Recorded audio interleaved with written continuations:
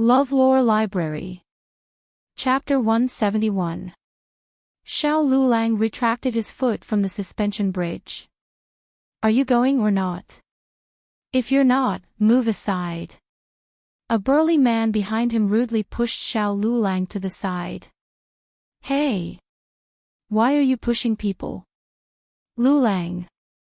Lulang, hurry up! Feng Lin had already squeezed onto the bridge with the crowd. He thought that Xiao Lulang would follow him onto the bridge, but he didn't expect that his spot would be taken by someone else. He reached out to grab Xiao Lulang. But he couldn't catch him. You come back too. Xiao Lulang said to him. But it was too late. There were too many people, and Feng Lin was soon squeezed into the middle. Lin Qingye was behind Xiao Lulang. Xiao Lulang didn't get onto the bridge, so he didn't either. Gu Jiao was still shouting not to come over. The bridge was about to break, but only the people who were about to get onto the bridge heard her. Even if they heard her, they didn't believe her. They shook their heads and went to the temple. Ouch!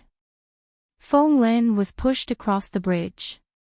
He lost his balance and stumbled 2 steps before falling. He rubbed his aching knee and got up. Before he could see Gu Jiao, who was not far away, he heard a scream behind him. Ah, ah, ah! Feng Lin looked back. Oh my God! The bridge broke. The bridge didn't break in the middle. It broke from the end near the temple. Everyone on the bridge fell into the bone-chilling water. Xiao Lulang saw clearly that the burly man who pushed him away just now fell from the sky the moment he got onto the bridge. He fell the worst because he was standing the highest. If Gu Jiao hadn't stopped him, he would have been the one who fell into the water. There was also Lin Qingye, who was behind him. He would not be able to avoid this disaster either. Those who fell into the water were like dumplings, struggling desperately in the cold river water. Those who didn't get on the bridge were so scared that their legs went soft. The holy land that was illuminated by the Buddha's aura suddenly became a purgatory on earth. Xiao Lulang looked at the slender figure on the other side of the river. How many times had she helped him avoid disaster? The cold wind was biting cold. Her green clothes fluttered in the wind, her fine black hair fluttering in the wind. In this pure white world, she was like a little fairy that had descended to the mortal world. Gu Jiao came back from the stone arch bridge. Feng Lin followed behind her with a pale face. Really, he was scared to death. If he had been a step late, he would have been the one to fall. Also, he was extremely glad that Lulang and Lin Qingye did not get on the bridge. Otherwise, how could the 2 of them escape? Thinking of this, Feng Lin's legs felt as though he had done many bad things. He couldn't even walk. Hurry up, Gu Jiao urged. Ah! Feng Lin hugged his arms tightly, his voice trembling. She had done what she could and the rest was not something she could interfere with. Moreover, what did the common people of the world have to do with her? She only cared about that one person. The 4 of them met up and came to Lin Qingye's carriage. When Steward Zhou saw that the 4 of them came out safely, he let out a long sigh of relief. Oh my God, I was scared to death. I was scared to death. Just now I heard someone say that the cable bridge was broken. I was wondering if 6th young master and you were also on the bridge. I. Lin Qingye patted Steward Zhou's back to comfort him. It was also at this time that Lin Qingye realized how difficult it was for Steward Zhou.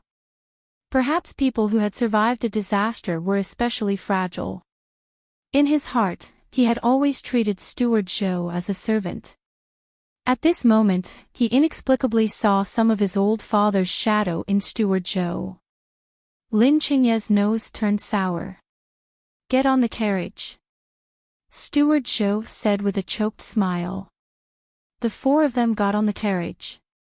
Although Xiao Lulang and Lin Qingye were saved, the people in the carriage still seemed to be in a daze.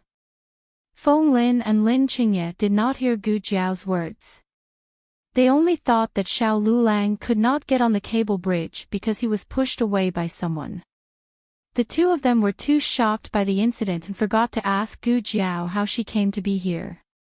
She even arrived at the temple before them. The carriage quickly arrived at Lin Qingye's house.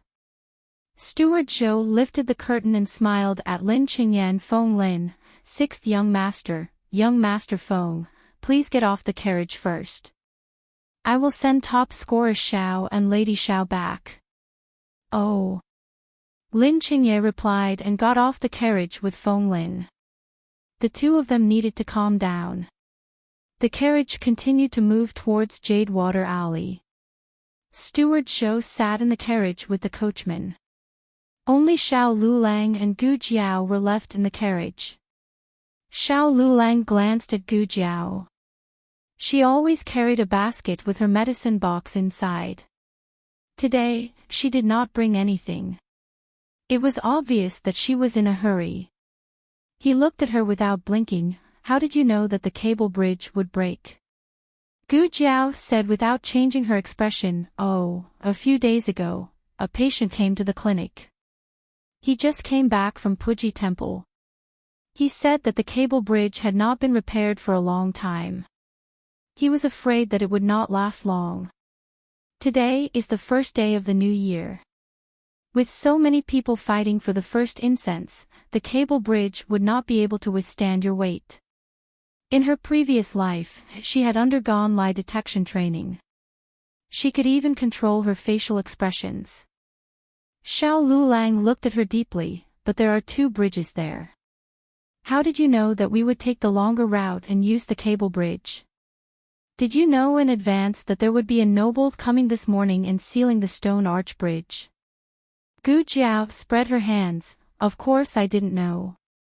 I have never been to Puji Temple. I didn't know that there was a stone arch bridge, okay? That patient did not mention a stone arch bridge. I thought there was only a cable bridge. This logic was flawless. The premise was that there was indeed a patient who had complained to her about the cable bridge being in disrepair for a long time. Xiao Lulang had no way to verify this. However, Xiao Lulang felt that this matter had nothing to do with evidence. He looked at Gu Jiao. Are you what? Xiao Lulang didn't believe his own words. He thought that a small medicine box was enough for him to think about, but who knew that it was far more than that? Her secrets were no less than his. Xiao Lulang finally swallowed all his doubts. He was happy that he got away with it. Gu Jiao shook her head and showed the same proud expression as little Jing Kong. Xiao Lulang thought. Is it really good to expose myself so quickly? Don't I care about my reputation? Top scorer Xiao, Lady Xiao, we have arrived. Steward Zhou said from outside the curtain. The two got off the carriage. Xiao Lulang thanked him. Suddenly, little Jing Kong's howl came from the courtyard. The two were startled. The last time when little Jing Kong made a scene with his great-aunt was still vivid in his mind. Today, Gu Jiao left in a hurry and forgot to wake the little guy up and tell him that she was going out. If he woke up and found that he did not sleep on Gu Jiao's bed last night, he would feel that he had slept in vain. However, when the two of them entered the backyard anxiously, they saw little Jing Kong playing happily in the snow with the family's puppy, 7 chicks, and a baby eagle. Gu Jiao thought.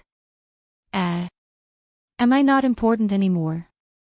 Little Jing Kong saw Gu Jiao and Xiao Lulang. He ran over. Jiao Jiao, Jiao Jiao. He said excitedly. Bad brother-in-law. He said in a low voice. Gu Jiao opened her mouth. Well, just now little Jing Kong said cutely. I know. Jiao Jiao went to burn incense. Jiao Jiao wanted Buddha to bless me and make me grow taller. Gu Jiao thought, what's going on? Little Jing Kong's eyes seemed to be filled with stars. Master, he has been here before. The topic changed a little too quickly. Gu Jiao blinked in surprise. Little Jing Kong took out a piece of paper from a small box in the snow and handed it to Gu Jiao. Jiao Jiao, look. It was a... What? Gu Jiao couldn't understand the words on it. Xiao Lulang looked at it and was a little surprised. It's a house deed from the state of Liang. Gu Jiao thought, did they go abroad to speculate in real estate? Gu Jiao gave Xiao Lulang a look that could only be understood but not explained. Could it be that you and Master Liang made a fake house deed to comfort the little girl? Xiao Lulang pointed at a seal. It's a real house deed with the official seal of the Yamen. Gu Jiao was speechless. Gu Jiao found out from little Jing Kong that Master came in the middle of the night and left after leaving a gift. Gu Jiao asked, did you see him? Little Jing Kong thought for a while. I saw him. I saw him. Children were always very firm in their beliefs. As long as they wanted to see him, they would see him even if they didn't. Gu Jiao asked again, were you the one who opened the door for him? Little Jing Kong said, yes. Yes. Sometimes, children could really say whatever they wanted. Little Jing Kong believed that he was the one who opened the door for Master Liang. He even had a good night with Master Liang. Little Jing Kong shook his head and went to play. There was a letter in the box with Gu Jiao's terrible handwriting.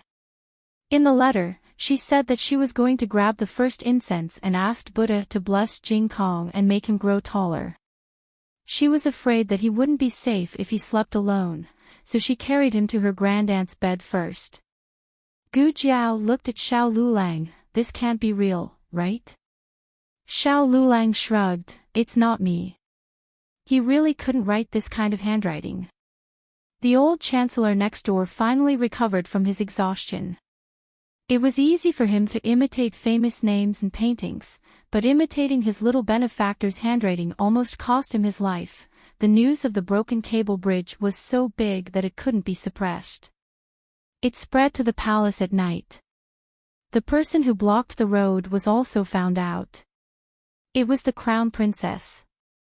The Crown Princess spread the news that she was going to Puji Temple to burn incense, so the vice commander of the Imperial Guards blocked the road, the bridge, and even the streets for her. In the past, this wasn't a big deal. After all, the imperial family couldn't travel without ostentation. As long as nothing happened, everything was fine. But the problem was that something happened, and it was a matter of life and death. His Majesty couldn't sit still anymore. He had nowhere to vent his anger, and it wasn't good to scold a woman. So he called the Crown Prince to the imperial study and scolded him, look at what you've done. It's the first day of the new year, the beginning of the country's fate, and you two have caused me such a big trouble. Do you think my throne is too stable? Do you want to find fault with me? The Crown Prince also felt wronged. Which imperial family didn't have ostentation when traveling? Moreover, that was the Crown Princess, the future mother of Zhao's state. Not to mention that she only blocked a road and a bridge. Even if she blocked the temple and didn't allow anyone to burn incense, it wouldn't be a mistake. It wasn't that the Crown Prince was partial to the Crown Princess, but that the imperial family had always been like this. This was the imperial family's ostentation and also the imperial family's rule. Unless the Crown Princess traveled incognito. But then her safety wouldn't be guaranteed. But now that His Majesty was angry, the Crown Prince didn't dare to refute a word. His Majesty continued to scold, can't you learn from Third Prince? How does other people's wife do things? How does your wife do things? Because the third Crown Princess listened to Gu Jiao's suggestion and chose a large number of people who knew how to swim from her family's guards and imperial guards to the back door of the temple, she immediately ordered them to go into the river to save people when the cable bridge broke. The river wasn't turbulent, and everyone was holding onto the wooden planks of the cable bridge. As long as they were saved in time, they wouldn't freeze to death in the river. Most of the people who fell into the water were saved, and the casualties were minimized. Most of them were examinees for next year's imperial examination in spring.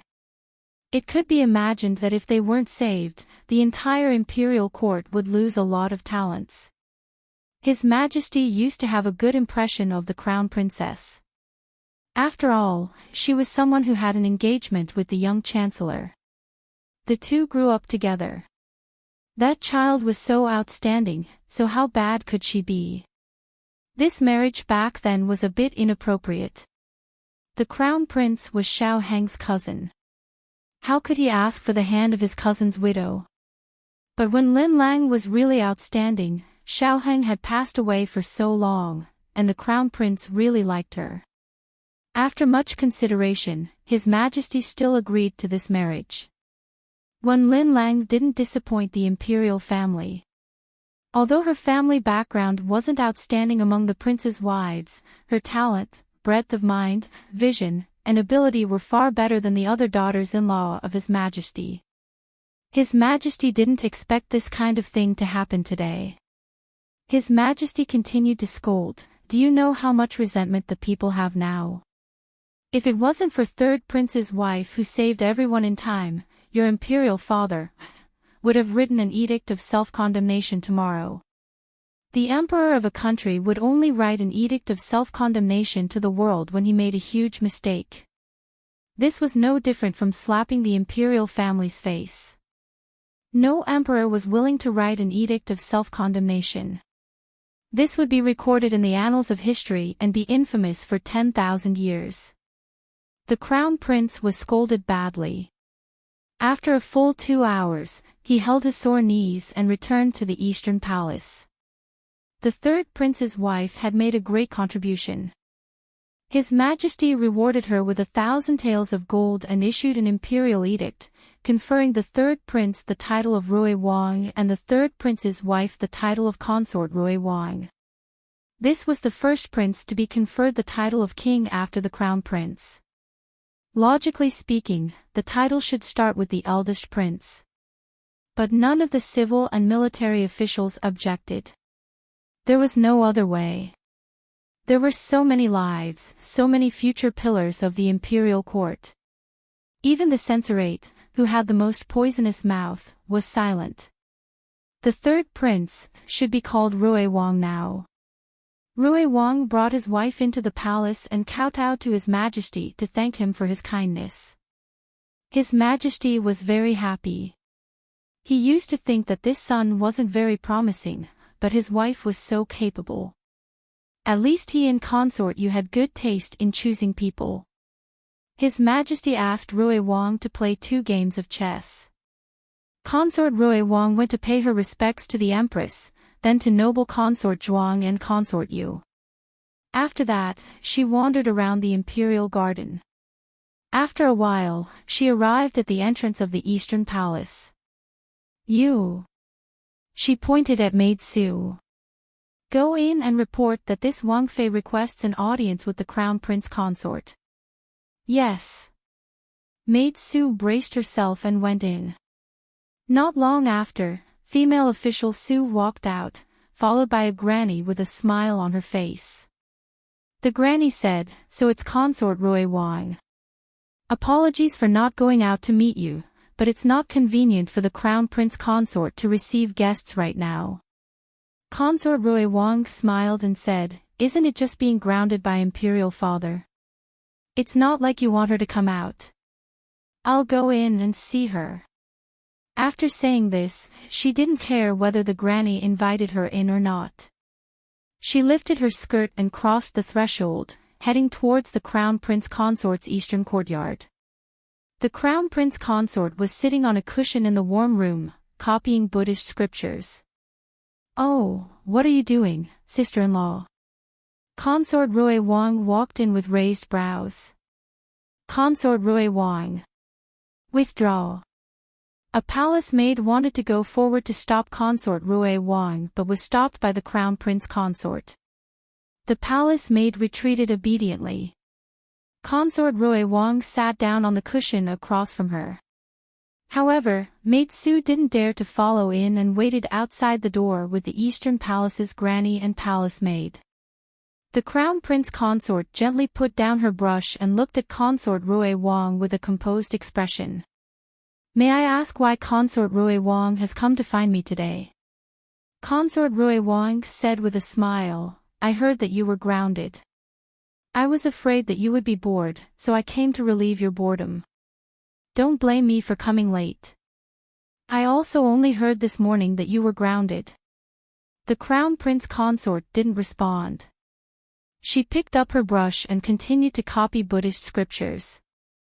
Consort Rui Wang wouldn't feel bored just because she ignored her. She had lived in Wen Linlong's shadow for 20 years. Finally, she didn't have to be suppressed by Wen Linlang. Consort Rui Wang said with a smile, "If you're uncomfortable, just say it. There's no need to pretend that you don't care." "I'm not uncomfortable," the Crown Prince consort said calmly. Consort Rui Wang smiled. "I heard that it wasn't you who wanted to travel. It was your maternal family who used your name. Why didn't you explain clearly to Imperial Father?" This was where Consort Rui Wang was stronger than the Crown Prince consort. Consort Rui Wang's maternal family never dragged her down because her maternal family had the backing of Duke Luo's estate. It was already powerful enough. However, Wen Linlang was different. The Wen family had already declined. Her father was seriously ill at home, and her elder brother was only a minor registrar of the Supreme Court.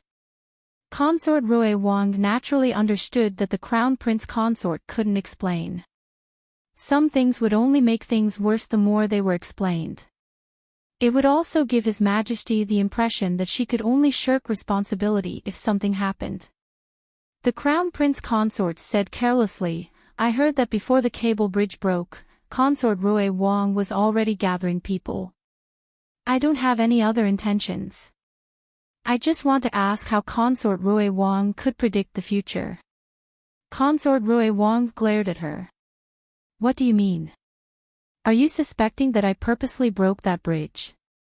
"I'm not that black-hearted." The Crown Prince consort asked, "Then how did you know?" The third prince consort choked. Actually, she also didn't understand how Miss Gu knew. She had already left after saving people. She was also worried that Miss Gu had something to do with the broken cable bridge, so she had never mentioned her to anyone out of caution. The medical center hadn't opened yet, and she didn't know where Miss Gu lived. The Crown Prince consort pursed her lips and continued to copy Buddhist scriptures. Consort Rui Wang realized that she had been led by the nose and flew into a rage out of humiliation. She quickly regained her senses and said, "Do you think that Imperial Father didn't investigate? That bridge looks like it hasn't been repaired for a long time. You also drove all the pilgrims there. It would be strange if nothing happened." His Majesty did investigate, and there were no traces of tampering. However, the Crown Prince consort still didn't show the frustration that Consort Rui Wang wanted. Consort Rui Wang narrowed her eyes. It wasn't easy for her to suppress her. How could she not see that dazed look? Consort Rui Wang put her elbows on the table and slowly approached her. "Actually, I just heard about something not long ago. I don't know if it's true, so I came to ask you." The Crown Prince consort ignored her. Consort Rui Wang said, "I heard that on the night that the young duke had an accident, he was waiting for you at the Imperial College. If that's true, then you killed him." The Crown Prince consort's brush made a hissing sound and drew a long ink mark on the paper. Chapter 172. The news of the cable bridge collapse quickly spread in the streets. Even the old matriarch and the old chancellor knew about it. However, their child was fine, so the two didn't look into it too deeply. Next month was the spring examination. Although the Imperial College hadn't started school yet, Gu Jiao would urge her husband to study every day. Xiao Lulang, who was pressed into the study, had unspeakable bitterness. On the 10th day of the lunar month, Gu Jiao went to the Marquis's estate. She didn't tell Madame Yao about the shocking events at home.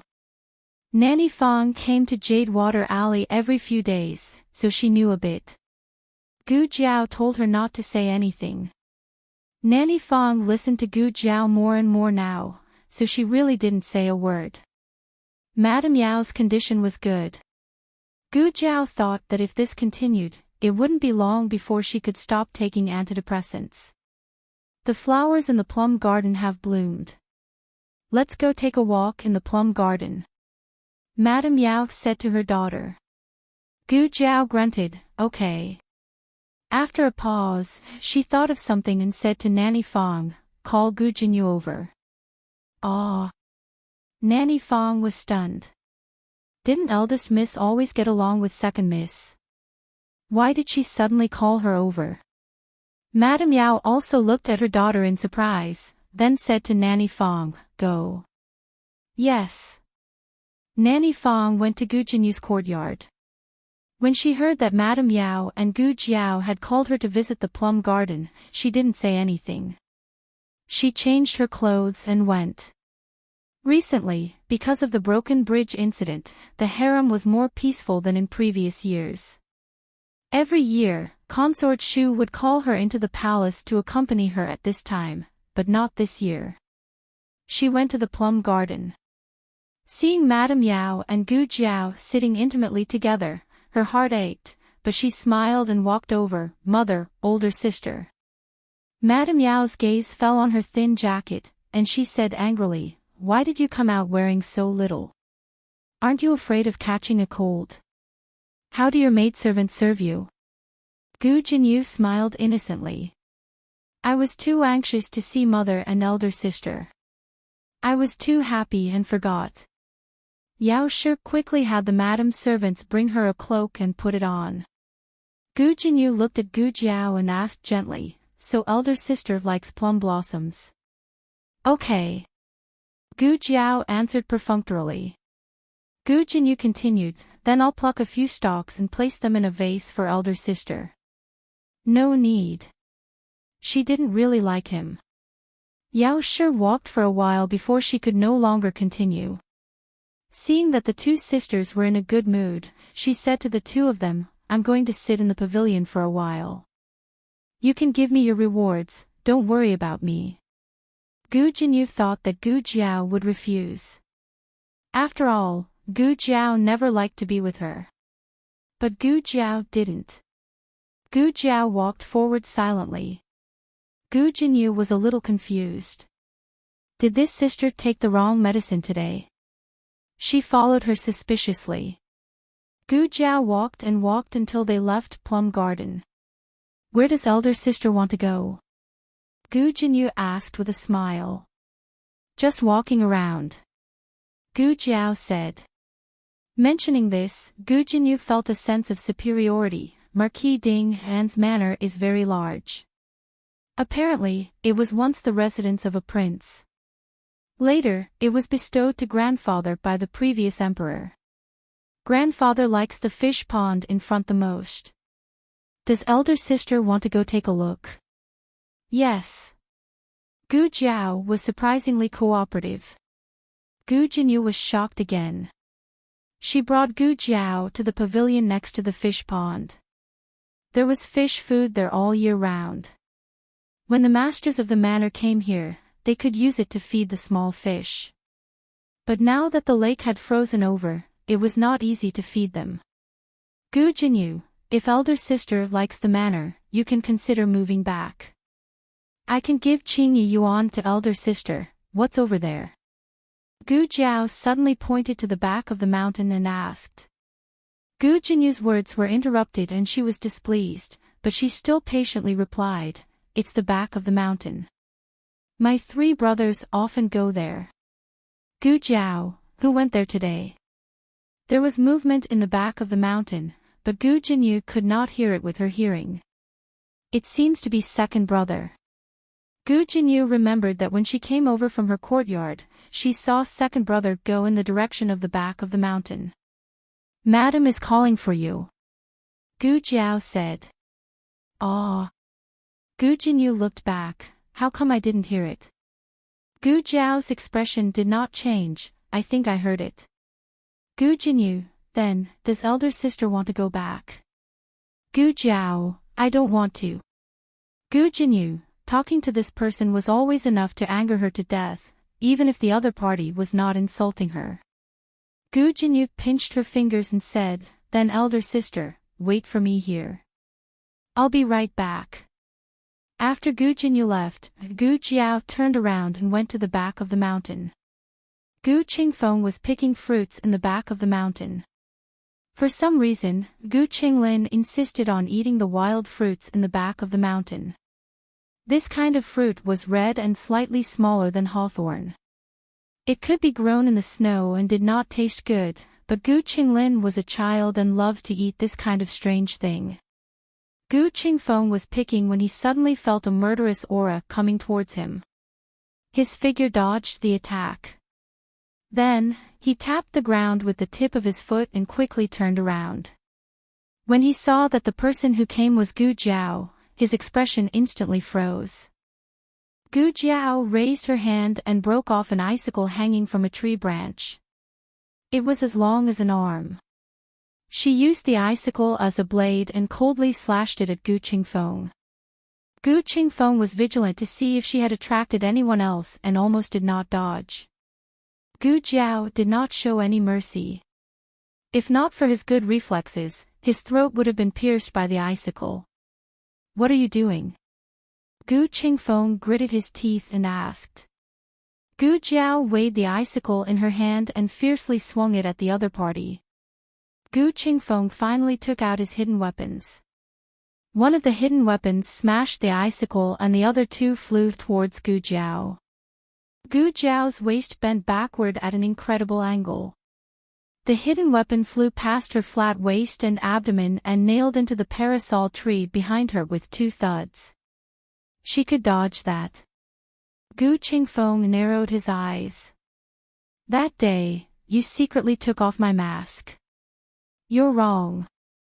Gu Jiao straightened up and looked at him. I didn't do it secretly, I did it openly. Gu Qingfeng, footsteps came from the other side. Gu Qingfeng thought of the hidden weapons he left on the tree and hurriedly flew over to retrieve them, but Gu Jiao kicked them away. Gu Qingfeng knelt on one knee and slid back a dozen steps in the snow, but he was not injured. Gu Jiao was very satisfied. You can really take a beating. Gu Qingfeng. The footsteps were approaching. Gu Qingfeng was not in the mood to continue fighting and quickly left. However, Gu Jiao took a step forward and pulled him down from the sky. Gu Qingfeng had too many scruples and could not use his fists and feet. He was pulled into a small wooden house by Gu Jiao. Yao Shi had poisoned concubine Mother Ling in this room. The person who came was Gu Chongqing. He heard the noise at the back of the mountain and came to check it out. But there was no one. But there were footprints on the snow and traces of a fight. He did not find the hidden weapons on the Chinese parasol tree for the time being. Gu Qingfeng looked at him nervously and cold sweat appeared on his forehead. I'll give you a chance. Gu Jiao crossed her arms. Answer my question. Otherwise, I can save you and bury you again. Ha, if you had the ability, why didn't you do it earlier? I dare to do it, but do you? Gu Qingfeng choked. He looked at Gu Chongqing who was investigating in the snow. What do you want to know? Gu Jiao asked. There's a person called a Heng in the Xianping Marquis residence. If he's not a servant, who is he? Gu Qingfeng looked at her warily. Who are you? Why are you inquiring about the Xianping Marquis residence? Gu Jiao said calmly, just answer. Gu Chongqing came under the Chinese parasol tree and only needed to turn around to find the hidden weapons on the tree. Gu Qingfeng clenched his fists and said coldly, the only one with the word Heng in his name is the young Marquis of Zhaodu who has already passed away. His name is Xiao Heng. Gu Jiao, which one is Heng? Gu Qingfeng, may you hang. Oh. Gu Jiao touched her chin and was very satisfied with the word hang. She tilted her little head. She looked a bit cute. Gu Qingfeng turned his face away. Crazy, this girl was an assassin. How was she cute? Gu Jiao reached out her hand to him again. What are you doing? Gu Qingfeng asked. Gu Jiao glanced at Gu Chongqing outside the room. 1,000 taels and I won't tell anyone about you. Gu Qingfeng's eyelids jumped. 1,000 taels. Why don't you go rob someone? Gu Jiao moved to open the door. Gu Qingfeng's breathing stopped. I don't have that much banknotes on me. Gu Jiao, write an IOU. Gu Qingfeng, there's no pen and paper here. Gu Jiao took out a charcoal pencil and a small notebook from the small pouch her great-aunt made for her. She opened it to a blank page and handed it to him. Here. Gu Qingfeng, if looks could kill, Gu Qingfeng would have already killed Gu Jiao 100 times. Gu Qingfeng gritted his teeth and wrote the IOU. Is this okay? Gu Jiao finished reading the IOU and made sure there were no word traps. She nodded with satisfaction and put away the charcoal pencil and notebook. Gu Qingfeng secretly let out a sigh of relief and continued to observe his brother's movements. The next second, Gu Jiao raised her foot and aimed it at his butt. She kicked him out. I only promised not to tell anyone about you. I didn't say I wouldn't kick you out, right? Chapter 173. Gu Qingfeng stumbled out and fell into the snow, falling at Gu Chongqing's feet. Gu Chongqing, Gu Qingfeng was too careless. He didn't expect that girl to be so despicable. She took his IOU and kicked him out. Gu Chongqing frowned and looked strangely at his brother lying on the ground. What are you doing? As soon as he said that, Gu Jiao walked out of the wooden house. Gu Chongqing's expression became even more strange. Gu Qingfeng had never been schemed against like this before, nor had he been so humiliated. This girl. Was she taking revenge for that day when he schemed against her? Gu Qingfeng got up from the snow angrily. He glanced at Gu Jiao and said angrily, "It's nothing. I accidentally fell." Gu Chongqing asked, "Why are you here?" Gu Qingfeng said, "I came to pick fruits for third brother." There was indeed a basket on the ground and scattered red fruits. These were Gu Qingling's favorite, and Gu Chongqing had picked them for him before. Gu Chongqing looked at Gu Jiao. "What about you?" "Passing by," Gu Jiao said. "Passing by." Gu Chongqing looked at the traces of a fight in the snow and thought that the two of them might have fought before. But soon, he felt that this guess wasn't very reliable. He had seen Gu Jiao's skills before. It was more than enough to beat up a weak scholar like Gu Qingfeng. So, if she really did make a move, Gu Qingfeng would already be half dead. "Did you see anyone else here?" Gu Chongqing still felt that some expert had come here. Gu Qingfeng decisively denied, "No." Gu Jiao came to the bottom of the wudong tree, one hand slowly reaching for the hidden weapon on the tree, and the corner of his lips curled up sinisterly. Gu Qingfeng's eyebrows jumped, 1,000 taels. Gu Chongqing frowned and looked at his younger brother. "What did you say?" "What 1,000 taels?" Cold sweat broke out all over Gu Qingfeng's body. He retracted his gaze, composed himself, and said to his eldest brother, I've taken a fancy to something, I want 1,000 taels." "What's so expensive?" Gu Chongqing asked. Their family didn't lack money, and he never mistreated his two younger brothers in terms of basic necessities.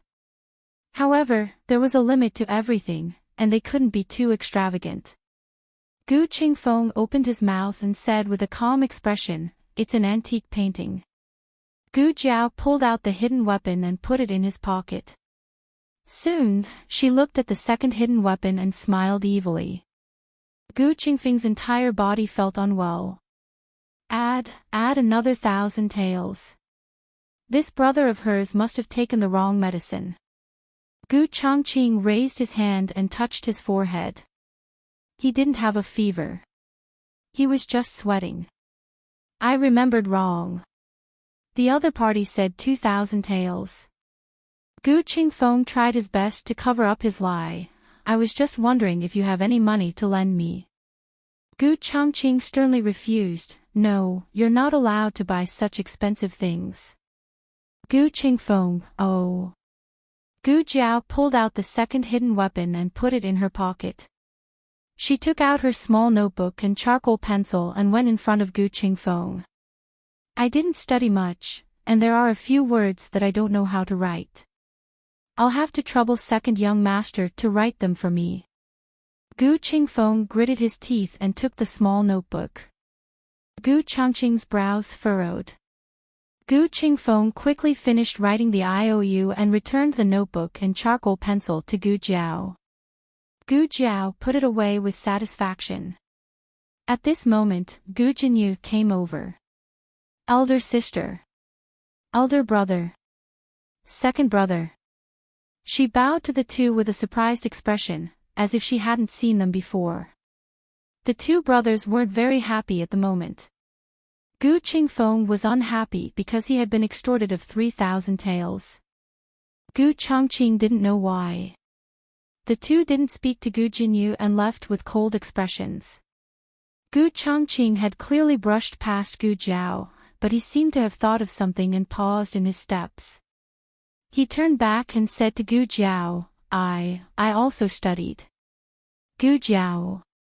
After the two brothers left, Gu Jinyu walked forward.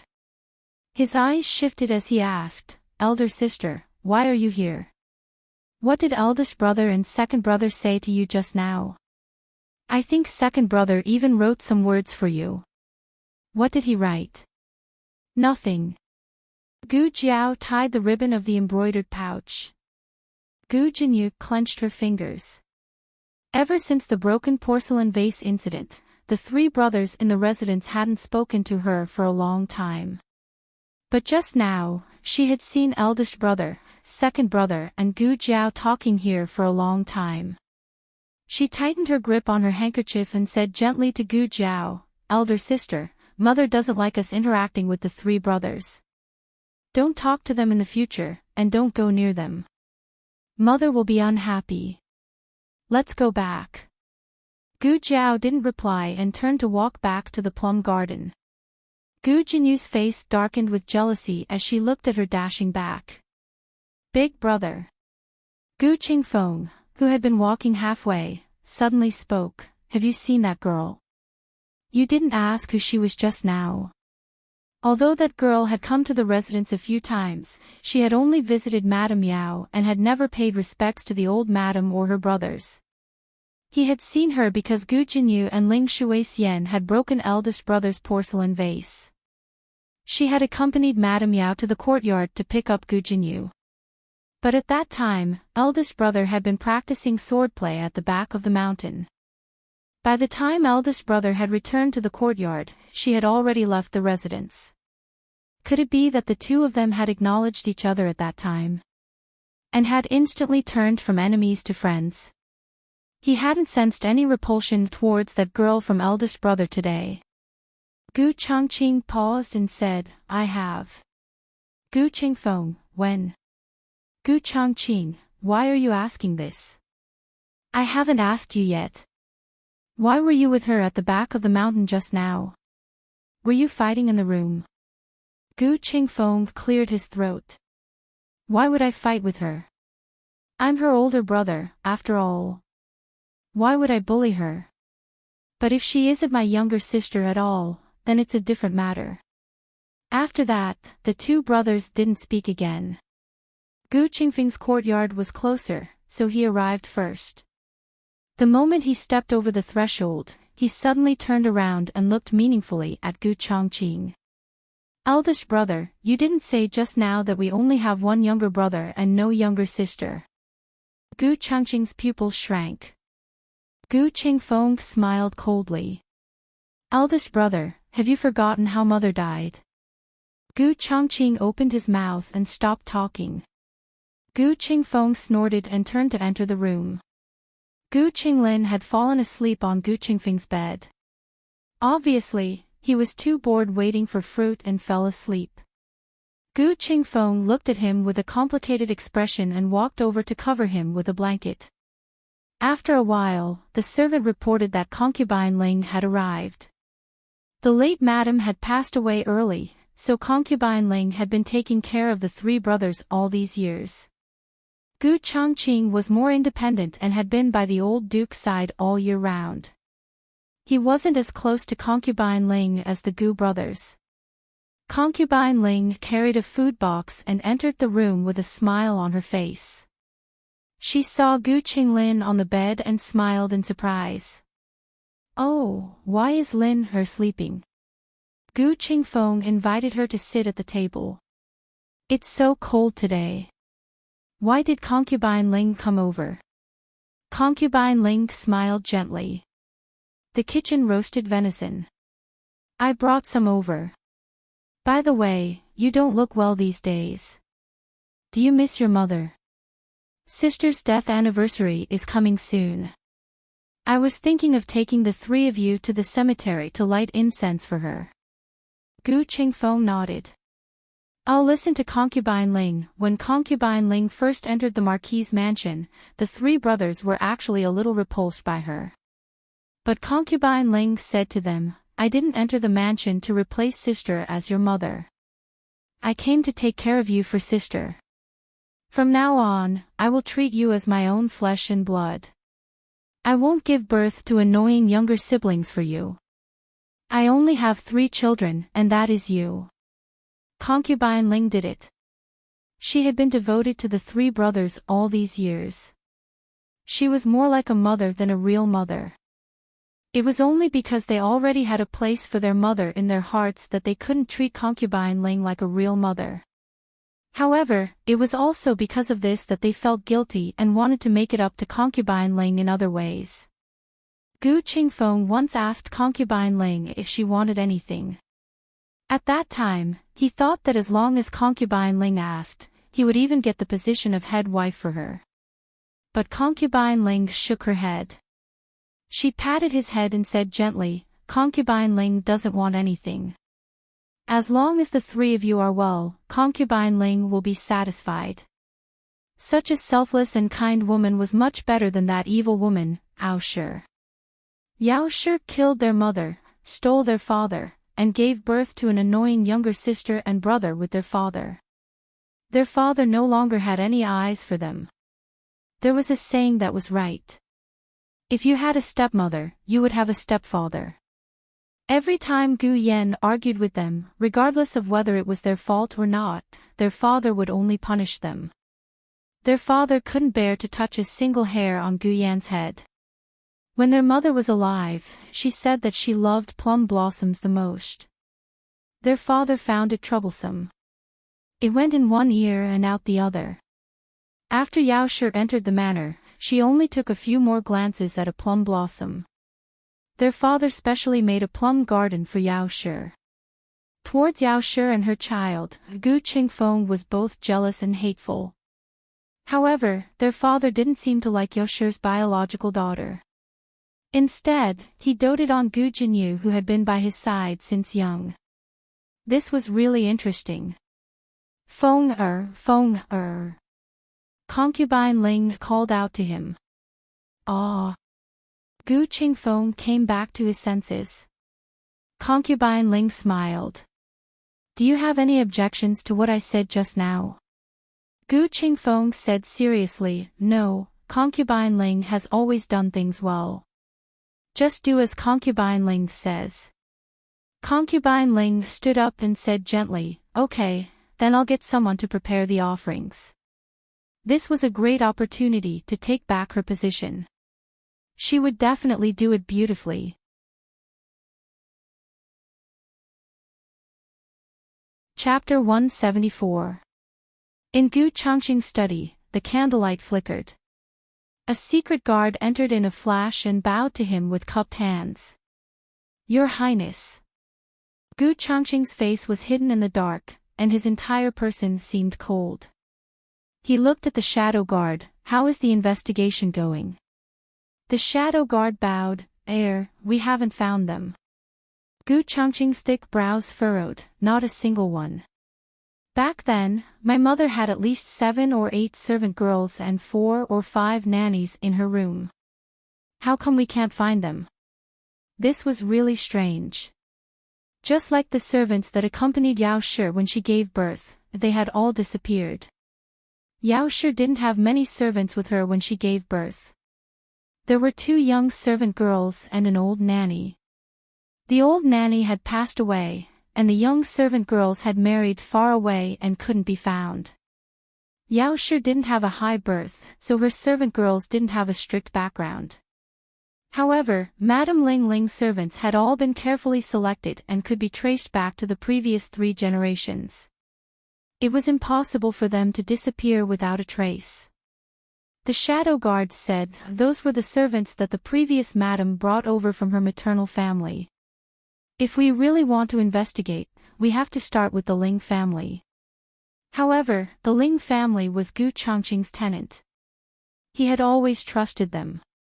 If he really wanted to investigate, he couldn't get over it. Investigate, he said. The shadow guard was startled. Gu Changqing said seriously, I need the truth. The shadow guard looked deeply at the air and bowed. Yes. After the shadow guard left, Gu Changqing took out the evidence from that year, the letter that Yao Shi had written to Marquis Gu. The letter said that Madame Ling Ling's illness wouldn't last much longer. When would Marquis Gu marry her? She didn't have a high birth. If this marriage wasn't settled early, there might be changes in the future. The meaning of the letter was that the 2 already had an affair, and it was taking advantage of Madame Ling Ling's illness and Yao Shi coming to take care of her. If a person really did that, then she must be a scheming and vicious woman. But if she wasn't, then what kind of terrifying existence was the person who forged this letter? Moreover, it was not just the letter. Someone had personally seen Yao Shi enter Marquis Gu's study. Did the witness make a mistake, or was he instructed by someone? Who could order the servants around Madame Ling Jr.? Gu Changqing's heart was in a mess. He got up and put the letter back into the box. He opened the door of the study and walked out. Light Shui floated outside. He mounted his steed and left the Marquis estate, galloping in the wind and snow. He didn't deliberately think about where to go, but the horse stopped in front of the house in Jadewater Alley. The gate of the house was open, and lanterns were lit in the hall and in the courtyard. From his point of view, he could see several children sitting in the snow, unafraid of the cold. They seemed to be playing cards of leaves. Gu Yan's face was covered with drawings of turtles and tortoises, and there were also quite a few stickers. Little Jing Kong's face was very clean, and there was nothing on it. There was also a young boy of 13 or 14 years old. Gu Changqing had been here before, and he had taken care of Gu Yan for a night. But at that time, Gu Shaoshan also had a pox and was recuperating in the room. So they didn't meet each other. But this didn't prevent Gu Changqing from guessing his identity. Gu Shaoshan had also lost many times when playing cards of leaves, so his face was also covered with drawings of turtles and tortoises. The old lady held the jar of candied plums and walked over while eating. She touched the 3 children's heads one by one to make sure they weren't frozen. Then she continued to eat her candied plums. Gu Changqing looked at this scene, but he didn't understand. Gu Shaoshan was the child of Gu Jiao's adoptive parents, and little Jing Kong was a little monk adopted from the mountain. Neither of them had any blood relationship with Gu Jiao. But their status in the family was the same as Gu Jiao and Gu Yan. Could it be that they could get along so well even if they weren't their own children? Brother Yan, you cheated again. Gu Yan stole a card and was caught red-handed by little Jing Kong. I didn't. Gu Yan denied seriously. Then what's this? Little Jing Kong decisively found the leaf card that Gu Yan had stuffed in the snow. Gu Yan acted shamelessly. How would I know? I didn't hide it. It's you. It's you. I saw it. The little boy was so angry that he climbed up the stool, put his hands on his waist and stomped his feet. He even jumped up. The two of them quarreled fiercely. Their pets also started to quarrel, and the yard was in a mess. Suddenly, Gu Shaoshan looked at the door. Is there someone here? The two of them stopped quarreling and looked at the door together. Gu Chongqing was originally watching quietly from the side, but he was so engrossed that he actually stood at the door. It was too late to avoid him. The two of them saw him. Wow! Big brother! Little Jing Kong instantly forgot about his unhappiness just now. He jumped down from the stool and ran towards Gu Chongqing. Gu Yan wanted to go over too, but he suddenly thought of something. He threw away the leaf card in his hand and pulled the paper off his face in a flurry. After that, he remembered that he had drawn a turtle on his face. He pasted the paper on his face again in despair. Big brother! Make a fortune! Make a fortune! Little Jing Kong cupped his hands and politely wished him a happy new year. Since all the neighbors said that when they came to visit, he learned how to do it. Gu Chongqing's gaze softened. What are you doing? Little Jing Kong said, playing the leaf card. Great Aunt taught him. Old Madame Yang said, Little Jing Kong, who is it? Little Jing Kong turned around and said, It's Big Brother. Old Madame Yang knew who it was and said, Come in and have dinner with us. Her voice was not loud, and her tone was not harsh, but there was an irresistible aura about her. Gu Chongqing hesitated for a moment. He did not think of visiting, so he did not bring any gifts. It did not seem appropriate to do so during the new year. Why are you still standing there? Come in. Old Madame Yang said. Yes. Gu Chongqing walked in.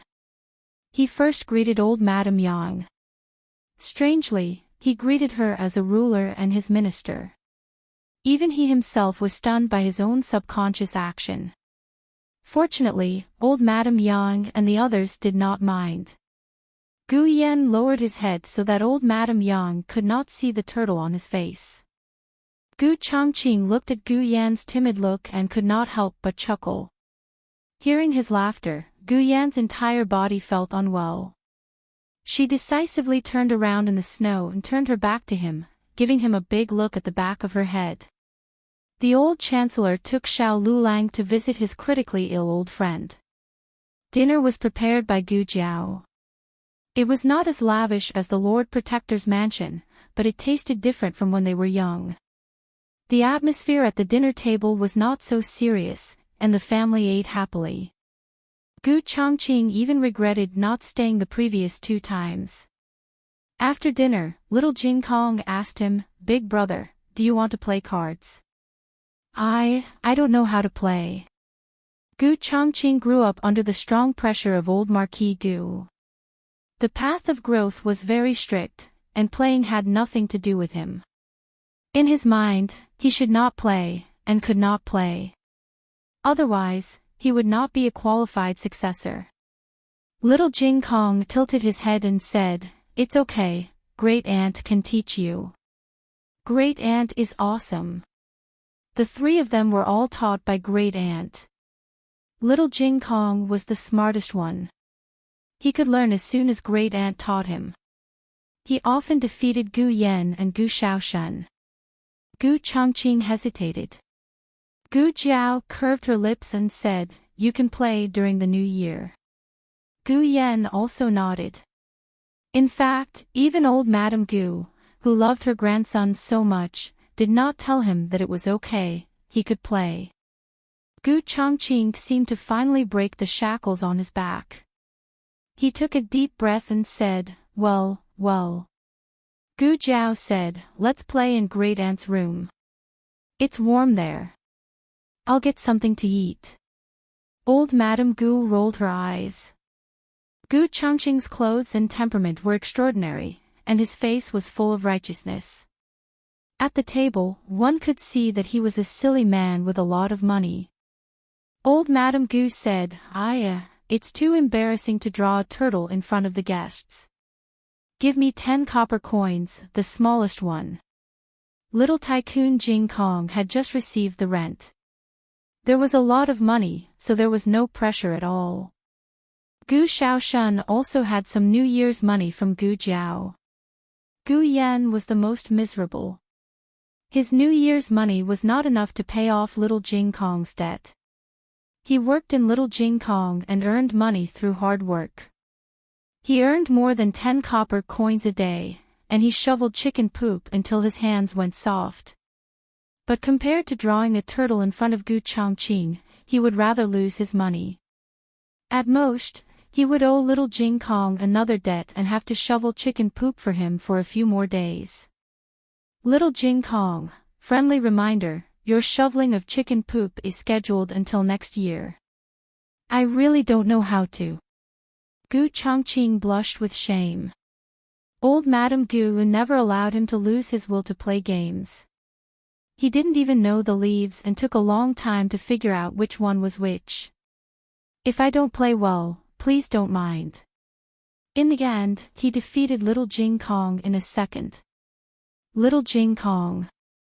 After playing a few more rounds, Gu Changqing was still in a state of ambiguity about the rules. Was it better to play this or that? How about this? Then, he played a card and the whole place was bombarded. He himself was baffled by his win. Old Madame Gu was the gambling king of Clearwater Alley. No one in the neighborhood could win money from her. Old Madame Gu didn't believe in heresy and went up to play a round. In the end, she was beaten by Gu Changqing. Old Madame Gu's face was as black as charcoal. Gu Changqing was embarrassed. No. I really didn't do it on purpose. I won't play this, I'll change to another card. He changed to the smallest card, but unexpectedly, he got the biggest straight. The remaining card was a trump card, so he had to pay double. Old Madame Gu, there were still quick-acting cardio-relieving pills, right? The whole family who knew how to play cards was defeated by Gu Changqing, a newbie who didn't even understand the rules. Little Jing Kong was covered in dust. He stood there soullessly and was driven crazy by Old Madame Gu.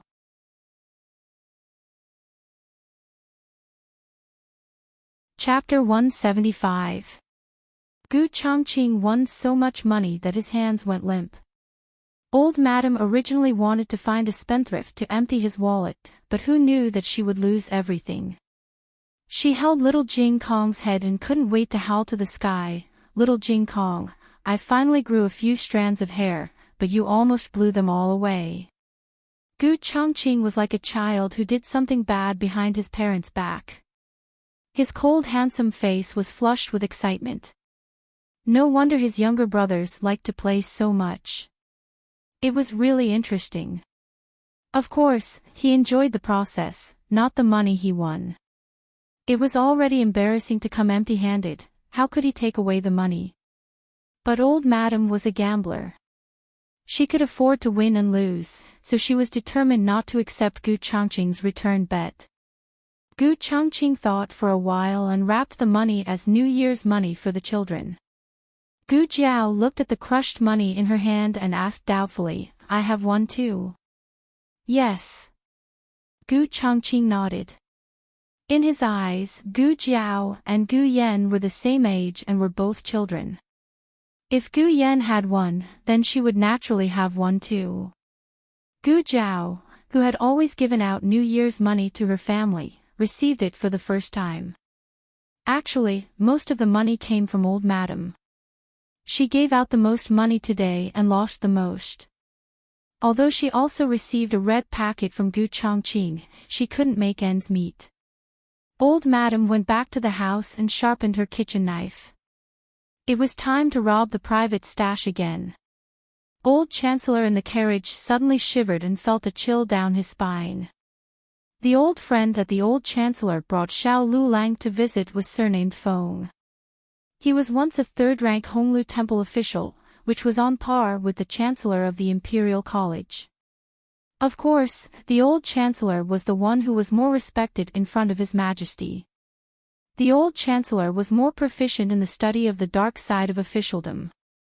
He was good at suppressing his opponents and pleasing His Majesty. He even made His Majesty feel that he was a scholar.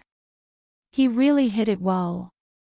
Elder Feng was a scholar who was truly devoted to academics. Honglu Temple was the Foreign Affairs Department of Zhao Country. Old Feng had become the minister of Honglu Temple with his absolute strength. He was proficient in 6 languages and more than 30 minority dialects. He was a treasure in the language field. His achievements were far more than that. If one were to count them in detail, it would take more than 3 days and 3 nights to finish. It was just that he was too straightforward and simple-minded. He was not suitable for the treacherous officialdom. There was a year when he was framed and was almost charged with treason. It was the old Chancellor who thought of ways to protect him, but both he and the old Chancellor were deeply aware that the officialdom wasn't suitable for him. Thus, he resigned from his position and devoted himself to academics at home. He had traveled to the great rivers and mountains of the 6 countries. He had been to the farthest desert and climbed the most dangerous Gobi Desert. He was very poor all his life. In order to make a living, his wife had pawned her dowry. To Zhao Country, it was a blessing and a fortune for him. But to his wife, marrying such a husband was a lifetime of sorrow. Elder Feng had 3 sons, but they were all mediocre. Of course, it was also possible that Elder Feng only cared about his academics and neglected to nurture his children. Elder Feng felt that he didn't have much time left, so he wrote a letter to the old Chancellor. He wanted to ask him to help find a suitable successor. After thinking about it, the old Chancellor brought along Xiao Lulang. Elder Feng was paralyzed on the bed. When he heard the footsteps, he said with a hoarse voice, "Brother, you're here." The old Chancellor said to Xiao Lulang, "Wait for me outside for a while." Xiao Lulang agreed. The old Chancellor stepped into the room. I'm here. How do you feel today?" Elder Feng's speech was actually not very smooth. He had difficulty pronouncing the words, but his complexion was very rosy, much better. The old Chancellor sat down on the chair in front of the bed. "I think so too. In another 2 days, you will be able to get out of bed." Elder Feng shook his head slightly. "My lifespan is coming to an end. I know what to do." The old Chancellor sighed secretly. A person who couldn't even speak much suddenly became so energetic. Who wouldn't understand what was going on? "Did you bring the person?" Elder Feng asked. "Yes, he's my disciple." The old Chancellor took a look at him and said, "This time, I had to bear the pain and give up my disciple." "That one with the surname Li?" Elder Feng shook his head. No, he's too old." The old Chancellor, "No, you're picking him. Which one of you is older?" Headmaster Li wasn't considered old. He wasn't even 40 years old and was in the prime of his life. Although the old Chancellor brought along his youngest disciple, his eldest disciple was despised by Elder Feng. He couldn't help but mock. "Why, are you looking for someone so young that you can squeeze water out of it?" Elder Feng snorted. The old Chancellor actually understood what he meant. The younger a person was, the more time he had. The knowledge he had in his lifetime wasn't something that could be studied in 10 or 20 years. "Come in," the old Chancellor said to the door. Xiao Lulang walked in. Elder Feng's gaze landed on Xiao Lulang's face and his body stiffened. Xiao Lulang had attended Elder Feng's class when he was young, so Elder Feng definitely knew him. However, Elder Feng's next sentence almost choked the old chancellor to death. Am I dead? Why are you dead too? I'm finished. There's no one to inherit my legacy. Xiao Lulang, the old chancellor spent a lot of effort to make Elder Feng believe that the young man in front of him wasn't dead. As for why he wasn't dead, the old chancellor didn't say and Elder Feng didn't ask. Having lived to this age, he knew his destiny. There were some things that he was well aware of but couldn't investigate further. Elder Feng was like that and so was the old chancellor. The old chancellor asked, "Are you satisfied with this successor?" Satisfied. Elder Feng was grinning from ear to ear. Back then, he had also taken a liking to this child. If the old chancellor didn't have the advantage of being close to him, he would have snatched him to be his disciple. The biggest regret in his life was that he wasn't able to take in a disciple that was as ambitious as he wanted. Now, everything was perfect. Since things happened in a hurry, everything was simple. Under the old chancellor's guidance, Xiao Lulang performed a simple apprenticeship ceremony. Elder Feng was paralyzed from the neck down, so it was difficult for him to eat. The old chancellor symbolically let him touch his cup, which was considered as drinking the apprenticeship tea. From then on, Xiao Lulang was his successor. Elder Feng asked his wife to bring his lifetime collection of literature and moved it all to the old chancellor's carriage. The old chancellor saw that the study room was empty and felt embarrassed. Sister-in-law, do you want to keep some for yourselves? Old Madame Feng waved her hand. Hurry up and move it away. I beg you. I have been burdened by these things for my whole life. Please don't torture me anymore. The old chancellor bowed with his hands folded in front. Okay, I will visit sister-in-law again when I have the chance. Xiao Lulang also bowed to old Madame Feng like a junior. That night, Elder Feng passed away. Probably because he had fulfilled his wish, he passed away peacefully. This matter was a huge blow to the old chancellor. He suddenly realized that he was also a person who had half of his body buried in the soil. Actually, if it wasn't for his little benefactor, he would have died that time on the mountain. Why did God arrange for him to live? The old chancellor looked up at the starry sky in the courtyard and pondered about life. The old lady came over with a knife to rob him. Before she opened her mouth, the old chancellor handed over the money bag. The old lady said weirdly, "Did you take the wrong medicine?" The old chancellor didn't look at her. He still looked up at the endless starry sky. Zhuang Jins, what do you think people live for? We don't bring it with us when we are born and we don't take it with us when we die. Zhuang Jins. What a familiar name. The old lady also looked up at the starry sky. At the other end of the starry sky, there seemed to be a distant memory calling her across the years. Her mood suddenly became heavy, and her entire person became melancholy. She lowered her head and counted the money bag. She became more melancholy. Wow. You are deliberately mystifying here so that I can give less money to you. These few copper coins are enough for me to play a few rounds of cards. How much more do you hide? Give them all to me. The old chancellor, can't I get away with this? After robbing the small amount of money, the old lady went back next door with satisfaction. The old chancellor's plan to numb the old lady was real. He sighed that life wasn't fake. He was really worried.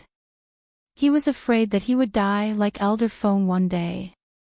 Elder Feng's obsession in the world was his legacy.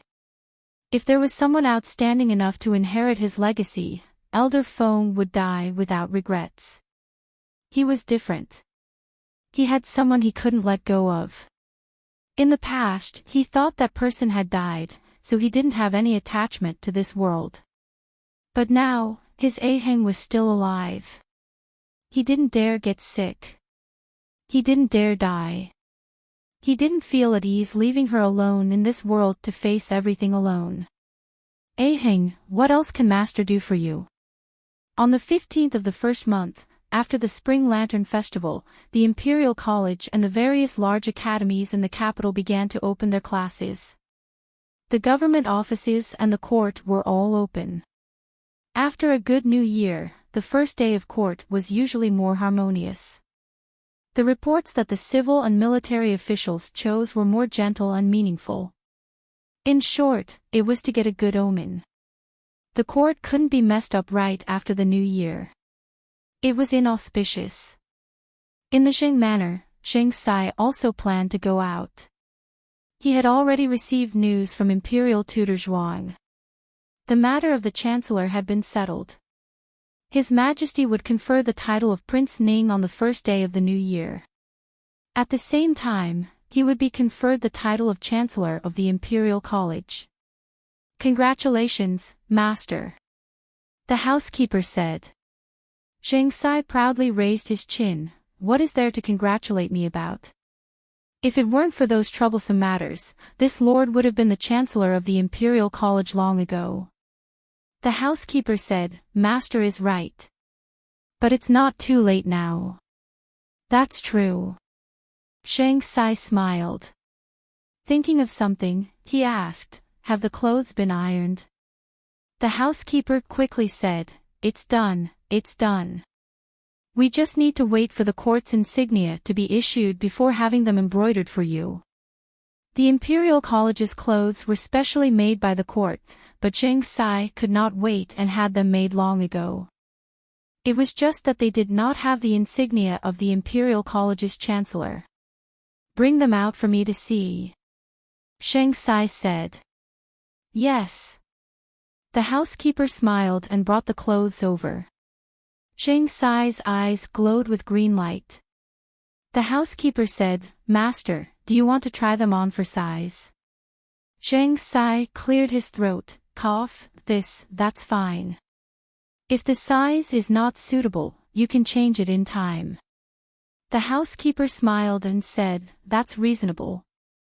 Zheng Sai could not wait to change into the Chancellor's clothes and spread his arms, allowing the housekeeper to admire him. How is it? The housekeeper gave him a thumbs up and flattered, it's suitable, it's suitable. Old Master looks so majestic in this set of clothes. Zheng Sai was infuriated. He walked in front of the bronze mirror and looked at himself. He flicked his sleeves and smiled, all that's left is the insignia. The housekeeper smiled, you'll have it when you come back from court. Zheng Sai reluctantly took off the Chancellor's clothes. After today, he would be able to wear them every day. Zheng Sai arrived at court. The sky was dark and the doors of the Imperial Palace were not open yet. All the officials were waiting outside. Seeing Zheng Sai come over, the Minister of Personnel first congratulated him, followed by the Minister of Revenue, the Minister of Dependencies, and the others. It was obvious that everyone had heard that Zheng Sai was about to be conferred the title of Chancellor. This was a done deal. Zheng Sai did not even bother to pretend to be modest and smiled as he returned their greetings. His official position was now below the several officials, but after the court session, he would be on equal footing with them.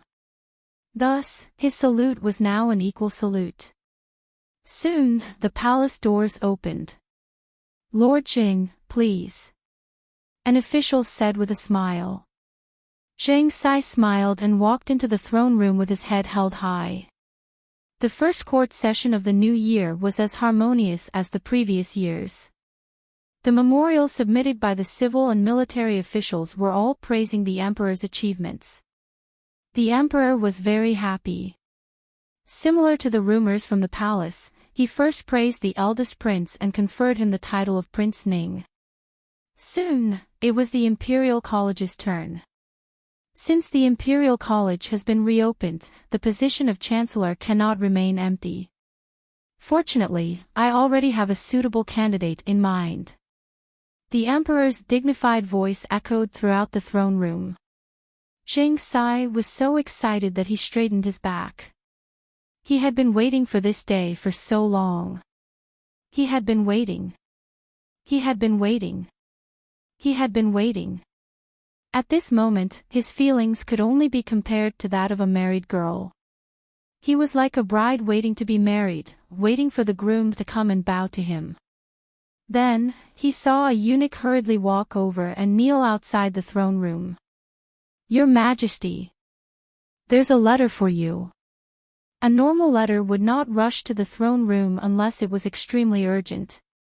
Everyone thought to themselves, could it be that there's another urgent report from the border? "Present it to me," the emperor said. The eunuch presented the letter to the emperor. After reading the letter, the emperor actually stood up from the dragon throne. Everyone was stunned. What kind of major event had happened? Did the border fall? The next second, everyone heard the emperor say excitedly, "The old chancellor has returned to the capital. He sent me a letter and asked if I was well." Zheng Sai's heart cursed. Didn't the old chancellor retire and return to his hometown 800 years ago? What did he mean by writing a letter to seduce the emperor at this juncture? It was an affectionate letter with very particular words and sentences. Roughly translated, it was, "Your Majesty, I haven't seen you for many years. Are you well? Please forgive me for my willfulness. Every time I think of how much Your Majesty loved me, I feel guilty. Now that I'm back, may I ask Your Majesty, is your heart still the same? A proper green TX." The emperor was so moved that tears filled his eyes. "Let's talk about the chancellor later. Court is dismissed." Zheng Sai was like a bolt from the blue. Scumbag.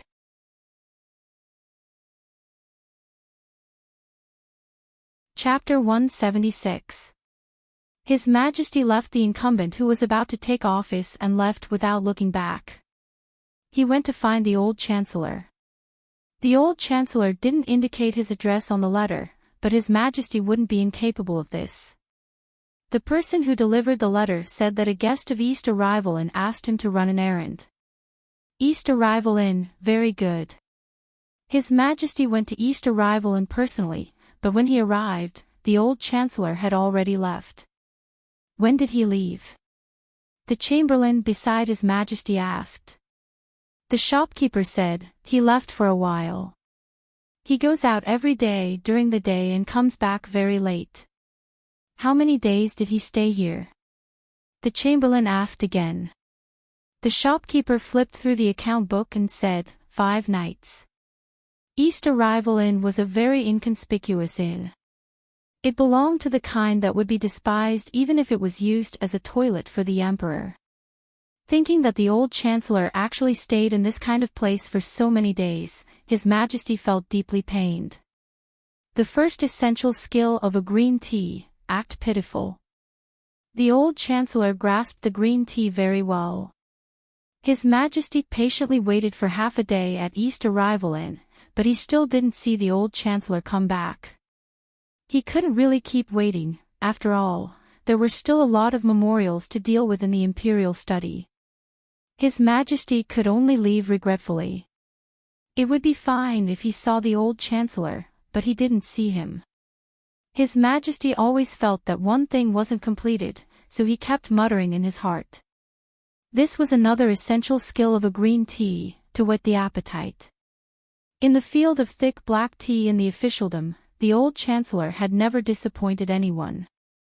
Back then, he made the former emperor a green tea step by step, and then banished the demon empress into the cold palace.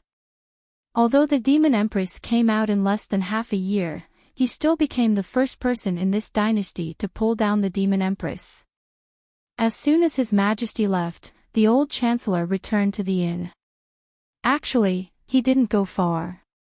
He was observing His Majesty in the opposite tea house. "Sir, someone came to see you just now." The shopkeeper said politely. "Yes."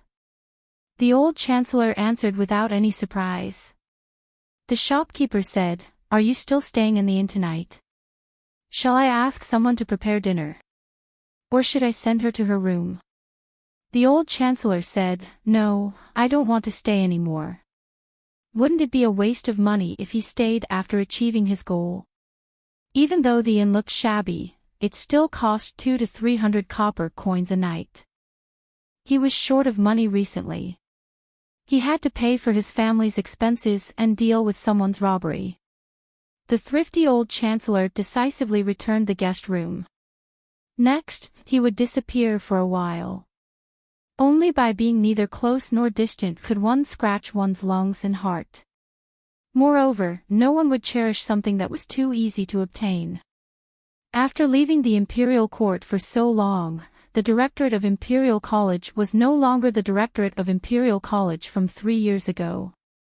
He was also no longer the former Chancellor who had nothing to worry about. His enemy was not only Empress Dowager Zhuang, who could wake up at any time. There might be more. He needed His Majesty's absolute reliance. The family in Jadewater Alley knew nothing about the black-bellied old Chancellor.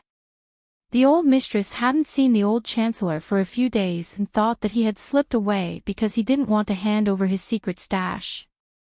"Great aunt, I'm going to the clinic." Gu Jiao tidied up the house and went to greet the old lady. "The clinic opened for business today." The old lady muttered and waved her hand. "Go ahead." Gu Jiao looked at her strangely. "Great aunt, what's wrong with you?" The old lady frowned suspiciously. "I'm thinking of my name." Gu Jiao was surprised. "Do you remember your name?" The old lady shook her head. "Your great-uncle said so." Sure enough, they knew each other. They could even call out each other's names. "Then what's your name?" Gu Jiao asked. "Zhuang Jins." The old lady said.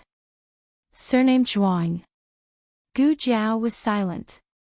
Gu Jiao went to the clinic. The second boss was at his wit's end in the hall. Gu Jiao walked over. "What's the matter?" The second boss sighed. "Before the new year, we ordered a batch of medicinal herbs for the military camp. Originally, we agreed to pay the balance next month. But now, the other party asked us to pay in advance. Otherwise, they won't dare to ship the medicinal herbs to us." Gu Jiao was very strict with the medicinal herbs. The medicinal herbs she made had a higher concentration than other medicinal herbs.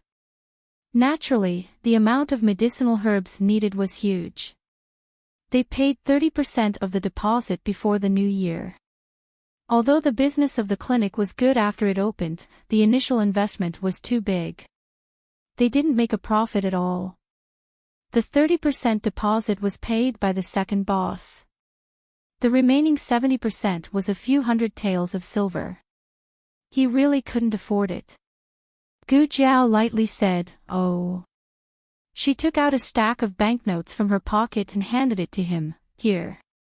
The second boss thought that Gu Jiao would ask why the other party suddenly changed her mind. But she directly threw the banknotes at him. "Too rich, right?" The second boss was stunned. You, where did you get so many banknotes?" Gu Jiao thought for a moment. "I extorted it." The second boss, "I also want to extort this much, please take me." In fact, Gu Qingfeng was not that rich. The silver in his hands was not more than 1,000 taels. The other 2,000 taels were borrowed from someone. In order to repay the money, he began to secretly take private jobs. This was not as simple as shoveling a few pieces of chicken dung. Those tasks were like licking blood on the knife's edge. During the day, he was squeezed by homework. At night, he was squeezed by tasks. He lived a life worse than death. It can be said that he was miserable. On the first day of the new year, there were a lot of things to deal with in the clinic. Gu Jiao and Dr. Song took out some of the medicinal herbs in the cabinet to dry. The second boss was busy with the balance. With the money, he had more confidence to do things. "Song Dafu, I'll trouble you with this." Gu Jiao handed the basket of medicinal herbs to him. "See if there are any bad ones and which ones need to be thrown away." Dr. Song said, "Actually, the weather in the capital is dry." The medicinal herbs are not easy to spoil. A little moisture will not affect the efficacy of the medicine. Just dry them. Gu Jiao said, you still have to pick them out. Dr. Song understood that Gu Jiao's requirements for medicinal herbs were so strict that it made people's hair stand on end. He couldn't say anything more, so he obediently went to pick the medicinal herbs. There were not many patients today. Only 4 came in the morning. When it was close to noon, Dr. Song saw that she was still there, so he busily said, Miss Gu, why are you still here? Don't you need to go back to eat? There were people cooking in the clinic, but Gu Jiao didn't eat in the clinic. She had to go home to cook for the old lady. But now, she has her granduncle, who knows how to cook. Gu Jiao shook her head, no, I'll eat in the clinic today. Dr. Song smiled and said, hey. Then I'll tell the kitchen to cook a few more dishes. Gu Jiao nodded. It was the first working meal of the new year, so it was good to have a sumptuous meal. Gu Jiao continued to bury her head in sorting out the medicinal herbs. Suddenly, a thin man came in. His expression was a little cautious. Excuse me, is there a doctor? Gu Jiao looked up. It was a handsome and delicate man, but he was too thin. His complexion was sallow, and he looked malnourished. Come this way. She said and was about to lead the man into the clinic, but she heard the man said, no, I'll just get some medicine. No need to see it. Gu Jiao, how do you get the medicine if you don't see it? The man took out a crumpled piece of paper from his starched sleeve. I have a prescription. This man's temperament was not like a homeless person, but his clothes were as shabby as those homeless people. Gu Jiao took the prescription and looked at it, then said to him, this prescription is not suitable for your illness. Ha! The man was startled, but you don't know what disease I have. How can you conclude that this prescription is not suitable for me? Gu Jiao returned the prescription to him. This piece of paper is so old. It's been used for a long time, right? But your situation doesn't look good at all. If this prescription is effective, you won't be like this now. The man felt pain in his right upper abdomen again. He covered the pain and his brows furrowed tightly together. Alas, appearance is justice. This man is so good-looking, it's a pity to let him die of illness. Gu Jiao stretched out her hand, give me to me. Ha! The man was in so much pain that he didn't recover for a while. Gu Jiao directly pinched his other hand and put her fingertips on his wrist. The man's face changed color. Men and women shouldn't touch each other.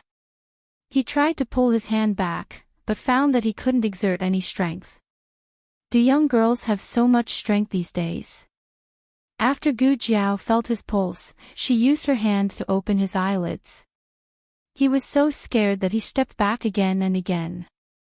Shopkeeper Wang put a stool behind him in time. He bent his knees and fell on the stool. No girl had ever done this before. He was dumbfounded. Gu Jiao calmly withdrew her hand. Do you often feel dry and bitter, and have an anorexia of oily food? The man nodded. Gu Jiao, how long have you been in pain? The man, 1 or 2 months, I don't remember the specific time. Gu Jiao, have you been taking this prescription? The man shook his head. No, it was another prescription before, but it didn't get better. Later, I changed to another clinic.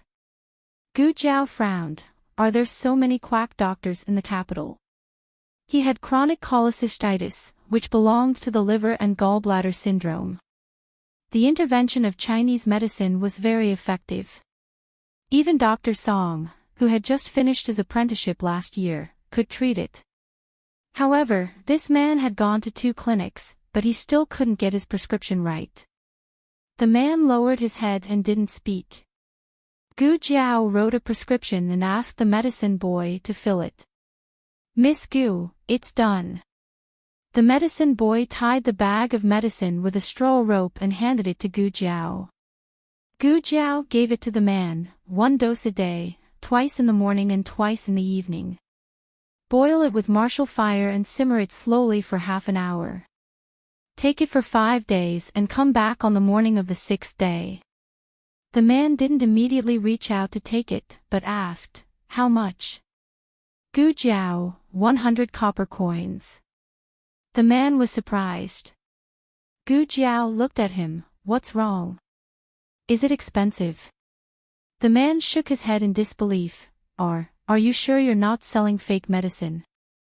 Gu Jiao, a dose of medicine only cost 20 copper coins, which was rare in the capital. The prescription itself didn't require expensive herbs.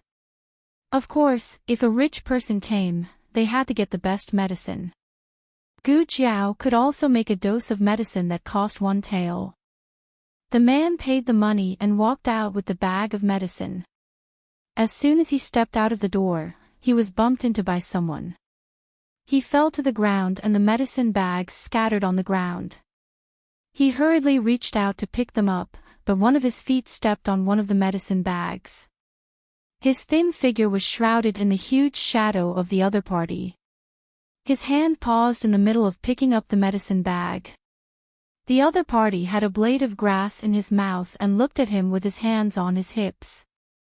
He said carelessly, "Oh. Isn't this Master Lu? Are you out to buy medicine again?" What was it that made him uncomfortable this time? "Why don't you talk to us brothers? Can we help you treat it? The kind that doesn't cost money." The men behind him roared with laughter. The man's face turned red in humiliation. He pressed his fingers on the ground, his knuckles faintly turning white. The big man spread his legs and said to the man, "Crawl under my crotch, and I'll buy medicine for you." Ha ha ha ha. Crawl. Crawl. Crawl. The men fiercely jeered. The man's eyes revealed endless humiliation and fierceness. All of a sudden, a small figure walked out and sent that burly man flying with a kick. "Who are you?" One of the men rushed over. Gu Jiao didn't want to dirty her hands by touching him, so she picked up the stick at the door and hid him away. The rest of the men weren't too troublesome to deal with. In the blink of an eye, everyone was beaten down. The big man was the best, but he didn't have the strength to fight back. He could only barely stand up with his legs trembling. He looked at Gu Jiao with fear and hatred. Where did this bitch come from? Gu Jiao casually waved her hand and swung the stick at the big man. 4 teeth in the big man's mouth were smashed. The big man was in so much pain that his whole body twisted. He covered his mouth full of blood and roared incoherently, "Do you know who we are?" Gu Jiao said indifferently, "I don't care who you are. He's a patient of the Miracle Hand Hall. You caused trouble in front of the Miracle Hand Hall, so you deserve to be beaten." The big man laughed fiercely. "You don't know who he is, right? He's Lu Yixing. All the doctors in Beijing don't dare to treat him. If you dare to treat him, you'll have a good time."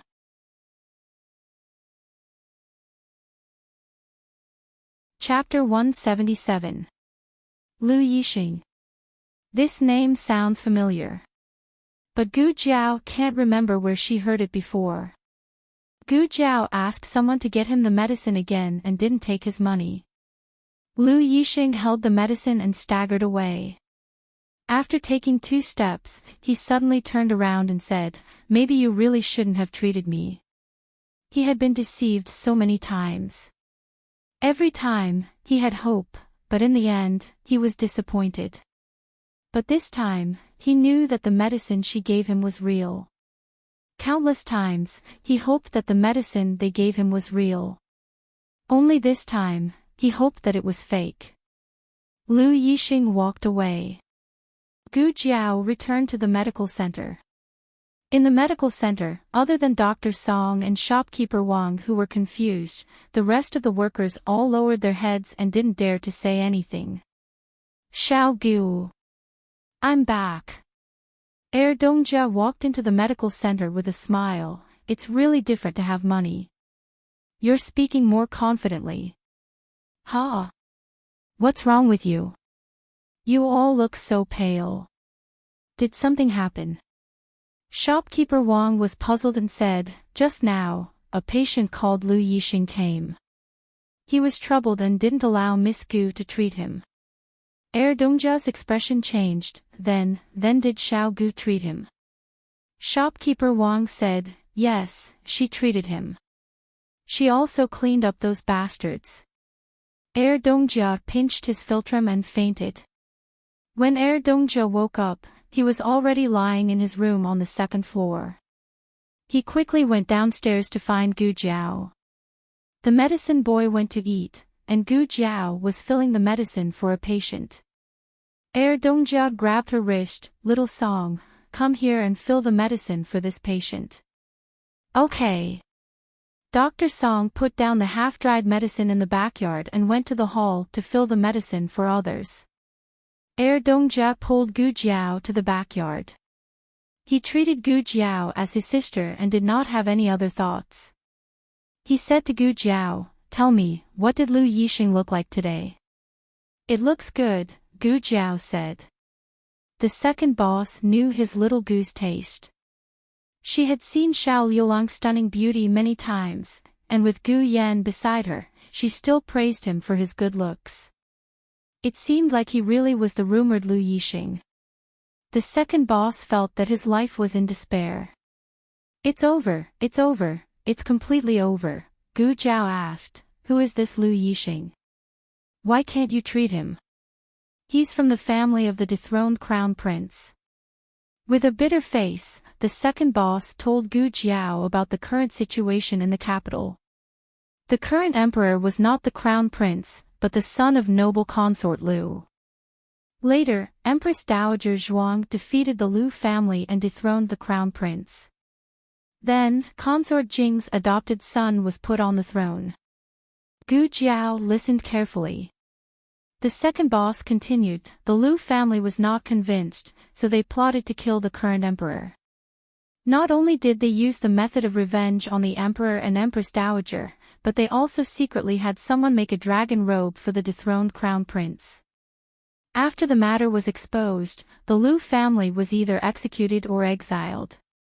The crown prince and his wife were imprisoned and died within a few years. The evidence was conclusive, and no one in the court dared to speak for the Lu family. This Lu Yixing is the only legitimate son of the Lu family. Now you understand why the doctors in the capital don't dare to treat him, right? Gu Jiao nodded. No wonder the prescriptions he got before were fake. The second boss glanced at his little Gu. Don't you have anything to say? For example, he wanted to repent. Why did he save this jinx that everyone wanted to avoid? Gu Jiao thought about it and said seriously, oh, don't put too much salt in tomorrow's food. It's too salty. The second boss was speechless. After Gu Jiao sorted out the herbs, she went back to her yard to drink some water. The moment she picked up the teacup, an idea flashed through her mind. I remember where I heard this name before. In her dream. In that miserable dream, she returned to the Marquis's mansion. She lived in the manor for 10 years, and no one cared about her. The year before she died, they encountered a huge snowstorm. A group of people passed by and hid in their manor for a while. At the time, a man in his 30s asked her for a cup of hot tea. That man had an air of nobility about him, and every movement of his was filled with the sharpness of a superior person. He thanked her sincerely. I am Lu Yixing. Thank you for the tea. When she took back the teacup, she accidentally touched his fingertips. It was as cold as bone. 2 hours later, the snowstorm stopped, and he left with the guards. Before she got into the carriage, she vaguely heard someone call his name. Lu Xiang. As the saying goes, good news never leaves the house, but bad news travels 1,000 miles. The news of Lu Yixing being treated at the Miracle Hands Hall quickly spread. In the afternoon, many people came to the Miracle Hands Hall to watch the show. Needless to say, they were not disappointed. In the evening, the man who was beaten up by Gu Jiao came back. He was followed by a group of guards. They did not look like government officials, but more like the guards of some rich family. The burly man waved his hand and pointed, glaring at Gu Jiao. "Lord Tong. It's her. She beat all of us up." The leader of the guards, who was called Lord Tong, looked in the direction he was pointing. He saw a young girl around 14 or 15 years old. He was puzzled. "Which one?" "Her. That girl," the man said. Guard Tong frowned. He looked at Gu Jiao, then looked at the man. "Are you telling me that you were beaten up like dogs by a little girl?" What dog?" The man refused to admit it. But when he thought about how they were looking for their teeth on the ground, they were indeed more miserable than stray dogs. Bodyguard Tong asked, "Are there any other experts behind her? Did she beat him up herself?" He did not believe it. The man was so anxious that he became angry. "Lord! It's really her." Bodyguard Tong walked over and walked into the medical hall. The commoners immediately surrounded him, blocking the entrance of the medical hall so tightly that not even a drop of water could trickle through. "I heard that you injured someone." Guard Tong looked at Gu Jiao, who was looking at the account book behind the counter. Gu Jiao flipped through the account book and did not pay attention to him. The second boss saw that the situation was not good and quickly walked forward with a smile. "Lord, it's all a misunderstanding, a misunderstanding." "What misunderstanding?" "She beat me and my brothers up like this." "Are you blind?" The man was blind, so he had more confidence now that he had someone to back him up. The second boss quickly smiled apologetically. "We will pay for everyone's medical expenses, Pa." Gu Jiao slammed the account book on the table. The second boss panicked. It's over. Little Gu is going to flip out again." "Little Gu, calm down. This is not the county or the hot spring villa. This is the capital. This group of people seems to have a strong background. We can't afford to offend them." Gu Jiao stood up and rubbed her ears impatiently. "One by one, or all at once?" She then said, "All at once." "Annoying." The second boss, "No, little Gu, don't, you're wrong." Guard Tong was shocked by Gu Jiao's words for a while before he realized what she was referring to. She was just a little girl. How could she be so arrogant? Guard Tong said coldly, "I'm a man. I don't bully women.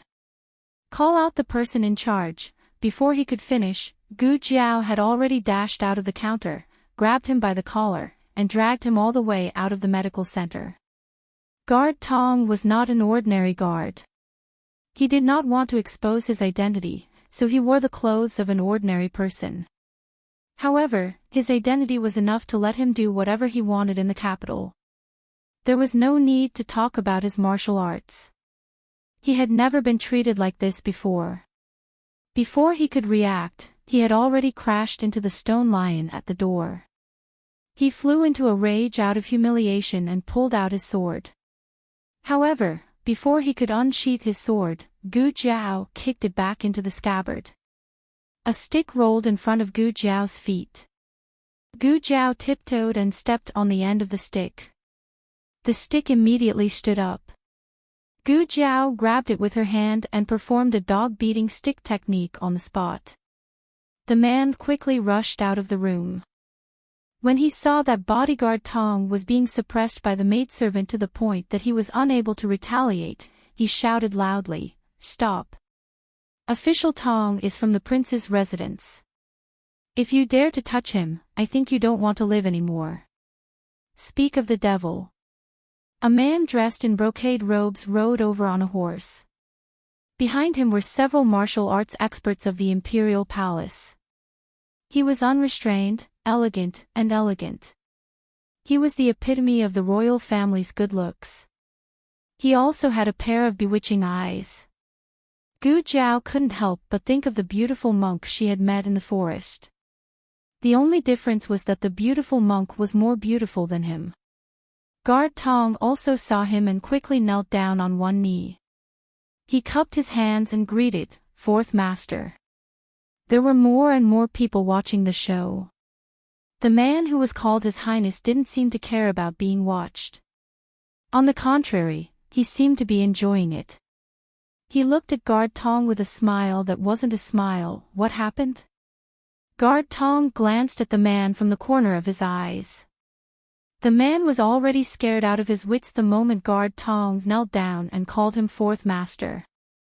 Others didn't know who Fourth Master was. How could he not be clear? This was the dignified prince of Zhao country. Guard Tong frowned. This person was a distant relative of his. Usually, he bullied others, but he didn't go too far.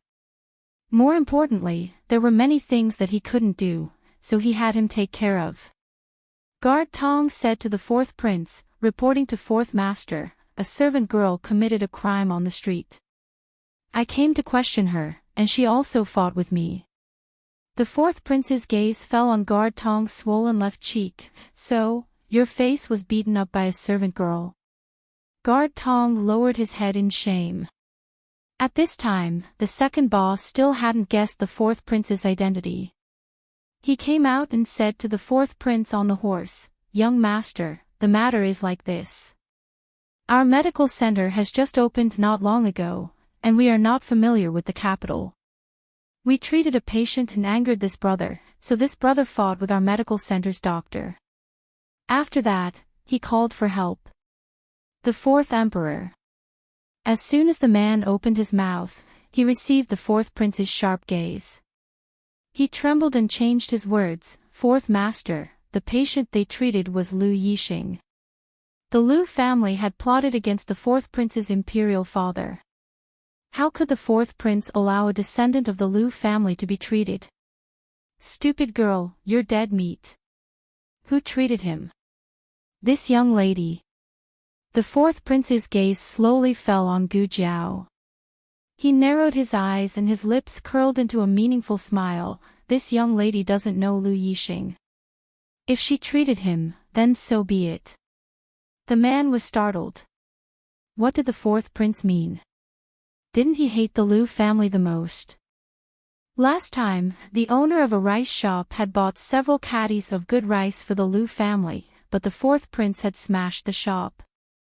But Guard Tong understood his master's thoughts. There was a saying in the capital's circle of nobles, the fourth master had a slim waist. Although that servant girl's appearance wasn't satisfactory, with such a large red mark on her face, her waist was really slim. The fourth prince had taken a liking to her. The fourth prince rode his horse in front of Gu Jiao.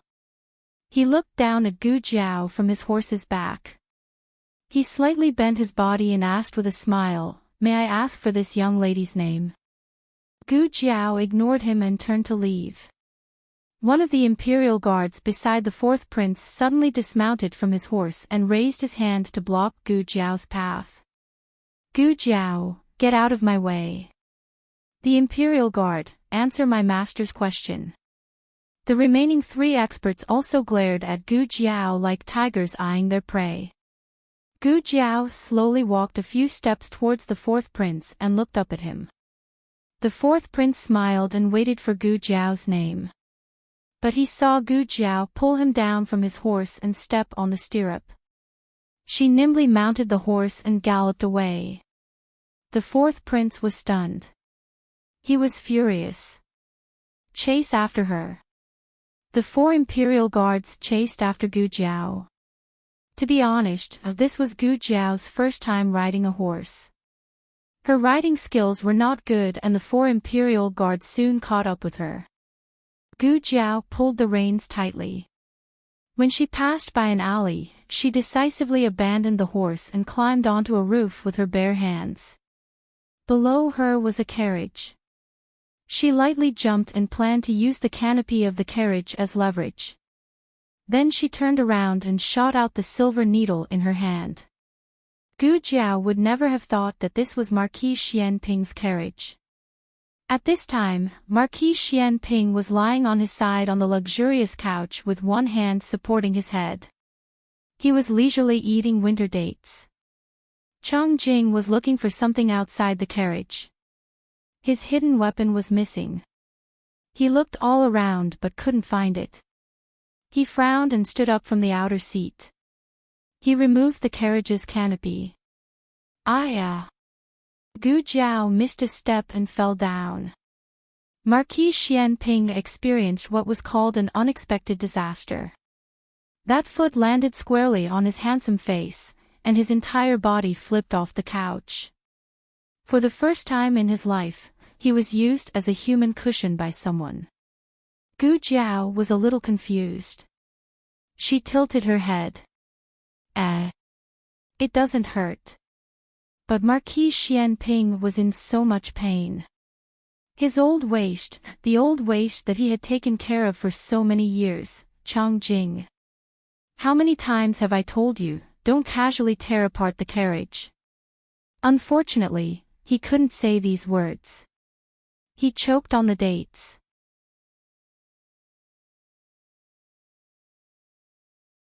Chapter 178. The weather was good. All the major academies in the capital had opened their classes, including Qinghe Academy. Early in the morning, Gu Yan and Gu Shaoshun came to the academy with their bags of books. The first day's homework was not much, mainly to settle down. The moment they entered the courtyard with their bags of books, they met Gu Qingfeng and Gu Qinglin, the brothers of the Lord Protector's manor. Gu Qinglin was finally able to walk normally after 2 months of recuperation. However, he was still traumatized and felt that he would get hurt if he walked a few steps. The four of them met at the door and the scene was really awkward. Gu Qinglin's gaze on Gu Yan was still filled with hatred, but under the hatred, there was even more fear. As long as he saw Gu Yan, he would think of the scene where Gu Jiao locked him in the small dark room and ravaged him. He didn't dare to touch Gu Yan easily anymore. He only hoped that something would happen to Gu Yan so that his hatred could be appeased. Gu Shaoshun decisively stood in front of Gu Yan and blocked their gazes. What a joke! From an inarticulate carpenter to the #1 bully in the surrounding area, there was only a difference of a chicken feather. He, Gu Shaoshun, was not someone to be trifled with. Let's go. Gu Qingfeng didn't want to fight with the two in the academy. Gu Changqing had already given them a death order. If they caused trouble outside, they would be punished to live in the ancestral hall for a year. It didn't matter if they couldn't live in the ancestral hall. The main thing was that they were in debt and had to sneak out to do missions every night to repay the debt. It would be inconvenient for them to go out if they were watched by their eldest brother's secret guards. Gu Qinglin was taken away by the 2 guards. Gu Yan, humph. The 4 of them went to their respective classrooms. On the other side, Xiao Lulang and little Jing Kong also came to the directorate for class.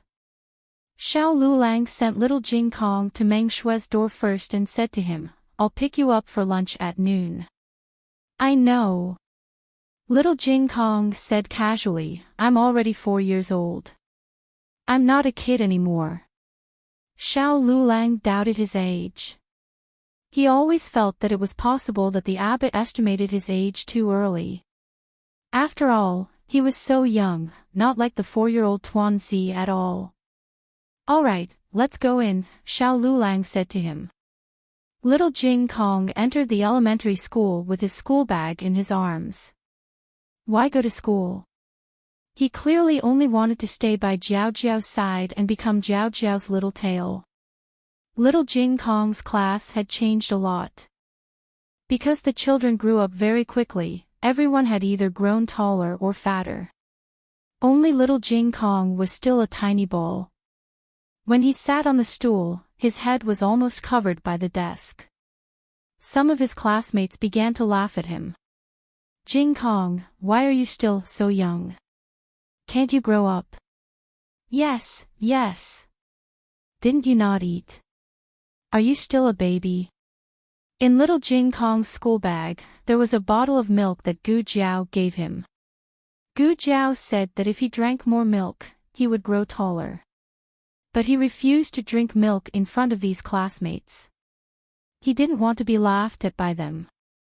Among these people, the one who laughed the most arrogantly was Qin Chuyu.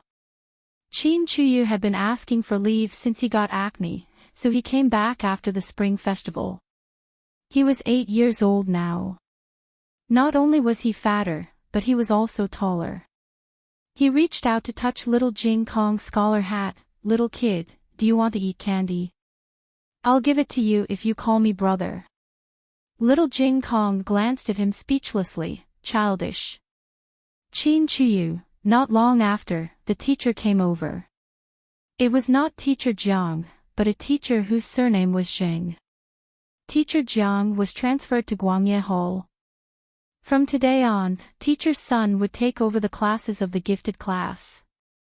After Teacher's son introduced himself, he began to check the homework of the gifted class. The classmates who were laughing at little Jing Kong suddenly couldn't laugh anymore. They were having so much fun during the spring festival that they didn't even remember to do homework. There weren't many parents like Xiao Lulang who would check their children's homework every day. Most of the time, they just let their children grow up. The result was obvious. The whole class wailed. Amidst the wailing, Jing Kong's little kid quietly opened his school bag and took out his winter homework. The atmosphere in the directorate was a little unusual. The children in the elementary school were still young, so they didn't notice this change. However, as soon as Xiao Lulang entered Xingxing Hall, he felt that the atmosphere was strange and serious. There was also a hint of gossip mixed in the seriousness. Hey, did you guys hear? Sheng Sai fell sick. Why did he fall sick? It's because of that thing. What thing? You guys didn't hear about it. No. His classmates never let Xiao Lulang down. They explained the ins and outs of the matter in a chatter. It turned out that the palace had already spread the news that His Majesty would confer the title of Prince Ning and confer Zheng Sai as the Chancellor of the Imperial College. Zheng Sai even had the Chancellor's robes custom-made and the banquet was set. Even the invitations were all prepared and waiting to be distributed after the court. But who would have thought that halfway through, the former Chancellor wrote a letter to His Majesty, saying that he had returned to the capital. His Majesty couldn't sit still when he heard that. Since the old Chancellor was back, why would he need a new Chancellor? His Majesty threw away his responsibilities on the spot. Zheng Sai was so angry that his face turned green. Before the morning court session, Zheng Sai's back was as straight as his head was lowered after the morning court session. He lost all his face and became the laughingstock of the entire imperial court.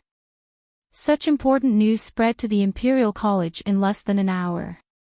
Zheng Sai won't be coming today. He even said that he's here to teach us. A classmate said. He's not here to teach us, but to listen to us call him Chancellor, right? Another classmate said. After the matter of Xiao Liulang's exam papers and the embezzlement of the account books, Zheng Sai tried his best to clear his name for a long time, but there were still many supervisors who held grudges against him. Among the 6 halls, the supervisors from the straightforward hall were the hardest to fool, and their support for Zheng Sai was also the lowest. After Xiao Lulang entered the classroom, everyone stopped talking. Xiao Lulang had always been a maverick existence in Xingxing Hall. He always had a cold face and did not allow strangers to approach him. He was obviously a poor scholar from a small county, but he always got first place in the exams. He also suffered from leg problems. If this was the previous dynasty, he wouldn't be able to participate in the imperial examinations. Zheng Sai had once targeted him. He thought that he would be forced to drop out of school. Who would have thought that he didn't leave, and instead, Zheng Sai's career wasn't smooth. They didn't know whether to say that Zheng Sai was unlucky or that this kid was tough. Zheng Sai's matter wasn't discussed for long by the supervisors. After all, to them, their studies and the next month's spring imperial examination were more important. Everyone quickly entered a state of study. Among the 6 halls of the Imperial College, the first year's Guangye Hall, Chongji Hall, and Justice Hall were the most popular. The second year's Dao Cultivation Hall and Sincerity Hall were the second most popular. When it came to the third year's Straightforward Hall, there was basically no one reading out loud. Straightforward Hall was very quiet. Of course, the atmosphere for preparing for the examinations was also the most depressing. This year's spring imperial examination wasn't limited to only this year's high scholars. The previous high scholars who had failed the examinations would also continue to return to the examination hall. Therefore, the competition was huge. After a morning of classes, the supervisors all went to the cafeteria with gloomy faces. Xiao Lulang went to Mingxue to fetch little Jing Kong home for lunch. He waited outside Mingxue for a long time before little Jing Kong came home. "Is the teacher staying in today?" he asked. "No, I just have something to do." Little Jing Kong raised his chin and said, "You have something to do? You really think of yourself as an adult?" Xiao Lulang was annoyed and amused at the same time. He went back to Clearwater Alley with him. Their house was really close to the Imperial College. Xiao Lulang seriously suspected that the teacher of the little guy bought this house to make it convenient for him to go to school at the Imperial College. Lunch was prepared by the old chancellor. It was delicious. Gu Yan and Gu Shaoshun didn't have any dietary restrictions. They ate in the cafeteria of the academy. After lunch, the old lady went back to her room to sleep. Little Jing Kong went to wash his own small bowl. Only the teacher and the disciple were left at the table. "Why did you do that?" Xiao Lulang looked at the old chancellor and asked. The old chancellor was not stupid. How could he not understand what his disciple was asking? He didn't want Xiao Lulang to have any psychological burden, so he said, "To earn money and support the family." Xiao Lulang, some tacit understanding was in the bottom of their hearts. It was dark in front of him. He couldn't see the way out. Gu Jiao and the old chancellor were illuminating his way out in their own ways. Little Jing Kong had to take a nap after lunch every day. But he didn't today. Xiao Lulang came out of the house and saw him acting sneakily in the backyard. "What are you doing?" Xiao Lulang asked. "Nothing." Little Jing Kong said as if nothing had happened. He didn't take a nap, nor did he turn into a little loudspeaker. His behavior was very suspicious. As the saying goes, if a child is quiet, he must be up to something. Sure enough, after Xiao Lulang attended one class in the afternoon, little Jing Kong's teacher called his parents. The cause of the incident was that little Jing Kong came to school in the morning. Because of his small size, he was ridiculed by his classmates. Among them, Qin Chuyu was the worst. Little Jing Kong was not convinced. After class, he called Qin Chuyu aside and said that he wanted to compete with him. Qin Chuyu almost laughed to death. "Ha, how are you bigger than me?" Little Jing Kong thought for a moment. "Do you have a bird?" Qin Chuyu choked on the spot. He was 8 years old. There were some things that he didn't understand, but he still knew what a bird was. He blushed and became angry out of humiliation. "How can you say that? I'm a man. Of course I have a bird. Don't you?" "I do." Little Jing Kong widened his eyes and said, "Then let's compete with birds. Let's see whose bird is bigger. I'll come find you after lunch.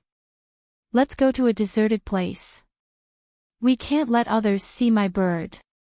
After lunch, little Jing Kong went back to the Imperial College. He really came to find Qin Chuyu. Qin Chuyu was embarrassed. You really want to compete with that? He was a prince. He had rules and etiquette. This was too much. Besides, how could a 3 or 4-year-old boy be bigger than him? Qin Chuyu looked down at his pants as he walked. He wondered if the boy was really bigger than him. "Okay, here." Little Jing Kong stopped under a big tree. This was a small grassland for elementary school students. Usually, no one would come here. Little Jing Kong walked behind the big tree and said to Qin Chuyu, "Come here. Did you bring your bird?" Qin Chuyu thought, "What are you talking about? He was born with it. Do I need to bring it? I'm not a eunuch." Qin Chuyu walked behind the big tree with a gloomy face. He thought for a moment and still felt that it was inappropriate. Are we really going to compete?" Little Jing Kong looked at him. "Are you scared?" Qin Chuyu couldn't stand being provoked. He stomped his feet and said, "Are you kidding me? How can I be scared? Let's compete. Come on. I'll count to 3, and we'll walk our birds together." Little Jing Kong said generously, "Okay, you count." Qin Chuyu gritted his teeth. 1, 2, 3. Little Jing Kong hugged the biggest bird in the house, the baby eagle, from the bulging book bag. Qin Chuyu took off his pants immediately. Little Jing Kong, the baby eagle, Qin Chuyu. Hearing this, Xiao Lulang broke out in a cold sweat. Then, what happened? Teacher's son was a new official and had a bigger headache than Xiao Lulang. He said in fear, then, the eagle pounced on Chuyu. Xiao Lulang's body shook. Pounced on him, could it be? Teacher's son hurriedly waved his hand. No. It was held down. Jing Kong held it down. However, Qin Chuyu really thought that his little brother was going to die. He was so scared that he fell to the ground and peed his pants. It was so embarrassing that the crown prince of a country had peed his pants in the Imperial College. However, this matter was ultimately Little Clear Sky's fault. Bringing such a terrifying bird of prey to the Imperial College could easily lead to an accident. Xiao Lulang face-bombed. "I was too naive to think that you wouldn't cause trouble just because you're a year older." Qin Chuyu's parents hadn't arrived yet. Xiao Lulang and Little Jing Kong were waiting in a separate classroom. Little Jing Kong lowered his head and looked listless. "Don't tell Jiao Jiao." He looked at the baby eagle in his arms. "Don't send little Nine away either." Xiao Lulang looked at him seriously. "You wish." Little Jing Kong thought for a moment and tilted his head. "I'll waive your rent for a month." Xiao Lulang.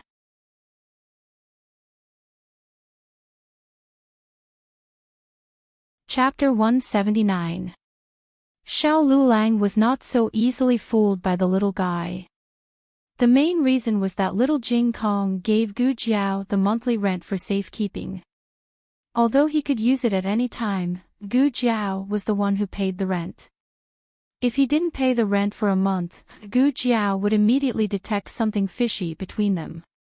Little Jing Kong, who liked to exploit his bad brother-in-law, actually gave him free rent. How much trouble did he cause him? Gu Jiao was not stupid.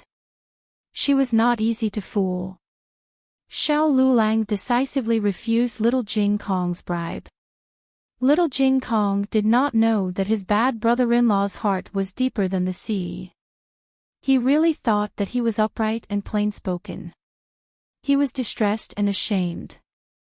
He anxiously waited for Jiao Jiao to pick him up from the Imperial College. He wanted to see Jiao Jiao, but he was afraid of Jiao Jiao. He had never been so conflicted before. Gu Jiao was in big trouble. She fell from the sky, missed a step and fell into the carriage. She even crushed someone. She was stunned for a while before she finally recovered. She quickly got up from his back and looked at him seriously.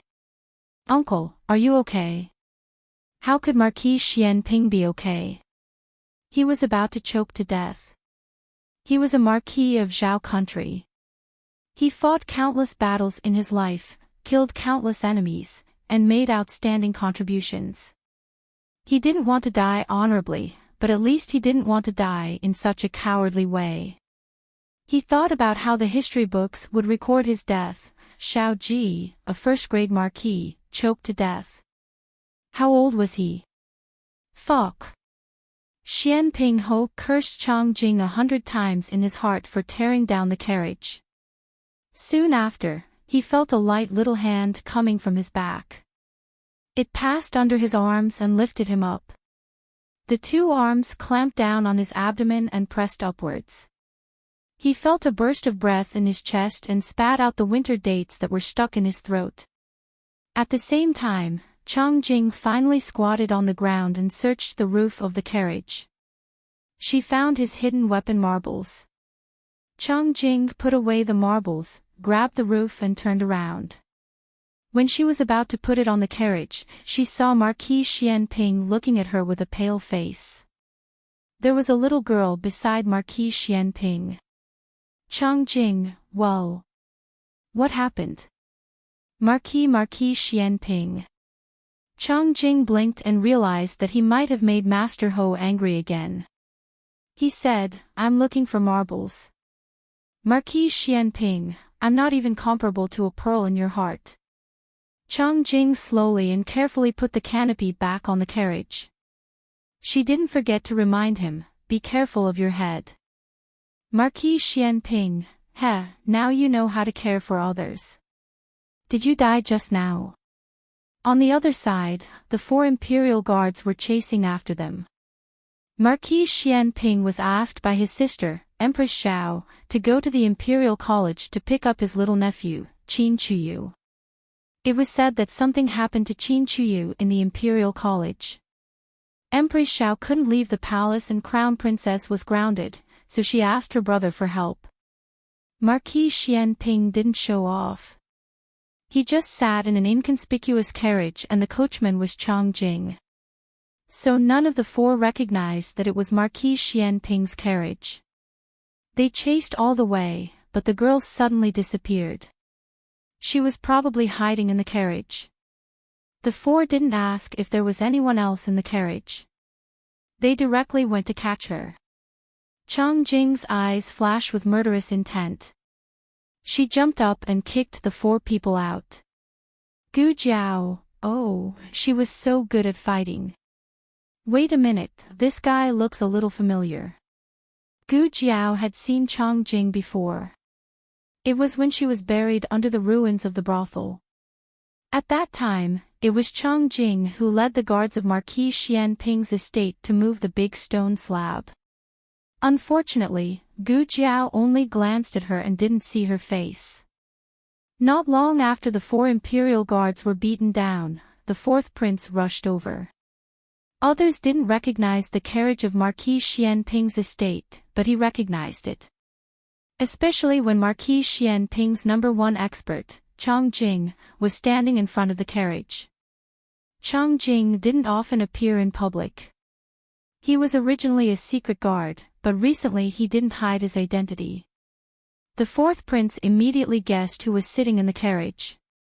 He jumped off his horse and came to the front of the carriage. He cupped his hands and said with a smile, "Uncle." Marquis Xianping was the empress' older brother and the empress was the mother of all the princes. So it wasn't wrong for the 4th prince to call him uncle. As for whether Marquis Xianping wanted to recognize him as his nephew, that was another matter. There was no response from the carriage. The 4th prince was the monarch and Marquis Xianping was the subject. Even if the 4th prince's uncle saw him, he would have to bow to him. But Marquis Xianping's arrogance wasn't new. Not to mention a mere fourth prince, even the crown prince had to respectfully call him uncle. The fourth prince's face burned, but he didn't dare use his identity as a prince to pressure Marquis Xianping. He looked at the four experts on the ground and then looked at Chang Jing with a face of disdain. He gritted his teeth and cupped his hands. Just now, my people didn't have eyes and offended uncle. I hope uncle will forgive them. A faint sigh came from inside the carriage, and then the curtains were lifted. Marquis Xianping's cold and arrogant gaze fell on the fourth prince's face. Watch your dog, or else this marquis will kill you. Saying this, he didn't wait for the fourth prince's response and coldly put down the curtain. The fourth prince clenched his fists and bowed, saying, "Yes, nephew will remember." "Then why aren't you leaving?" Chang Jing urged. The fourth prince knit his brows and left with the four heavily injured palace experts. When he was far away, he turned back and angrily looked at the motionless carriage. "Marquis Xianping, you better sit at a high place for the rest of your life and not fall down." After the fourth prince left, Marquis Xianping calmly looked at the little girl beside him. Her appearance was quite unexpected. He first saw the right side of her face. She was as beautiful as a fairy. Then when she turned her left face, he almost ascended to immortality. "Marquis Xianping, you often walk on the roof of the carriage." "Gu Jiao, occasionally." Every wrong had its perpetrator and every debt had its debtor. The main culprit today was Chang Jing, so Marquis Xianping wouldn't vent his anger on her. Moreover, he could guess why she could fly. "Female doctor?" Marquis Xianping asked. "Doctor." Gu Jiao corrected him. Marquis Xianping sneered, "Then you are a female doctor." "No." Gu Jiao said seriously, "Female doctors only treat women, but I just treated you." "So, are you a woman or not?" Marquis Xianping.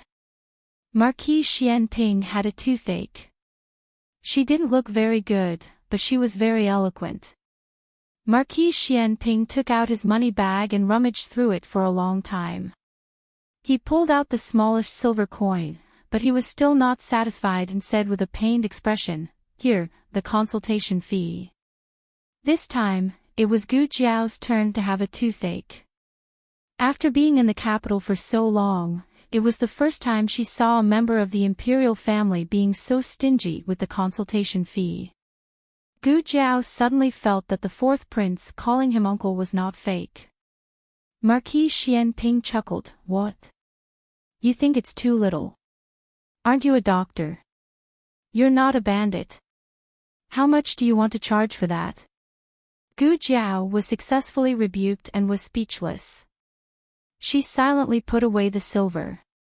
She looked a little bitter. Gu Jiao got off the carriage. Marquis Xianping suddenly lifted the curtain. "Is it too little?" Gu Jiao nodded.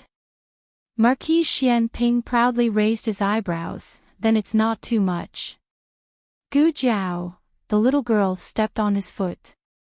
His face was still hurting and his waist was almost broken by her. Marquis Xianping would not treat Gu Jiao as his savior because of this matter.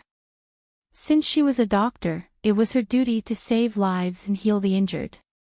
She just did her duty as a doctor, and he also paid the consultation fee that a patient should pay. The money and the goods were settled, and they did not owe each other anything. Marquis Xianping said carelessly, "Well, let's go to the Imperial College. Didn't something happen to my little nephew? Don't let him cry to death." The Imperial College. Steward Lu had been waiting outside for a long time. Eunuch Su, who served Empress Xiao, was also waiting with him. Eunuch Su held his horsetail whisk and looked anxious. "Steward Lu, why hasn't the Marquis come yet?" Steward Lu said embarrassedly, "He must have been delayed by something."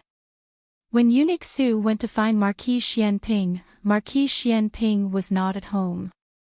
Steward Lu asked a guard to inform the Marquis, and he and Eunuch Su came to the Imperial College first. Eunuch Su was a little anxious. This matter is not a small matter, but it is also not a big matter. It is mainly because Her Majesty is worried about the safety of the seventh prince. Since the seventh prince was born, he has never left Her Majesty's side. He was suddenly sent to this kind of place, and Her Majesty did not let the seventh prince reveal his identity. Steward Liu, I'm afraid you don't know that the seventh prince was bullied on the first day of school. Actually, the two children accidentally bumped into each other, but people always favored their own children, and unconsciously distorted the facts. There is such a matter. Steward Liu was surprised. Eunuch Su sighed, isn't that so? Her Majesty said that His Majesty is hard-hearted, and so what if the seventh prince goes to school as a prince? But His Majesty said that everyone knows that he is a prince, so what is the point of him going to the Imperial College? It is not like there are no teachers in the Imperial Palace's upper study room. Steward Liu was a shrewd person. He could tell that Eunuch Su was dissatisfied with Marquis Xian Ping's late arrival, but he did not have the courage to complain, so he could only nag in other ways. He added a few words of agreement. Marquis Xian Ping had not arrived yet, so Eunuch Su said anxiously, "Sigh, the seventh prince's school is not going well at all. He was bumped into when he entered the school, and then he got acne a few days later. He has been on leave until now. But I didn't expect that on the first day of school, something would happen again. Wasn't the seventh prince the one who got acne first? Then he spread it to the children in the class." Steward Liu knew about this matter. The prince's illness was a big matter, and Marquis Xian Ping even went to the palace to visit the seventh prince. Eunuch Su said, I will go and take a look first. I will have to trouble Steward Liu to wait for the Marquis here for me. Steward Liu hurriedly cupped his hands and said politely, "What are you saying, Eunuch Su? If you have anything to say, you can go first. When the Marquis arrives, I will tell him that you have been waiting for him here." Eunuch Su entered the Imperial College. His Highness the Seventh Prince had already been helped by two little palace maids to change his clothes. He was waiting in a classroom in the elementary school. Next door were Xiao Lulang and little Jingkong. The palace maids tried to calm Qin Chuyu's emotions, but Qin Chuyu did not listen. His cries were louder than thunder. Teacher Sun had just taken office and encountered such a troublesome incident. He was extremely flustered and could not control the situation, so he sent someone to inform Zheng Sai. Zheng Sai was originally lying in his room, sulking. After hearing about this incident, he suddenly sat up from his bed. "Master, what happened?" asked the steward. Zheng Sai's eyes rolled. Something happened to the seventh prince again. The steward was puzzled. "Then, what are you happy about?" Zheng Sai smiled in surprise. "The seventh prince is the son of the emperor and the nephew of Marquis Xian Ping. What do you think will happen if I do Marquis Xian Ping and the empress a favor now?" The steward hesitated. "Grand Tutor Zhuang will be unhappy, right?" Zheng Sai said sarcastically, "What does it matter to me whether he is happy or not? He can't even help me get the position of libation. I think a grand tutor is nothing more than this. Why don't I take this opportunity to join Marquis Xian Ping's faction? Who knows, I might be able to get out of this hopeless situation." The steward, Zheng Sai sneered. "Also, the one causing trouble is Xiao Yulang's child. Didn't Grand Tutor Zhuang and Royal Prince want to protect him? I will cripple him. First, I can join Marquis Xian Ping's faction. Second, I can vent the hatred in my heart." The thorn in his side was Xiao Lulang. The seventh prince's thorn in his side was Xiao Yulang's child. They even had the same thorn in their side. It was really God's arrangement. "Grand Tutor Zhuang, you can't give me anything. I can only ask Marquis Xian Ping for it," Zhang Sai did as he said and rushed to the Imperial College without stopping. Although he hadn't been conferred the position of libation, His Majesty hadn't had time to confer the position of libation on others. Therefore, he was still the highest official in the Imperial College. Moreover, he had a good reason to act this time. He wanted to see if Xiao Lulang could still break any of the Imperial College's rules. Zhang Sai was so excited that he was about to go crazy. Even Steward Liu, who was standing at the door, didn't see the Chow family. Of course, even if he saw them, he wouldn't recognize them. He rushed into the Imperial College. Where are Xiao Lulang and that child? Teacher Sun had just come over from Xiao Lulang and little Jing Kong. When he saw Zhang Sai, he cupped his hands and said, "They are in the classroom at the east end." Zhang Sai was unhappy when he heard this. They are still in the classroom. Shouldn't this kind of person be locked up in the forbidden room? Teacher Sun, I don't want to criticize you, but you are too irresponsible. When I transferred you to the Imperial College, I saw that you were more capable than Teacher Jiang. You can't even handle such a small matter. Teacher Sun's nature wasn't bad. However, compared to Teacher Jiang, he knew how to protect himself. On one side was the legitimate son of the Empress, and on the other side were two poor orphans from a small county. Anyone could guess what the result would be.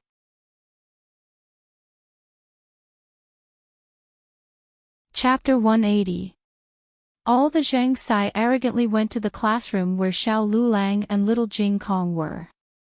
Little Jing Kong was tired from waiting and had already fallen asleep in Xiao Lulang's arms. Zhang Sai stepped into the classroom and saw that the little criminal who had committed a serious crime was still in the mood to sleep. He suddenly became angry and was about to scold him. Xiao Lulang looked at him coldly. Zhang Sai swore that he had never seen such a terrifying look in his life. It was as if he was going to eat him alive. Zhang Sai's voice was immediately stuck in his throat. Xiao Lulang put little Jing Kong on two benches that were put together and covered him with his little cloak. Then, he stepped out of the classroom. He closed the classroom door. Zhang Sai suddenly came back to his senses and his hair stood on end. Xiao Lu, let's talk over there. Xiao Lulang interrupted him indifferently. Then, regardless of whether Zhang Sai was willing or not, he went to the classroom on the opposite side of the classroom. The elementary school was over and the classroom was empty. Xiao Lulang found a seat by the window where he could see little Jing Kong's movements. Little Jing Kong was sleeping soundly. The little eagle was nestled beside him obediently. The man and the eagle were sharing warmth from each other. Teacher Sun was afraid that the two would fight, so he followed them in. However, he didn't dare to interrupt. He just looked at Xiao Lulang and then at Zhang Sai. Zhang Sai came here with absolute confidence. He straightened his back and said, "Xiao Lulang, what do you have to say this time? This time, it won't be another nonsense story of two children bumping into each other, right? Last time, the two children didn't have eyes. What about this time? Who forced him to bring a bird of prey like Old Eagle to the Imperial College?" Xiao Lulang didn't answer Zhang Sai's question. Instead, he looked at him indifferently. "So, what do you plan to do? Are you abusing your position for personal gain again?" Zhang Sai was furious. "What are you talking about? In any case, I'm a minister of the Imperial College, and I'm also your teacher. I haven't even opened my mouth to reprimand you, but you're already so glib with your tongue. Humph, I'm not afraid to tell you the truth. The Imperial College can't afford to accept students like you." Teacher Sun's expression suddenly changed. Little Jing Kong was in the wrong this time. No matter how Qin Chuyu humiliated him, he didn't bring the bird of prey to the Imperial College. This behavior seriously violated the rules of the Imperial College. However, it was a bit far-fetched to say that he should be expelled because of this. And he was not the only one who was fired. What did Xiao Lulang do wrong? This wasn't the right way to teach a father and son. Xiao Lulang didn't show any fear because of Zhang Sai's words. He looked at him without blinking. Which rule of the Imperial College allows you to expel a student? In the 6 divisions of the Imperial College, only those who committed fraud in the imperial examinations or violated the law would be expelled. Students in elementary school couldn't be expelled. Only those in the gifted class who didn't pass the exam would be assigned to the ordinary class. Little Jing Kong's bird of prey came to the Imperial College. It was his first offense and didn't cause any harm.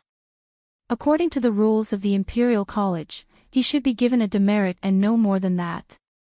Therefore, the method of expulsion was completely untenable. Zhang Sai knew that he would say this. He had already thought of a countermeasure on his way here. The rules of the Imperial College were for ordinary people, but was Qin Chuyu an ordinary person? He was a prince. Threatening a prince was a capital offense. Zhang Sai sneered. Do you know who that child is? His identity will scare you to death.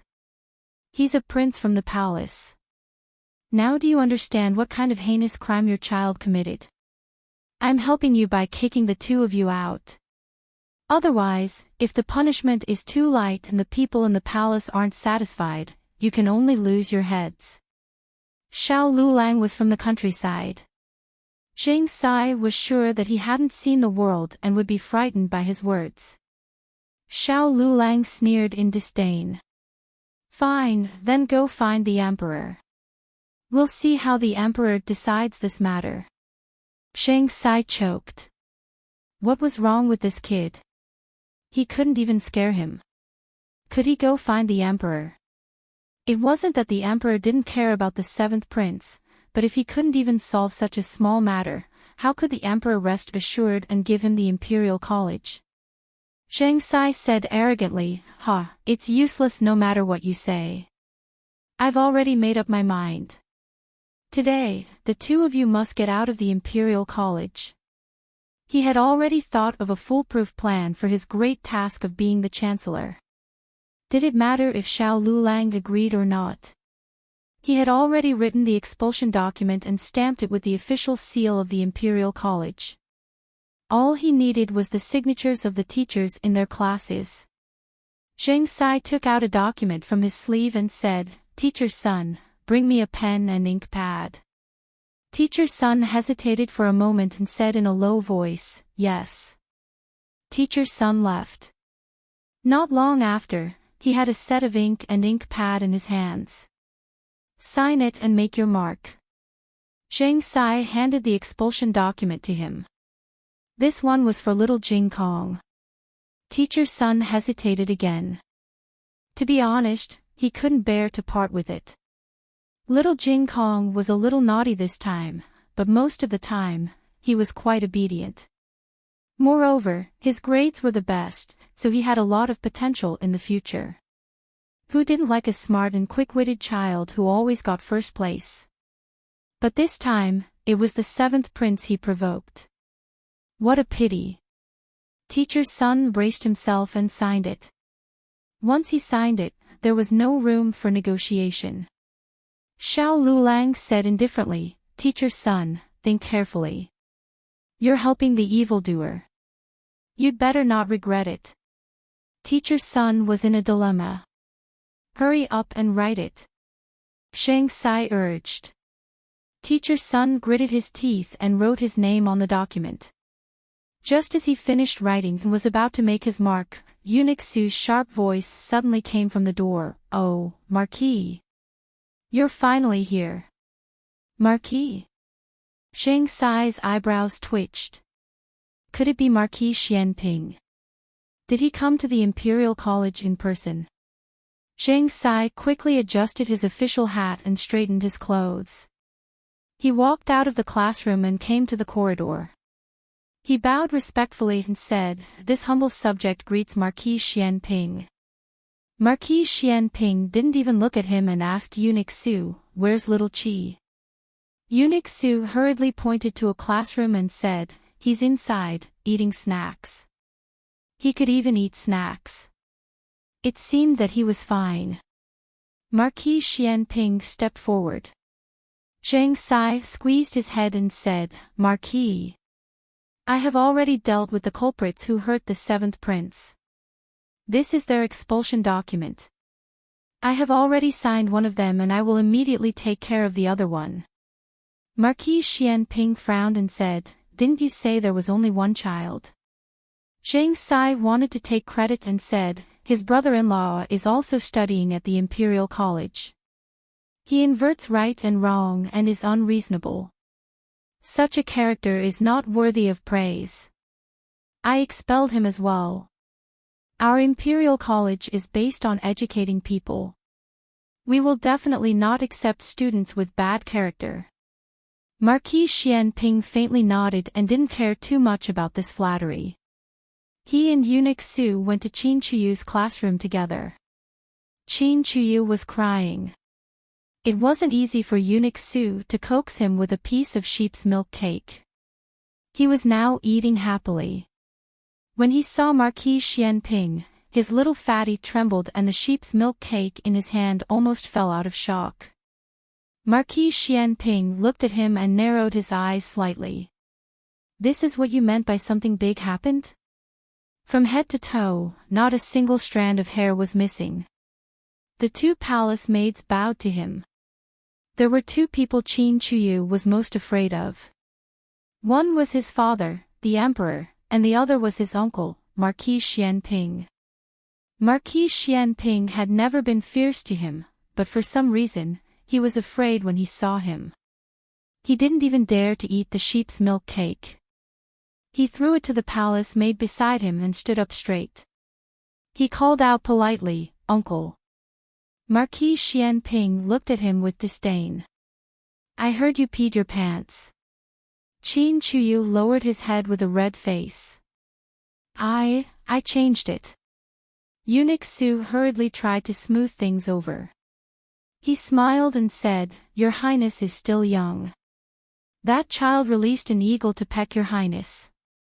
Marquis Xianping scolded, "An eagle scared you to this extent. Shame on you."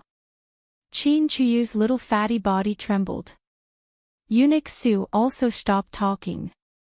Marquis Xianping turned around and walked out of the classroom. He looked back at him and said, "Why aren't you leaving?" Qin Chuyu walked out unwillingly.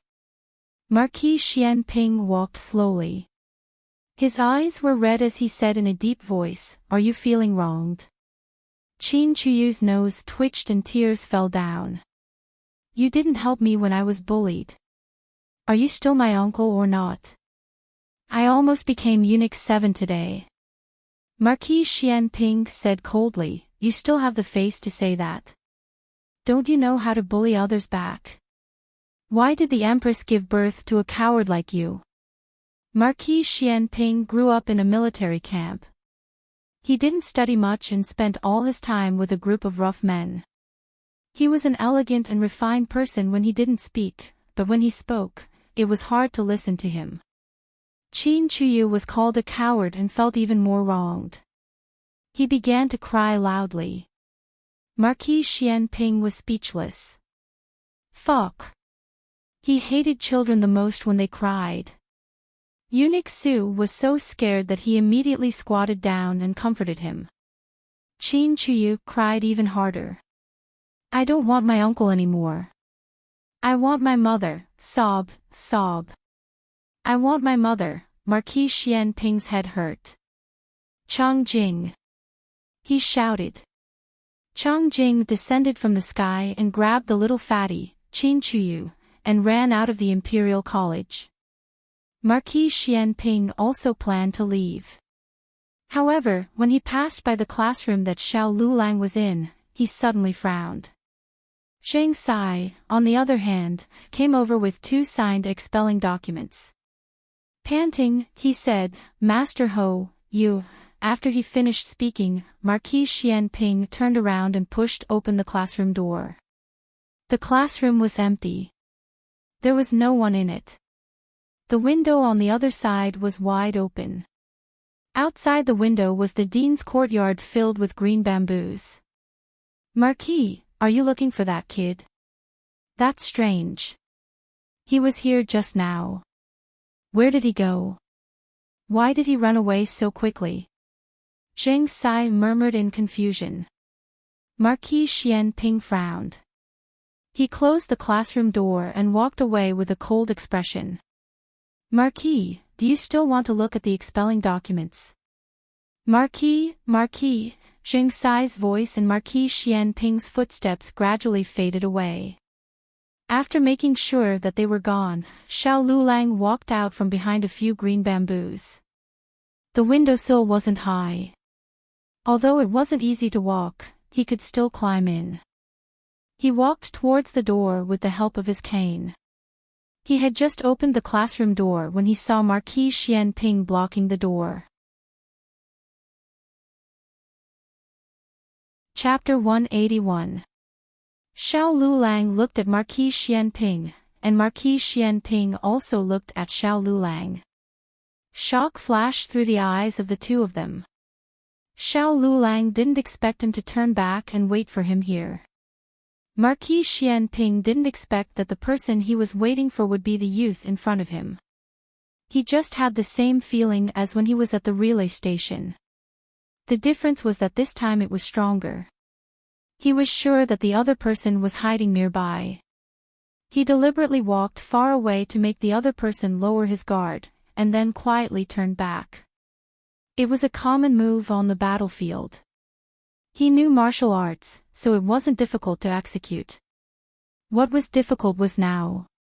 He looked at that face, and the disbelief in his eyes couldn't be hidden.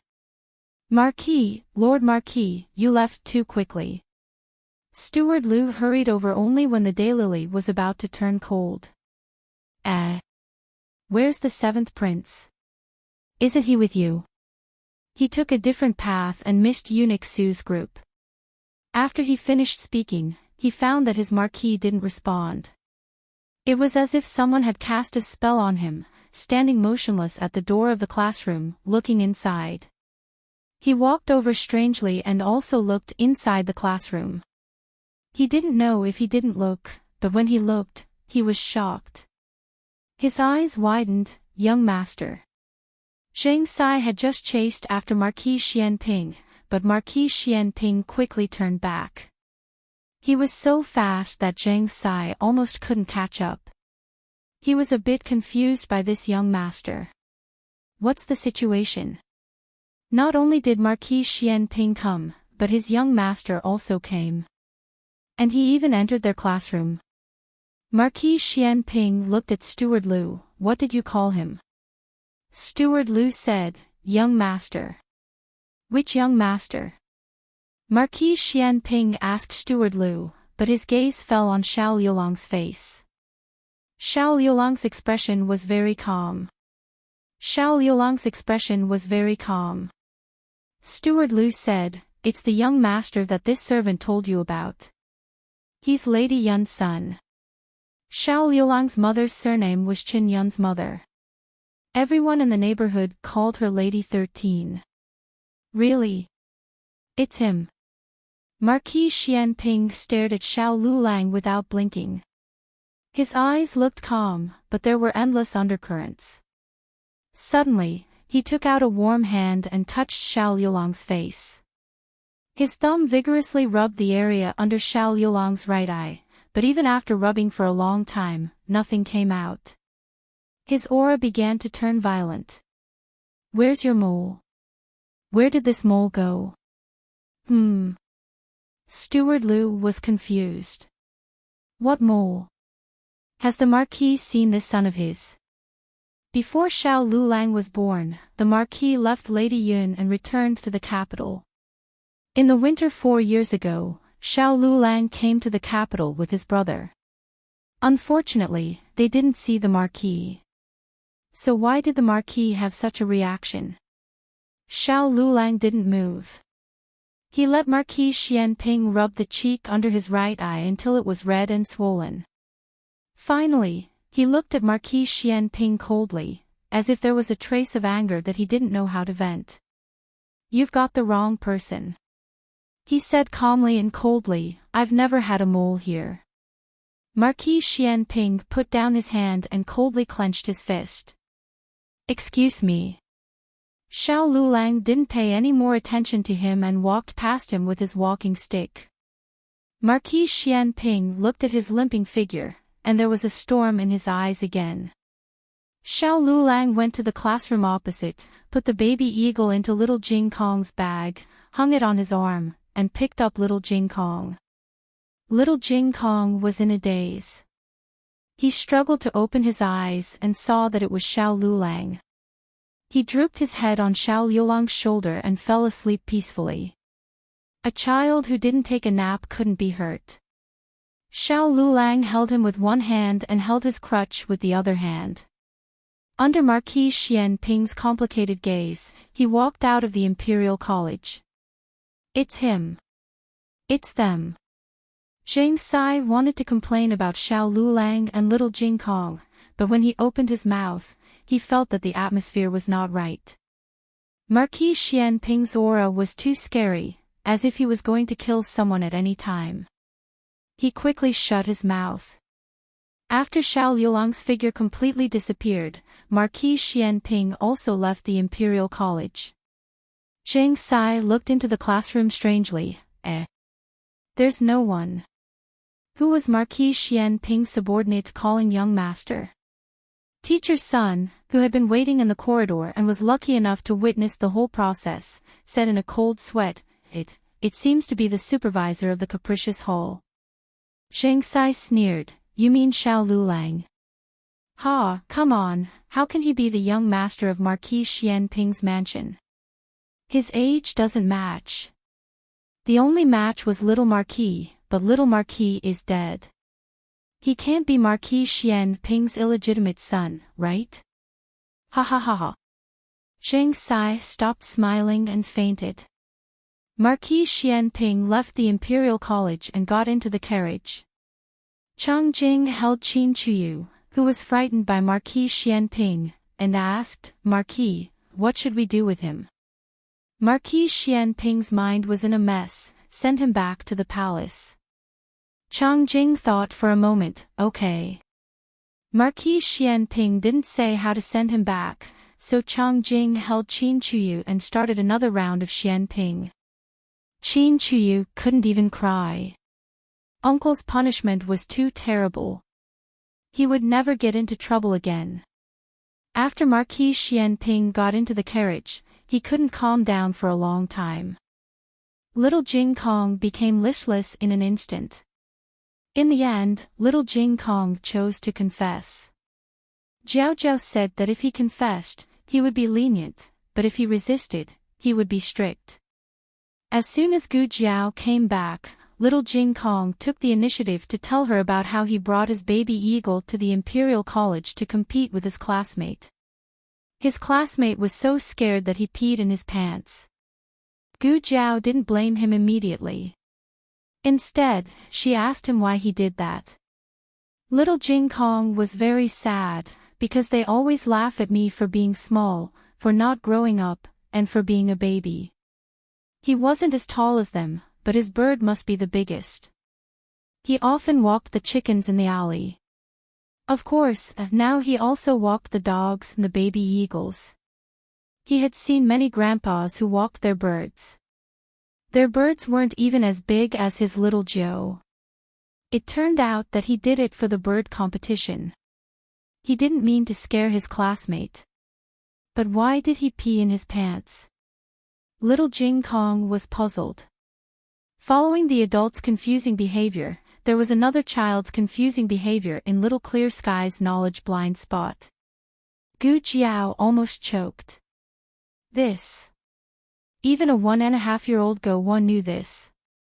Little Jing Kong grew up in the mountains, so he had never heard of such a down-to-earth term.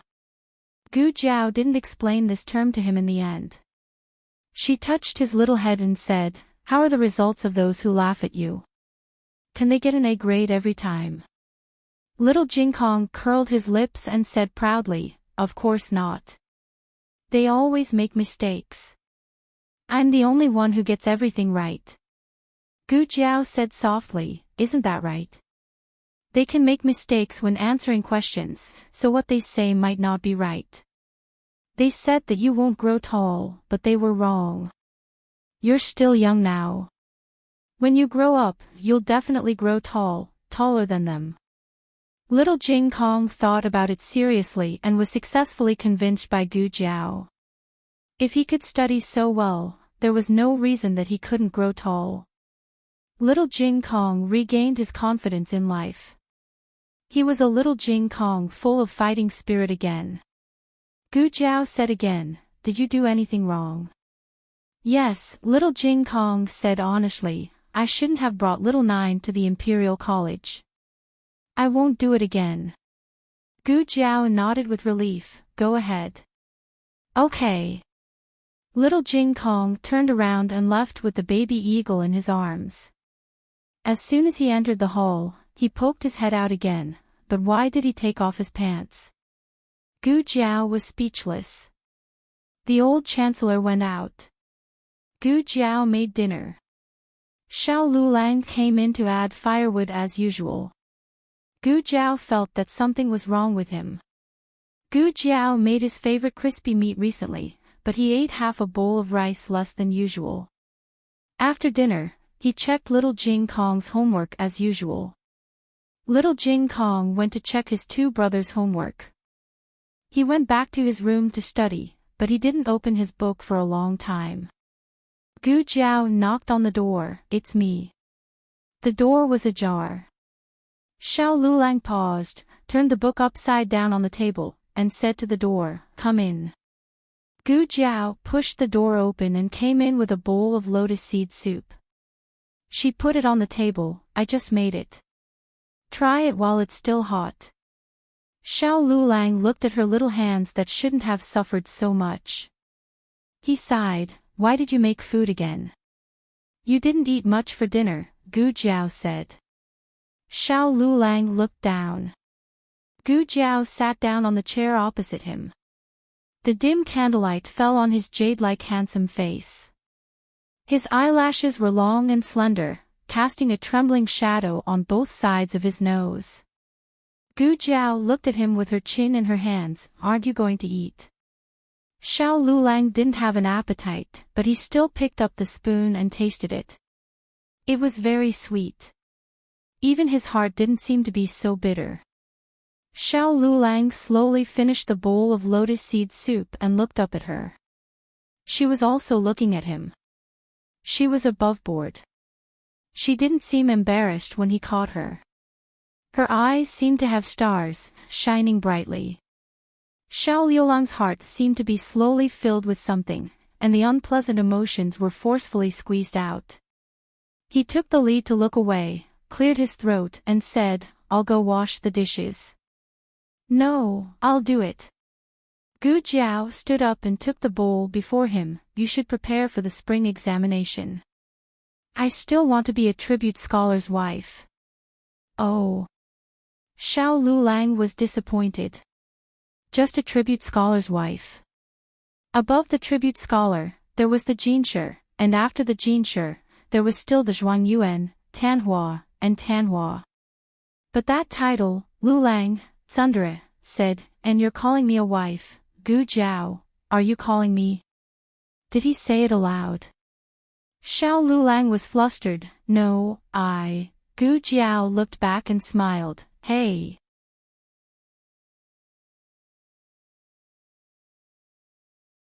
Chapter 182. Xiao Lulang wished he could find a hole to hide in. Gu Jiao left in a good mood and hummed a tune while washing the dishes. The next day, Xiao Lulang and little Jing Kong went to the Imperial College. Gu Xiaoshan ate quickly while Gu Yan ate very little. They had already taken their school bags and left. Xiao Lulang didn't take the expulsion document written by Zheng Sai to heart at all. He was too familiar with the rules of the directorate. Zhang Sai's method could fool others, but not him. A real expulsion document must have the chancellor's signature and seal. It was worth mentioning that after Zhang Sai bullied students and bribed the account books, his chancellor's signature was taken away by the emperor. Zhang Sai's real plan was to scare Xiao Lulang and let Xiao Lulang and little Jing Kong leave on their own. Then, he would report that they had voluntarily withdrawn from school. Xiao Lulang sent little Jing Kong to the door of the elementary school. "Don't cause any more trouble today." Little Jing Kong rolled his eyes. "Then can I do it tomorrow?" Xiao Lulang, the older he got, the more troublesome he became, right? "Go to class," Xiao Lulang said sternly. "Oh." Little Jing Kong hugged his bag of books and walked away slowly. "Wait." Xiao Lulang stopped him. "Hand over the stone in your pocket." Little Jing Kong said seriously, "Little stone said it wants to go to class today." Xiao Lulang was expressionless. "Do you want to use the slingshot too?" Little Jing Kong choked. "How did you know I brought the slingshot?" "I hid it so well." Xiao Lulang, he, if you can fool me once, do you think I'll let you fool me again? In the end, little Jing Kong's equipment was successfully taken away by Xiao Lulang. Little Jing Kong carried his school bag and walked forward with his head drooping. He sighed as he walked. Sigh. It was quite difficult. Xiao Lulang looked at the slingshot in his hand, and the corner of his mouth twitched. The older this little guy got, the more crafty ideas he had. First, he was angered by His Majesty, this big scumbag. Then, he was scared by Marquis Xian Ping, this big killing god. Zhang Sai was really sick. For at least a month, he would not be able to come out and cause trouble. There was less snow in the first month than in the 12th month, but the weather had not completely warmed up. Yao Shi sat in a warm room to make clothes for Gu Jiao. Gu Jiao had grown taller again. Who knew if it was because she had been malnourished in the past, but she had only begun to grow properly now. Yao Shi did not like to make clothes that were too big for her daughter. She would only make clothes that were just right for her daughter. This way, the clothes would not be able to be worn in a month or two. Where did the gold thread that old madam sent over go? Yao Shi asked Nanny Fang. Recently, Yao Shi had been very popular in front of old Madame Gu, and old Madame Gu gave her a lot of good things. Old Madame Gu did this not because she liked Yao Shi, but because she enjoyed the way Yao Shi served her obediently. Yao Shi's massage skills were really good, and the snacks she made were delicious. I remember putting it in the basket. Nanny Fang looked in the embroidery basket. Yao Shi said, "If you can't find it, then use the silver thread first. I will embroider the cloud pattern first." She was old, and her memory was not very good. Recently, Nanny Fang had been a little forgetful. Nanny Fang handed the silver thread to Yao Shi. Yao Shi threaded the needle and was about to insert the needle when the young maidservant outside the door opened the curtain. "Madam, old madam wants you to go to Pine Crane Courtyard." Yao Shi put down the needle and thread in her hand. "I know. Go and tell her that I will be there immediately." "Yes." The young maidservant left. Nanny Fang felt sorry for her. "You just came from Pine Crane Courtyard. It's too tiring." Yao Shi smiled faintly. "What's so tiring about it? I am just being a filial daughter-in-law in front of her. Which daughter-in-law doesn't do this? Speaking of tiring, how can it be as tiring as Jiao Jiao?" Nanny Fang was powerless to refute. Eldest Miss had indeed suffered. In the early years, she had a mental illness and was bullied by the bastard Gu family in her hometown. Later on, although her mental illness was cured, her husband had to study. Now, all four of them were studying. She didn't take a single copper coin from the Marquis's estate. Everything was earned by herself. All right, let's go to Pine Crane Courtyard.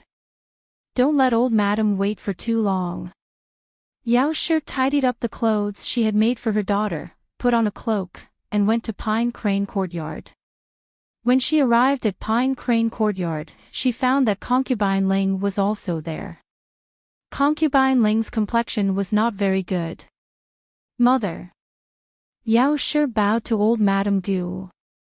Concubine Ling stood up with a smile and bowed to Yao Shi, Madam. Yao Shi nodded.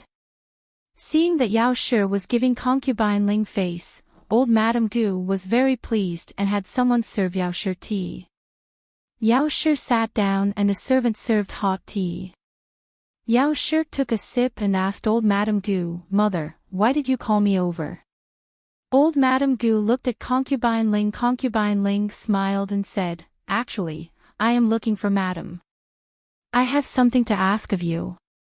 Yao Shi looked at her suspiciously. What is it? Concubine Ling pinched her handkerchief and covered her mouth and nose as she coughed a few times, panting. Isn't it the first month of the lunar month? The day after tomorrow is the death anniversary of the late madam. Originally, I was in charge of this, but I caught a cold a few days ago and it hasn't improved.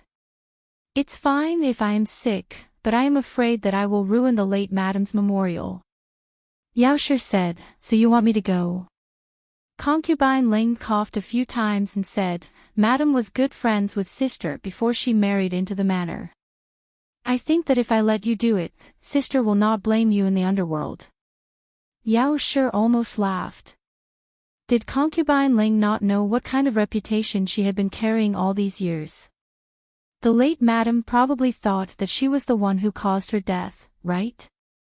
If she went to pay respects to the late madam, wasn't she afraid that the late madam's coffin would suddenly flip over? Old madam actually agreed.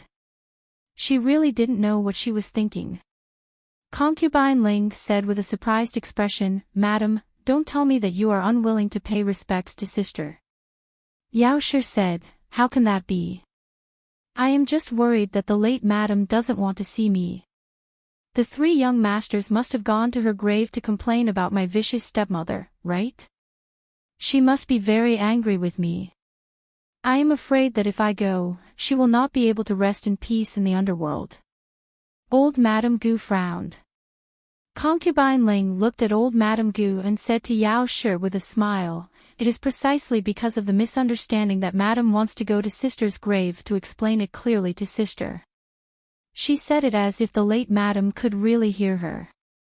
Old Madame Gu did not say a word of disapproval from the beginning to the end. It seemed that Concubine Ling had already convinced her first. There was no point in her persisting. Yao Shi leaned slightly to the side in her chair and bowed to old Madame Gu. If mother does not object, then daughter-in-law will agree to this matter. However, this is the first time daughter-in-law pays respects to the late madam, and there is only a day and a half left to prepare. Daughter-in-law is worried that there will be mistakes. Mother, please ask Concubine Ling to guide me more. She was so humble that old Madame Gu felt very comfortable listening to her. Moreover, this daughter-in-law was right. There were less than 2 days left. Old Madame Gu could not help but look at Concubine Ling. You have been sick for more than a day or two. What were you doing so early? Shouldn't you have made preparations early? Concubine Ling never expected that Yao Shi's light words would be able to deflect 1,000 pounds with little effort. This caused old Madame Gu to be dissatisfied with her. If something really went wrong, it would not be good for Yao Shi to take the blame alone. But fortunately, Concubine Ling picked up the teacup, lowered her eyes, and took a sip of tea. Madam, why don't you come to my room? I will tell you about the worship in detail. Yao Shi stood up. Nanny Fong whispered, Madam, do you really dare to go? Yao Shi said in a low voice, She took me away from old madam's eyes. If something really happens, it will all be her responsibility.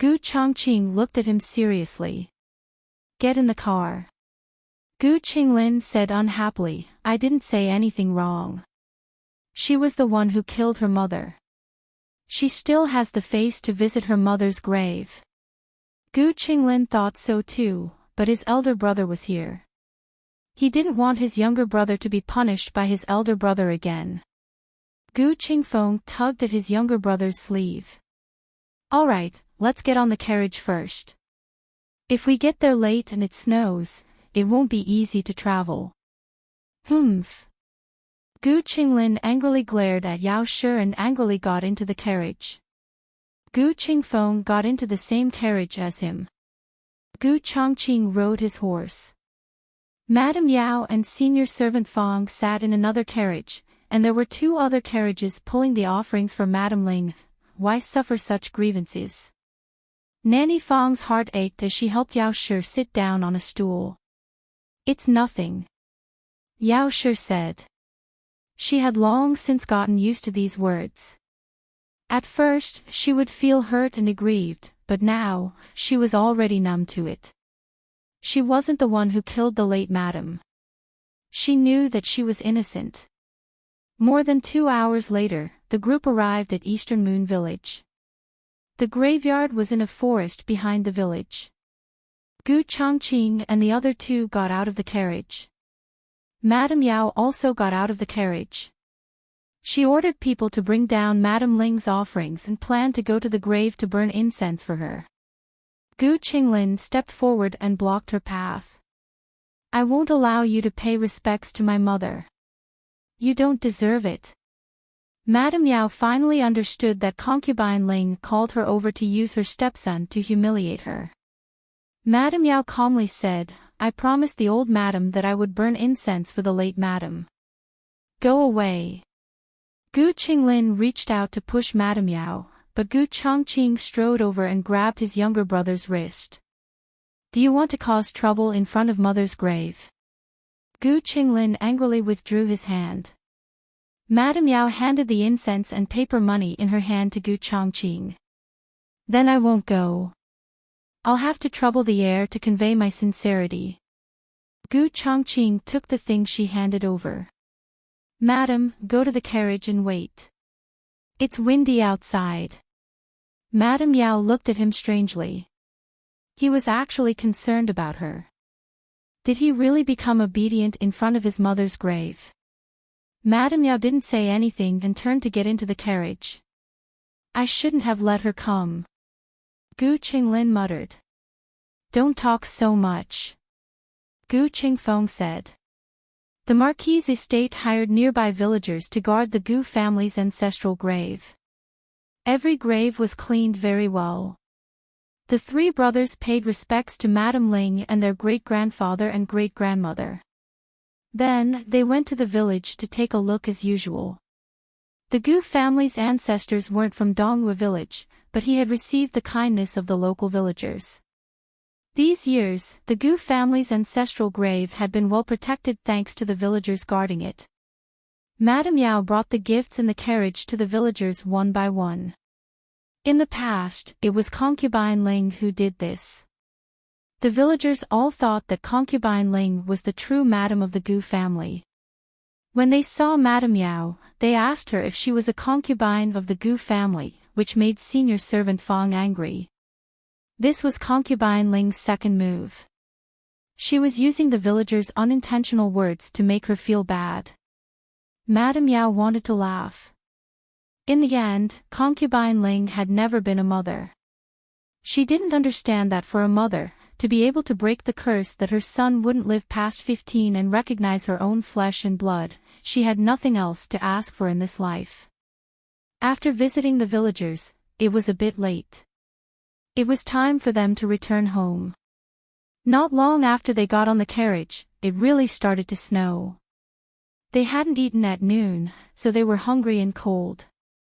Madame Yao had a maidservant bring a box of pastries to the 3 brothers. Gu Qinglin sneered, I don't eat the food she makes. Gu Chongqing frowned with a complicated expression. Eldest brother, it's outside. Come sit in the carriage. Gu Qingfeng said to Gu Chongqing. Gu Chongqing lightly said, no need. How could people who were on the battlefield care about a little bit of wind and snow? Madam, they don't want to eat. The maidservant brought the pastries back. Then forget it. Madame Yao took the box of pastries back. In reality, she didn't make them herself. She wasn't so kind as to make pastries for her stepson. She brought them from the manor. She ate 2 pieces herself. Recently, her appetite hadn't been very good, so she didn't eat much. She gave them all to senior servant Fong and the other maidservants. The snowy weather caused the carriage's journey to slow down. Unfortunately, there wasn't a decent restaurant in the wilderness, and Gu Qinglin didn't fancy the food in the ordinary tea stalls. Thus, the 3 brothers starved all the way to the city. On the road back to the Marquis Fu, there was a stall that sold crispy duck. Gu Qinglin usually liked to eat the duck from that stall. After being hungry for so long today, he couldn't bear it anymore and said to Gu Chongqing, eldest brother, I'm about to faint from hunger. Let's go in and eat something. Gu Chongqing looked at his 2 younger brothers who were starving and nodded. He rode his horse to Madame Yao's carriage and said, eat something before going back. Madame Yao wasn't hungry, but she was tired after sitting in the carriage for a day. The group got off the carriage and asked for 2 rooms on the 2nd floor. The 3 brothers were in one room and Madame Yao was in the other. Madame Yao didn't eat anything and ordered a table of food for senior servant Fong and the accompanying servants. The room was very stuffy. She also wanted to go to the toilet, so she went to the guest room in the back of the 1st floor. When she came out and walked to the main hall, a man's voice suddenly called out to her, Yao, Madame Yao hadn't heard this voice for many years, but she still recognized it immediately. Madame Yao's expression changed and she turned around in a daze. Yao, it really is you. A man wearing a navy blue robe walked over with large strides. He was around 30 years old and had delicate features. He was handsome and spirited. His figure wasn't as tall as Marquis Gu, but he was still tall. Madame Yao regained her senses, but when the man came close to her, she still restrained herself and took a few steps back. The man's expression darkened and then he said with embarrassment, I was rude. I haven't seen you in so many years. In a moment of excitement, I almost forgot my manners. Please forgive me. As he said this, he cupped his hands and bowed. Madame Yao dodged to the side and did not accept his greeting, don't be like this. The man looked at Madame Yao with a complicated gaze, Yao, have you been well these years? I heard that you married into Marquis Ding and Manor. Has the Marquis treated you well? Madame Yao lowered her eyes and said, I have been very well. The man smiled as if a burden had been lifted from his shoulders, if you say it like this, then I can be at ease. Following this, the 2 did not speak. The scene was very awkward. Madame Yao pinched her handkerchief and said, I need to go. Ah. A trace of disappointment flashed through the man's eyes, my mother often asks about you. Madame Yao's step stopped. The man smiled bitterly and said, in truth, I have also gotten married these years. I have my own wife and children. I'm sorry. Madame Yao closed her eyes and said, that year, it was the Yao family that first broke off the engagement. The one that should say sorry is me. You don't need to blame yourself. The man sadly said, my mother caught a cold before the end of the year. After that, she was not very well. Recently, she has been muddle-headed and has been calling out your name. The 2 families had been in contact for a long time. The marriage between Madame Yao and the man had been decided long ago. Madame Yao said, don't ask so much. Find a tight-lipped carriage driver. Granny Fong opened her mouth. Oh. Madame Yao rode the carriage to the Jin estate. She knocked on the peeling door. "Who is it?" It was a woman's voice. Madame Yao didn't say anything. The door creaked open, and a woman wearing plain clothes walked out. She looked prematurely aged. The woman was about the same age as Madame Yao, but she looked more than 10 years older than Madame Yao. Madame Yao guessed her identity and opened her mouth. Just as she was about to say who she was, she heard the woman turn her head and say, "Master, there is a guest." Zhenping quickly walked out. When he saw Madame Yao, he was surprised at first, but then he happily walked forward. "It's cold outside. Quickly come in and warm yourself." Then he said to his madam, "It's the Marchioness." The woman bowed to Madame Yao. Madame Yao slightly nodded. It was very clear that the woman had heard of Madame Yao. She tactfully carried the half-washed clothes from the front yard to the rear yard and didn't appear in front of Madame Yao again.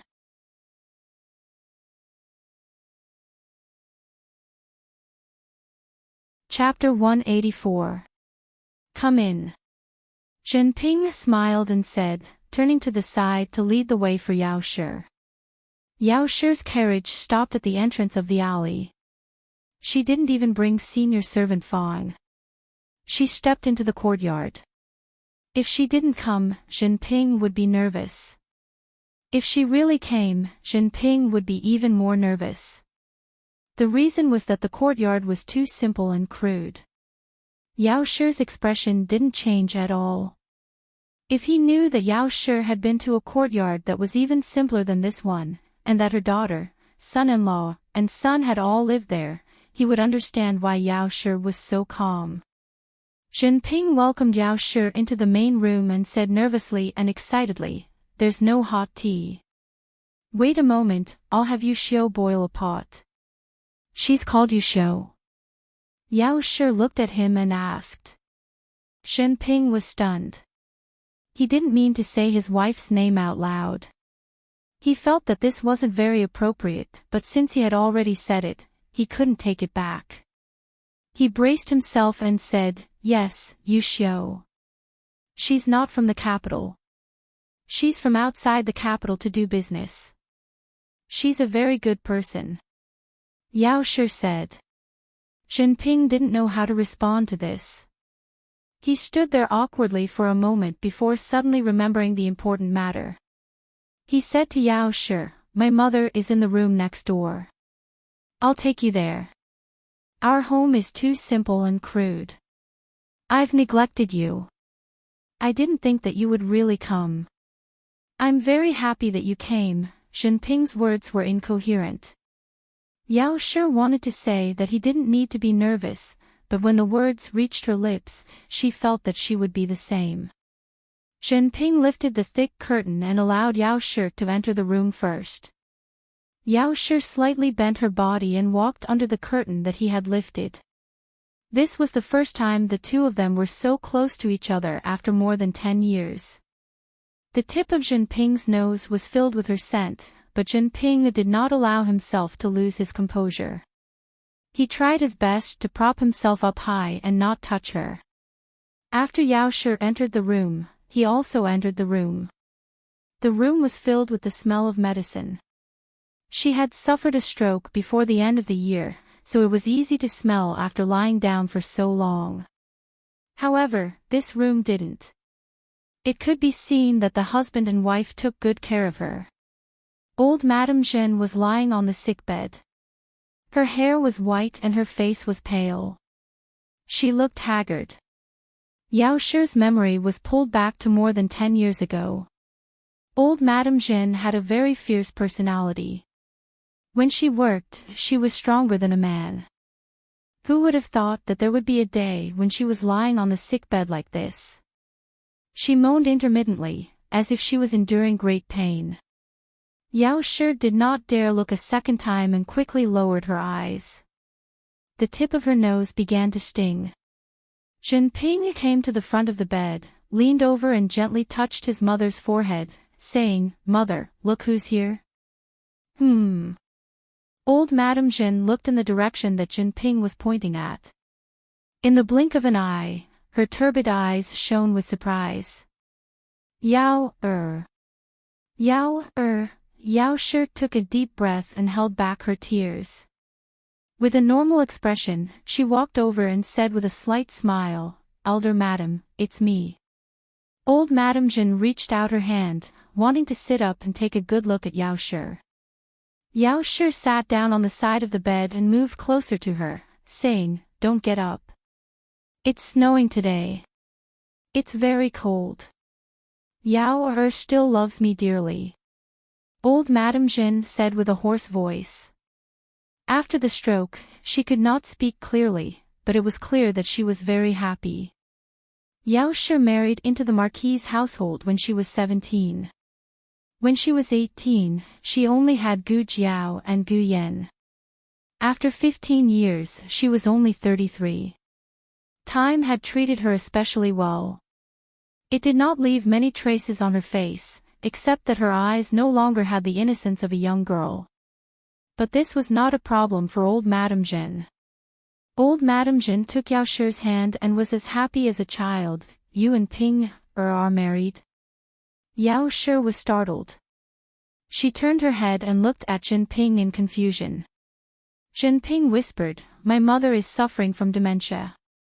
She can't remember many things clearly, or she can't remember them clearly." Yao Shi understood. It was indeed easy for people to be like this when they were old. Yao Shi looked at old Madam Jin's expectant eyes and nodded, "Yes, we are married." Jinping's heart skipped a beat and his eyes turned red.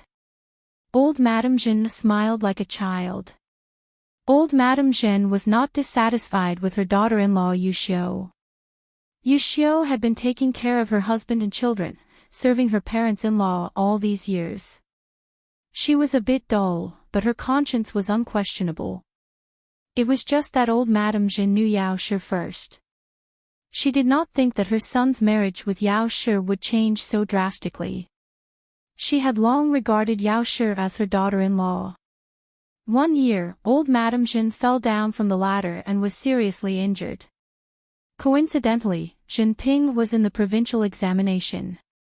In order to not distract Jinping, Yao Shi secretly came out of Yao Shi's house every day to take care of old Madam Jin. The two were not mother and daughter, but they were more like mother and daughter. Later, the Yao family came to cancel the marriage. Old Madam Jin was sadder than her son. This matter became her long-cherished wish. Usually, she did not mention it, but after her dementia, she could not help but ask about Yao all day. "Why did you not marry Yao Then you can't call me old madam anymore. You should call me mother." Old Madam Jin said like a child with a serious face. Yao Shi nodded with sobs, "Yes, mother." Jinping turned his back and used his sleeve to wipe his tears. "Ah." Old Madam Jin smiled happily. Yao Shi put her skinny old hand into the quilt. "Be careful not to catch a cold." "I'm not cold," Old Madam Jin said with a smile. She thought of something and raised her right hand with difficulty to turn the pillow on the left side. "What do you want?" "I'll help you." Yao Shi stood up and said. "Box? There's a box under it," Old Madam Jin said with difficulty. It was a simple action, but it almost drained her of all her strength. Yao Shi leaned over and took out a small flat box from the left side of the pillow. This box was a bit old. It was carved with a pattern from more than 10 years ago.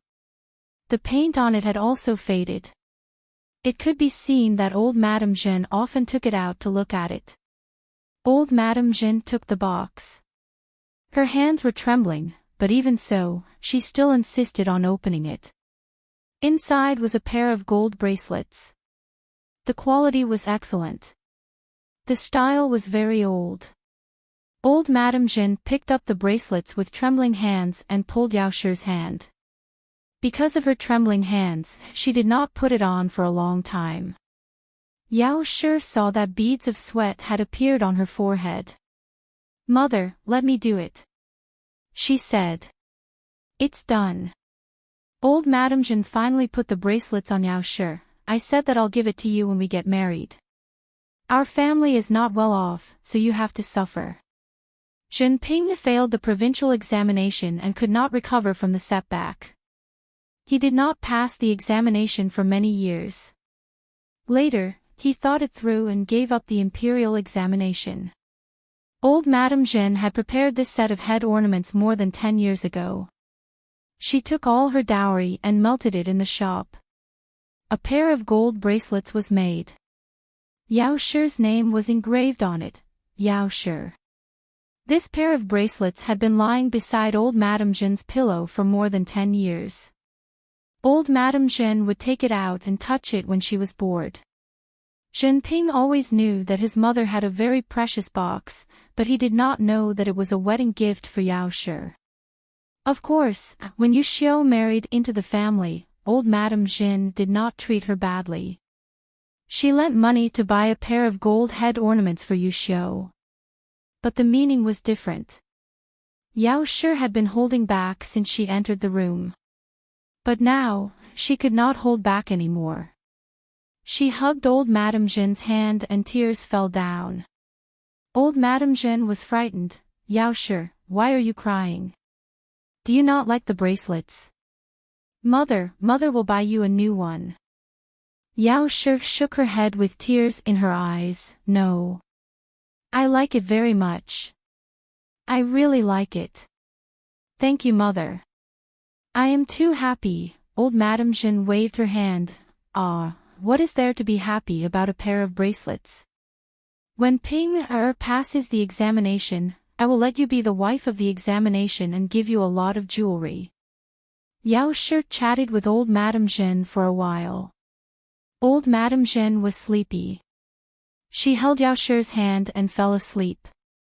Yao Shi stayed in the room until old Madame Jeanne started snoring. Then, she gently took her hand out and tucked old Madame Jeanne in. Throughout the entire process, Jinping, who was in the room, was neglected by his mother.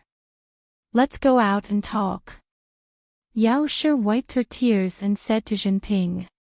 Jinping opened the curtain and let Yao Shi go out first. Then, he followed her out. The two came to the central room. There was hot tea in the central room, but no one was there. Yu Xiu must have made the tea and left after putting it down. Jinping took a deep breath and said to Yao Shi, sit. Yao Shi shook her head. I have to go. I'll return this to you. As she spoke, she took off the bracelet on her hand. Jinping hurriedly grabbed her hand. He wanted to stop her, but when he realized that his actions were inappropriate, he let go. Sorry. It's fine. Yao Shi shook her head slightly. She knew his character very well. He wasn't a frivolous person. Jinping said, the bracelet is for you. Take it. My mother will only be at ease if you take it. Otherwise, if you return it to me and she finds it at home, she will be agitated again. Yao Shi thought about it and didn't insist. I'll send you off. Jinping saw her intention to leave. No need. Yao Shi said. Jinping smiled. No, that door bolt is broken. Even Yu Xiu can't open it. With your strength, you might not be able to open it either. Yao Shi didn't refuse. The two stepped into the corridor and went to the front yard. The residence was very quiet. Jinping suddenly opened his mouth. Actually, I didn't expect that my mother always wanted me to take the imperial examinations. She told me in the past that I shouldn't force myself if I didn't want to. We don't have to study to live. I thought that she was sincere. Today, after hearing his mother's words, he knew that her long-cherished wish was not only not being able to marry Yao Shi as her daughter-in-law, but also not being able to see her son take the imperial examinations. He felt very guilty. Yao Shi asked, what did you do after you stopped studying? Jinping smiled. I did everything. I went to a private school to be a teacher. I went to an inn to be an accountant. I also went to the docks to carry goods for people. Now, I'm making a small living selling tea. As he spoke, he scratched his head. Actually, life isn't as difficult as it seems. Business has been pretty good these past 2 years. I bought a residence on East Street and will be moving there next month. That's great. Yao Shi said. After that, there was another period of silence. Yao Shi opened her mouth. Back then, my eldest brother, Shenping, waved his hand and interrupted her with a smile. It's all in the past. Yao Shi said guiltily, I'm sorry. Shenping was Shenping's only son. It could be imagined just how much heartache she had experienced when Shenping's engagement was cancelled by the Yao family and his legs were broken by Yao Yuan. But after she developed dementia, she forgot all of this. She forgave him. Yao Shi's throat swelled with pain again. We're here. Shenping said. He glanced at Yao Shi. His eyes were also red. He quickly lowered his head. I'll open the door. The two did not say anything that they should not say. This might be the last time they would see each other. Some things that were missed were missed. There was no possibility of starting over. However, just as Shenping was about to open the door, the sound of a carriage came from the door. Here. Right. It's here. I heard that man say it with my own mouth. It was Marquis Gu and Gu Qinglin. Yao Shi's expression changed. Although Shenping did not recognize their voices, he inexplicably felt that they did not come with good intentions. His action of opening the door stopped and he turned around to look at Yao Shi. Yao Shi did not expect that her conversation with Shenping in the restaurant would be heard by Gu Qinglin. And Gu Qinglin even brought Marquis Gu to catch her adultery. Yao Shi suddenly realized that things might not be so simple. She asked Shenping in a low voice, why did you go to that restaurant today? Shenping said thoughtfully, a customer asked me to go there to discuss business, but it was very strange. I went there and did not see him. Yao Shi said, is it a customer that you just met recently? Shenping said, that's right. What about it?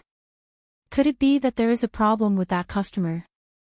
Now that things had developed to this point, if Yao Shi still could not guess that it was concubine Mother Ling's doing, then it would not make sense. I don't have time to explain right now. Is there a back door? She asked. She could not let Marquis Gu see her here. Marquis Gu would kill Shenping. Shenping said awkwardly, there is, but there are piles of firewood.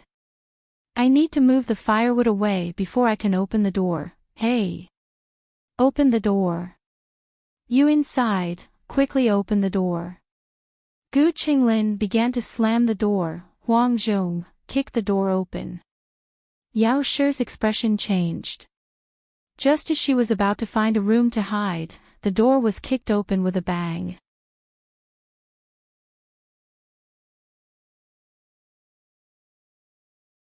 Chapter 185. Shenping looked at the three people who had barged in with a panicked expression. He had never seen Marquis Gu before and Yao Shi did not have a chance to tell him. Who are you? He asked. Gu Qinglin ignored him and stepped in. He looked around. Where is the person? Where did you hide the person? Shenping calmed himself down and looked at him. Who is it? Who are you looking for? Marquis Gu and Huang Zhong also walked in. Marquis Gu's gaze fell on Shenping's face. His cold gaze revealed a trace of ill will. Of course he recognized the person in front of him. Although he had never seen him before, he had investigated him. When Gu Qinglin had told him that Yao Shi had met with a man in a restaurant and that man had invited Yao Shi to his address, he had instantly guessed that person's identity. In reality, Marquis Gu did not know that Yao Shi had an engagement. He never thought that the Yao family would be so shameless as to hide the fact that Yao Shi had an engagement with someone else and marry Yao Shi to him afterwards. He had accidentally heard concubine Mother Ling mention that little Ling Shi had told her that Yao Shi seemed to have been engaged to someone else. He did not know if this was true or false. Thus, he went to investigate and followed the vine to find the melon. A poor scholar who could not lift a hand or carry a shoulder. His family was not wealthy and his appearance was not as good as his. Marquis Gu felt that the other person was not a threat at all. In addition, Jinping had already married someone else and did not have any private contact with Yao Shi, so he did not do anything to Jinping.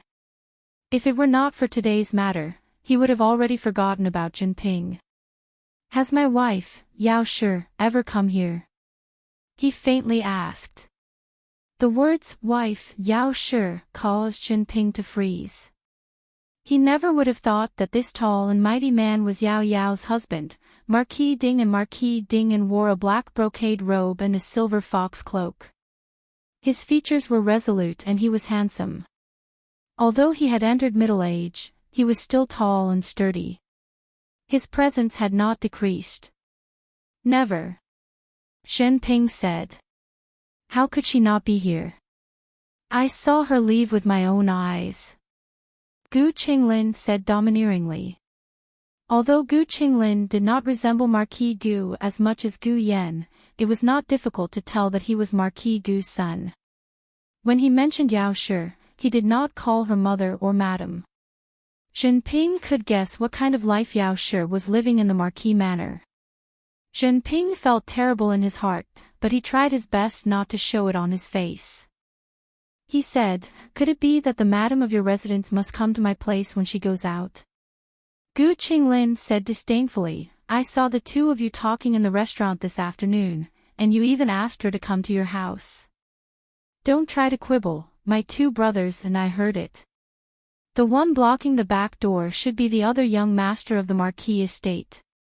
Since things had already reached this point, Jinping's stomach was filled with bitterness, as well as a trace of anger. What kind of stepson would do such a thing, bringing his own father to catch his own stepmother's adultery? Jinping clenched his fists and said, that's right. I met the Marchioness by chance this afternoon and chatted with her for a bit. That's all, nothing else. Gu Qinglin, you clearly asked her to come to your house to see your mother. Jinping, I did say that, but the Marchioness rejected me. She said that it was not suitable for us to have any more contact. Gu Qinglin, how come I didn't hear that? Jinping, that's not clear. Gu Qinglin still wanted to argue with him, but Huang Zhong had already looked around the residence. When he returned to the courtyard, he shook his head at Marquis Gu. Marquis Gu frowned and said to Jinping, I've disturbed you. Gu Qinglin, father, look again, I heard it with my own ears. Marquis Gu shot daggers at him, and Gu Qinglin resentfully shut his mouth. Marquis Gu said in a bad mood, why haven't you returned to the carriage yet? Oh. Gu Qinglin unwillingly returned to the carriage. He kept feeling that something was wrong. Yao Shi must have been hiding somewhere. He really did hear that man ask Yao Shi to come to his house to visit his mother. Yao Shi's appearance did not seem like she had firmly rejected him at all. Marquis Gu also planned to leave. Jinping called out to him, Marquis Gu, madam, and I no longer have any relationship. I hope that Marquis Gu will not misunderstand her.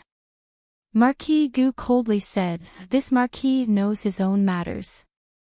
There is no need for you to tell me what to do. Jinping lowered his eyes.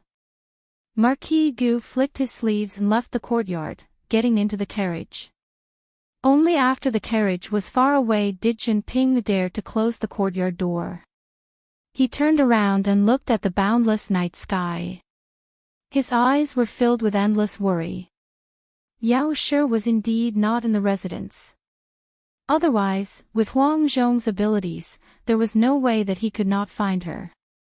Just now, when the door had been kicked open, a tall figure had descended from the sky, carrying Yao Shi and leaving by leaping onto the walls. Yao Shi had never experienced something like this before. She was like a kite flying through the cold wind. She did not know if it was because of the cold or because she was scared. When she finally landed on the ground, her legs were so weak that she almost collapsed. A large, strong hand supported her arm just in time. Yao Shi looked at the other person in shock. Her mouth gaped open in disbelief. Gu Changqing's expression was as he said, quickly return to the residence. Father is about to return. The shock in Yao Shi's heart could not be any greater. She never expected that the person who took her away at such a critical moment would be her stepson Gu Changqing. How did you, madam? Madam. Nanny Fong ran over from the other end of the alley and bowed to Gu Changqing, heir. Then she said to Yao Shi, Madam, get in the carriage. Her carriage was originally parked near the Jin residence, but now it was here. Yao Shi had many doubts in her heart, but Gu Changqing did not say anything. He turned around and disappeared into the night. Yao Shi got into the carriage with the help of Nanny Fong. Nanny Fong handed her the water bag that had been kept warm under the hot water. It's hot. Madam, drink some hot tea to calm down. Yao Shi took the water bag, pulled out the cork, and gulped down a few mouthfuls. Finally, she felt her breathing return little by little. Nanny Fong, what's going on? Nanny Fong slapped her thigh and said, this servant also doesn't know. Just now, the carriage was parked over there. Suddenly, the heir came over and told this servant to come to this alley to pick you up. At that time, this servant thought, it's over, the heir found out. This servant didn't care too much and did as the heir said. Madam, where did you go just now? Why were you with the heir? Will the heir tell the Marquis and make him suspicious of you? Yao Shi was silent. So Gu Changqing specially came to save her. He also heard her conversation with Jinping and knew that if she went out, she must have gone to the Jin residence. But, didn't he hate her the most? Why did he help her? Yao Shi was puzzled. Yao Shi did not immediately return to the estate. Instead, she went to Jadewater Alley. Marquis Gu waited for Yao Shi at the estate for a long time. When he did not see her return, he also went to Jadewater Alley. Have you been here the whole time? Marquis Gu asked. Yao Shi's expression did not change, otherwise. Where does the Marquis think I went? Marquis Gu returned to the estate and violently beat Gu Qinglin. Don't learn bad things and slander your mother. Who gave you the guts? Gu Qinglin was whipped by his own father's leather whip. Gu Qinglin cried out in grievance, I didn't slander her. I saw her leave the estate with my own eyes. She was sneaking around. With one look, I could tell she wasn't going to do anything proper. You still dare to quibble? Marquis Gu raised his hand and whipped him again. Gu Qinglin exploded, if you don't believe me, go ask eldest brother and second brother. They also heard it. Yao Shi made an appointment with that man. She went to meet that wild man in secret. Coincidentally, at this time, Gu Changqing passed by the door. Gu Qinglin felt as if he had been pardoned and cried out, eldest brother is here. Ask him. What is it? Gu Changqing walked over.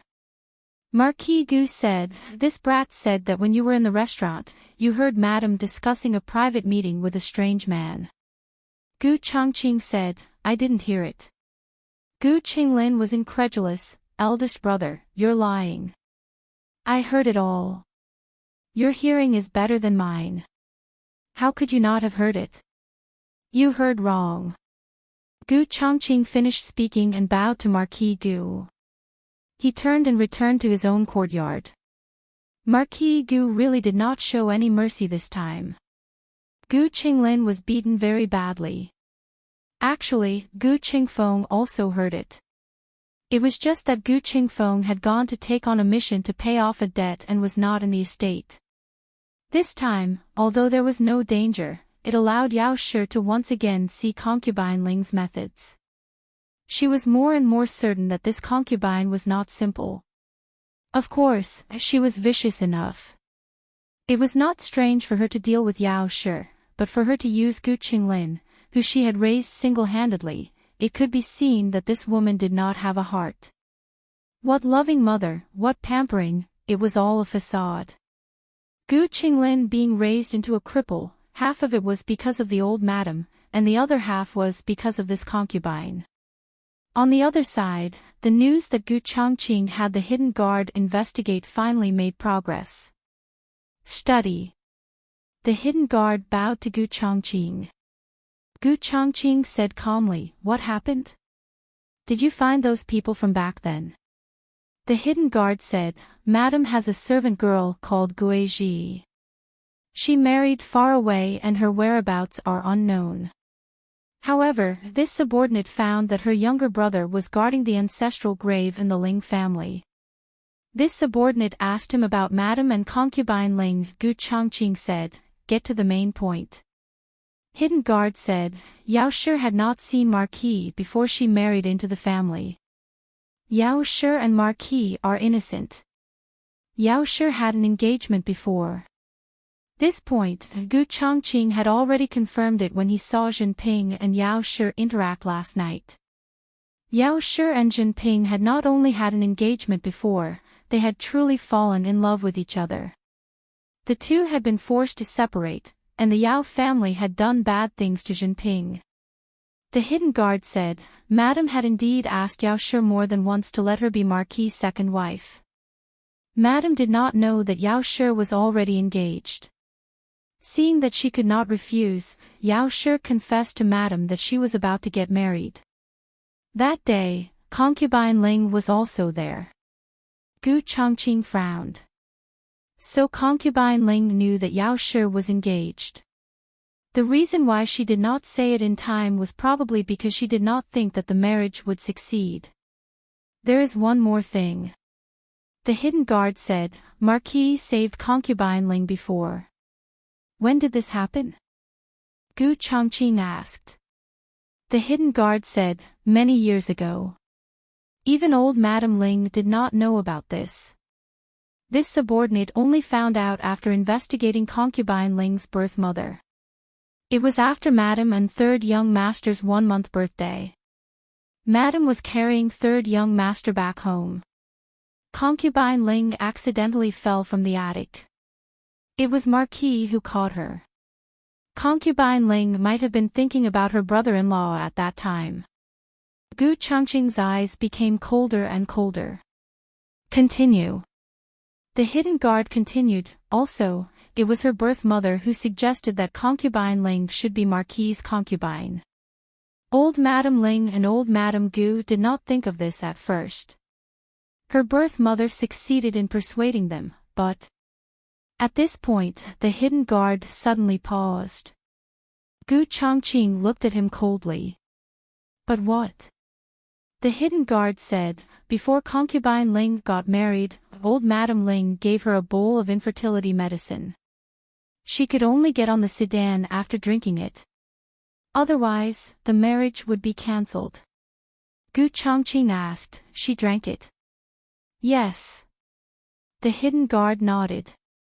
But Shitzi must not have guessed that old Madam also gave her a bowl of infertility medicine on the night she married into the Marquis' mansion. Old Madam Gu looked unreasonable, but the hidden guard did not think that she was so scheming. Gu Changqing was also very surprised by this fact. He did not expect his grandmother to do this. In his mind, his grandmother was a gentler and kinder old woman than old Madam Gu. Who would have thought that the two of them would tacitly do this to concubine Ling without any discussion? The two elders were trying to protect their grandsons and grandsons. This was the truth of why concubine Ling could not have children for so many years.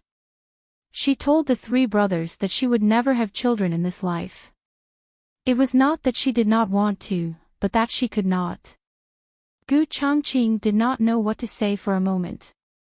As a woman, she was very sad. But if it was not for her greed, how could she have ended up like this? The hidden guard said again, I have carefully investigated the rumors about Madame Yao these years. It was concubine Ling who sent people to spread them.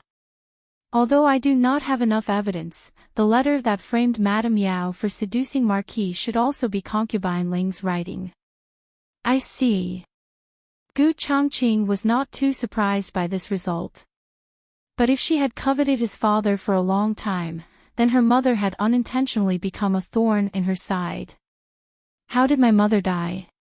Did she really die of illness? The hidden guard thought for a while and shook his head. This. I am afraid you will have to ask concubine Ling. The day before Madame died, concubine Ling accompanied old Madame Ling to the mansion to visit Madame. Madame's condition deteriorated rapidly that night.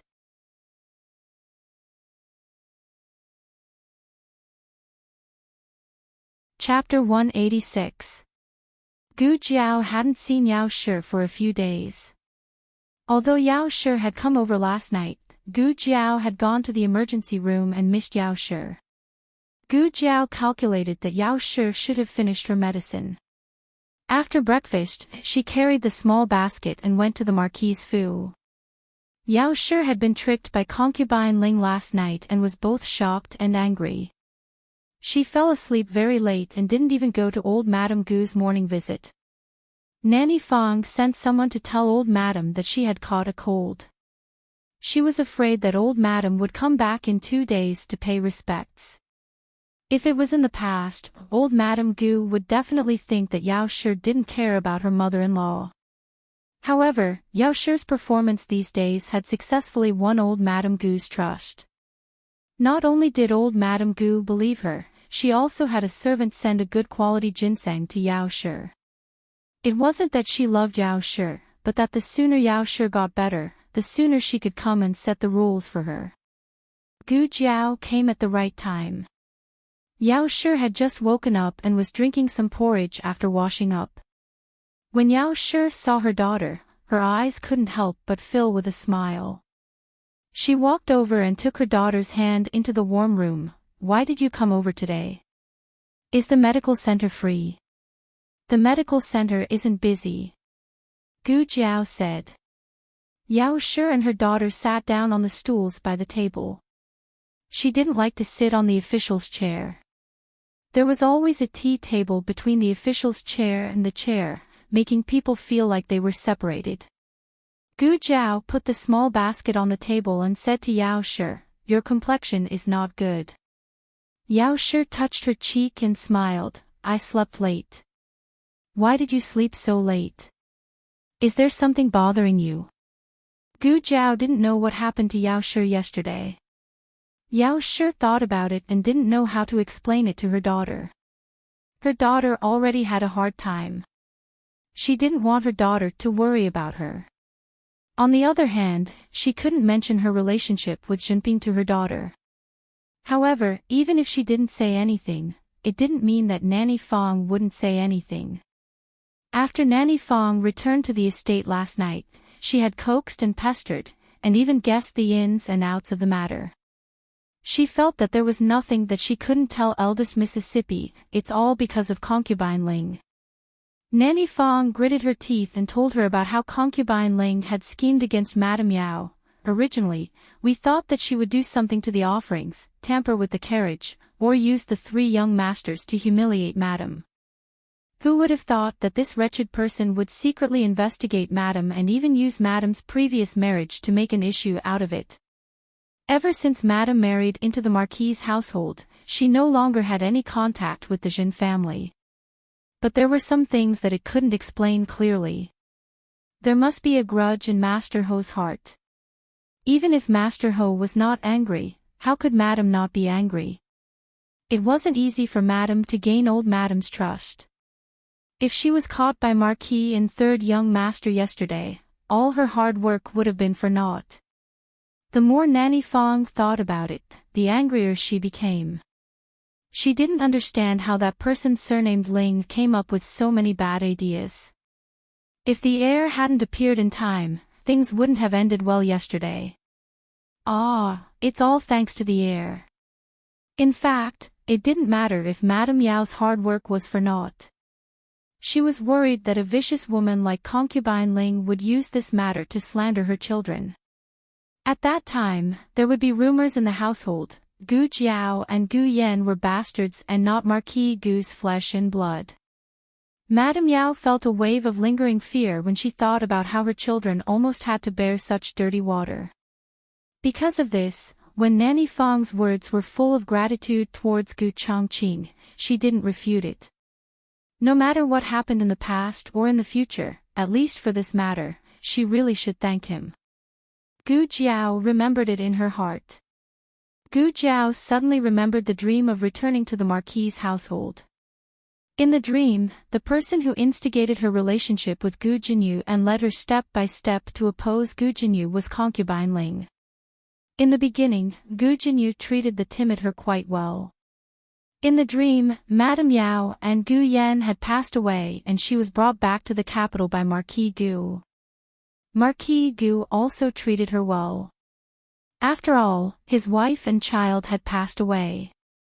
She was the only connection between Marquis Gu and Madame Yao in this world. She was the proof and crystallization of his relationship with Madame Yao. When Marquis Gu saw her, he would think of his wife who had passed away early and would repay all his longing for his wife on her.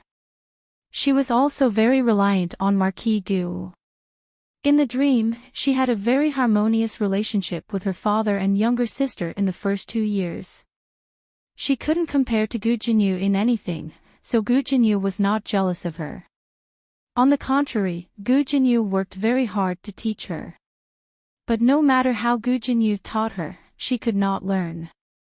Gu Jinyu was very patient and loving towards people who could never surpass him. On the other hand, concubine Ling had always been a threat to Gu Jinyu. After Madame Yao passed away, concubine Ling worked hard to promote herself to the head wife. She worked hard in the household for more than 10 years and coaxed old Madame Gu and the Gu brothers into obedience. She was indeed only one step away from being promoted to the head wife. But Gu Jinyu did not want to see her promoted to the head wife. The two of them fought back and forth and turned the world upside down. In the end, the her in the dream became their cannon fodder. And now, because of the appearance of Madame Yao and the present her, the two of them had an even more troublesome enemy, so they stopped fighting each other. Oh. Gu Jiao made a sound of acknowledgement. Madame Yao was worried that her daughter was disturbing concubine Ling. She looked at Nanny Fang bitterly and said to Gu Jiao, once bitten, twice shy. Mother won't be fooled again. Mother will deal with her. Don't worry. Concubine Ling had been in the capital for more than 10 years and had the powerful Ling family as her backing. It would be very difficult for Madame Yao to pull her down in a short period of time. Okay, I'm not worried. Gu Jiao said. She took out 2 bottles of medicine from the medicine box. She also removed the packaging and put them in porcelain bottles. This is a new medicine. Use it the same as before. This medicine looked different from the previous one, but Gu Jiao had changed the medicine for her once, so Madame Yao did not suspect anything. Gu Jiao paused, as if she thought of something. She said to Madame Yao, "That's right, Grandaunt has something that she wants me to give to you." "What is it?" Madame Yao asked. Gu Jiao opened the medicine box and took out a packet of medicine powder. "Grandaunt said that you can understand it." Madame Yao took the small packet of medicine. Her little heart began to beat faster. Was the old madam giving her advice again? She did not have time to ask her for advice yesterday, but the old madam had already seen through her. Madame Yao's eyes flashed. She cleared her throat and said, "Ah, my courtyard has rats. I'll ask Grandaunt for some rat medicine." Gu Jiao, oh. Gu Jiao got up and bid farewell.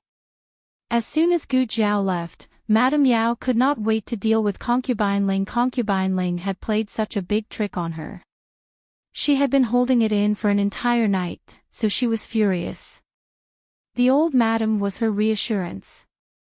With the old madam's advice, she was not afraid of anything. "Where is Concubine Ling?" Madame Yao asked with great ambition. Nurse Fong was startled. "Madam, what do you want to do?" Madame Yao, "Drug her." Nurse Fong hesitated. "This is not appropriate, right? You drugged her last time. If you drug her again, it won't be so easy to succeed." Concubine Ling was now very vigilant. All of her food was strictly controlled, and she would not be tricked by Madame Yao again. Madame Yao frowned and said, "Since the old madam asked me to drug her, it means that this method must be the most effective. She should be the one to force it down." "Nurse Fong, are you sure that the medicine was given by the old madam? Why do I feel that there is something wrong with the eldest Mrs. Eyes?" Concubine Ling could monitor Madame Yao, but she could not monitor old Madame Gu. Old Madame Gu frowned. Concubine Ling quickly said, "I heard from the Marquis. The Marquis went to the Yamen this morning and I met him." Madame Yao was shocked. The Marquis did not return to the residence last night.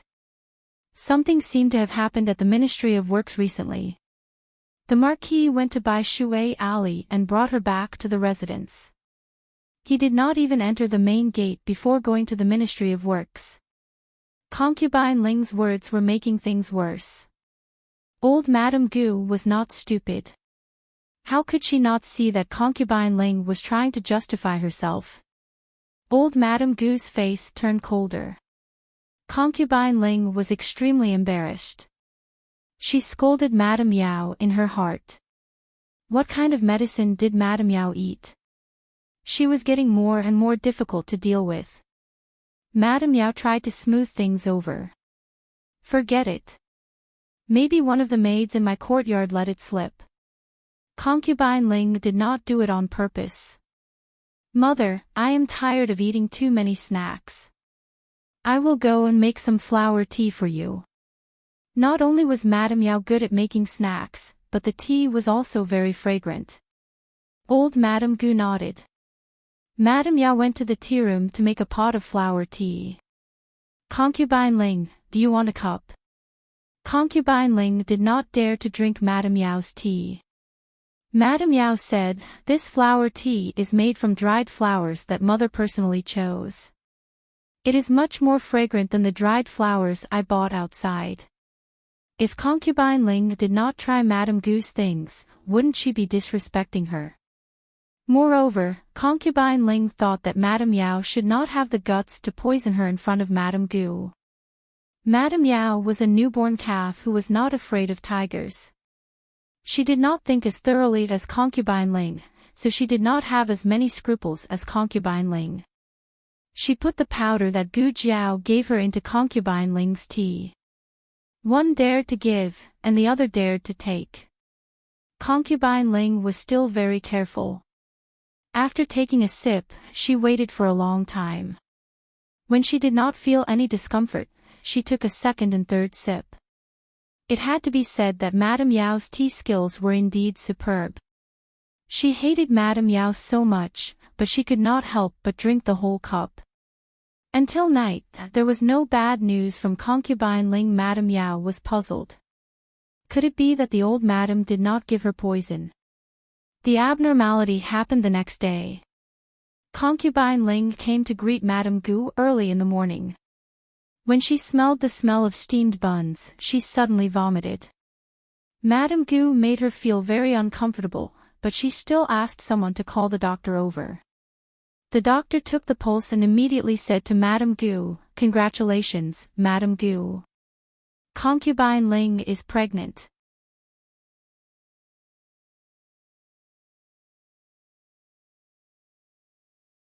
Chapter 187. Old Madame Gu looked at the doctor in shock. "What did you say? Pregnancy pulse?" The doctor said, "Yes, old madam, it's a pregnancy pulse. Old Madame Goose said, "Are you sure you didn't make a mistake?" The house doctor smiled, "Although my medical skills aren't that great, I can't make a mistake about the pregnancy pulse." "Congratulations, old madam, you are going to have a baby grandson." Old Madame Goose's expression became strange. She never expected that she would have another grandson at this age, especially when the one who gave birth to her grandson was Concubine Ling, who had been forced by her to be infertile. Could it be that the medicine had lost its effect? The doctor did mention that the effect of this medicine varied from person to person. Some people would not have children for their whole life, and very few people would get pregnant again after a few years. Forget it, if it lost its effect, then so be it. In the past, she did not allow Concubine Ling to give birth to her child because Gu Chongqing and his brothers were still young. Old Madame Gu was worried that Concubine Ling's son would threaten the three brothers' status. Now that Gu Chongqing had been conferred the title of heir apparent by the emperor, he was the rightful heir of the Lord Protector's manor. Gu Qingfeng and Gu Qinglin were also grown up. It did not matter if they had another little brother. Considering that Concubine Ling had taken care of the three brothers for so many years, it was not impossible to give her a son for the rest of her life. Thinking about it, old Madame Gu suddenly had some expectations for the child in Concubine Ling's belly. "How many months?" she asked the doctor. The doctor said, "From the pulse, it should be a little more than a month." A trace of panic flashed across Concubine Ling's face. "But I just had my period a few days ago." The doctor smiled. "That's also true." Old Madame Gu nodded thoughtfully. "That's right. When I was pregnant with Concubine Shu, I also had my period. I almost thought that I was not pregnant." Concubine Ling wanted to say something but stopped. Old Madame Gu took Concubine Ling's hand and said gently, "No wonder you were not feeling well recently. So you are pregnant. Recuperate well and give birth to a fat grandson for me. The Marquis's estate will not treat you unfairly." This was not a question of mistreatment, but Concubine Ling clenched her fists. Suddenly, a servant reported from outside, "Old Madam is here." Old Madame Gu had already accepted the child in Concubine Ling's stomach and was in a good mood. "Let her in." Concubine Ling panicked. She grabbed old Madame Gu's hand and said, I don't want to see Madam." Yao Shi was faster than her. Before she finished speaking, Yao Shi had already lifted the curtain and entered the room. Madame Yao handed the hot water bottle to senior servant Fong, who had followed her in, and smiled at Concubine Ling. "What's wrong with Concubine Ling? Why do you suddenly not want to see me? Wasn't everything fine yesterday?" Why was Concubine Mother lying down? "You look so pale." As Yao Shi spoke, she looked at the doctor in the room and then looked at old Madame Gu. "Mother, did something happen to Concubine Mother?" Old Madame Gu gave a rare smile and said, "Concubine Ling is pregnant. She is more than a month pregnant." Concubine Ling looked at Yao Shi in panic. Yao Shi asked strangely, "Is there a mistake?" Ever since the Marquis came back from the mountain villa, he has never rested in Concubine Mother's room. How could Concubine Mother be pregnant? As soon as these words came out, everyone's expression changed. Marquis Gu had lived in the mountain villa for half a year and returned for 2 months. If Marquis Gu had touched Concubine Ling before that, then Concubine Ling should have given birth by now. Concubine Ling's face was as pale as paper. Old Madame Gu's face was as black as charcoal. "Is what you said true?" Yao Shi had a wronged expression. "If Mother doesn't believe me, you can call the Marquis over and ask him." Old Madame Gu naturally sent someone to call the Marquis's estate's heir. Marquis Gu was badly battered by his superior in the Ministry of Works. He didn't even have time to eat breakfast when he heard Huang Zhong report, "Marquis, old Madame sent someone over." "What is it?" Marquis Gu asked with a headache. Huang Zhong said, she said that something urgent has happened in the estate and wants you to go back immediately. Marquis Gu frowned. Can I go back now? Huang Zhong smiled bitterly. Old madam wants you to go back no matter what. Marquis Gu facepalmed. What is it? Huang Zhong said awkwardly. I asked, but he said old madam didn't say anything. Old madam wants to ask the Marquis in person. Marquis Gu's head was about to explode. Why did everyone come to find him at this time? Who did he offend? Marquis Gu returned to the Marquis's estate in a mess. In Pine Crane Courtyard, old Madame Gu had the servants invite a few skilled doctors to take concubine Ling's pulse. Without exception, they all said that it was a pregnancy pulse. This time, there was no doubt that she was pregnant. After all, this was related to her son's reputation. Other than the few people in the room, old Madame Gu didn't let anyone else know. She said that those doctors were all given hush money by old Madame Gu. In Zhao country, there was a tradition that people couldn't talk about it until they were 3 months old. The doctors only thought that the Gu family was the same.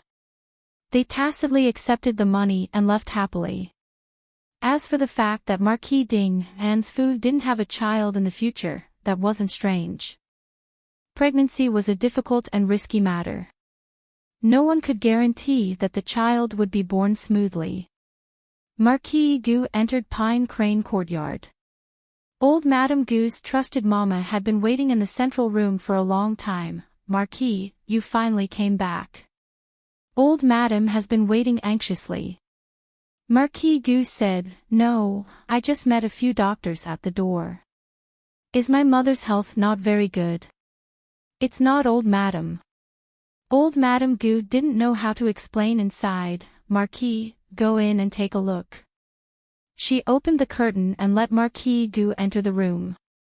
There were only 4 people in the room, old Madame Gu, Ao Shi, Mama Fong and concubine Ling who was lying on the bed with a pale face. Marquis Gu first bowed to old Madame Gu, mother. He then walked to Yao Shi's side. Seeing that Yao Shi was unharmed, he relaxed. He looked at old Madame Gu again. Mother, why did you call your son back in such a hurry? Did something happen? Old Madame Gu said seriously, have you been to concubine Ling's room in the past 2 months? Marquis Gu glanced at Yao Shi. Mother, why are you asking this? Old Madame Gu said with a heavy face, don't look at your wife. Tell me honestly, have you been there or not?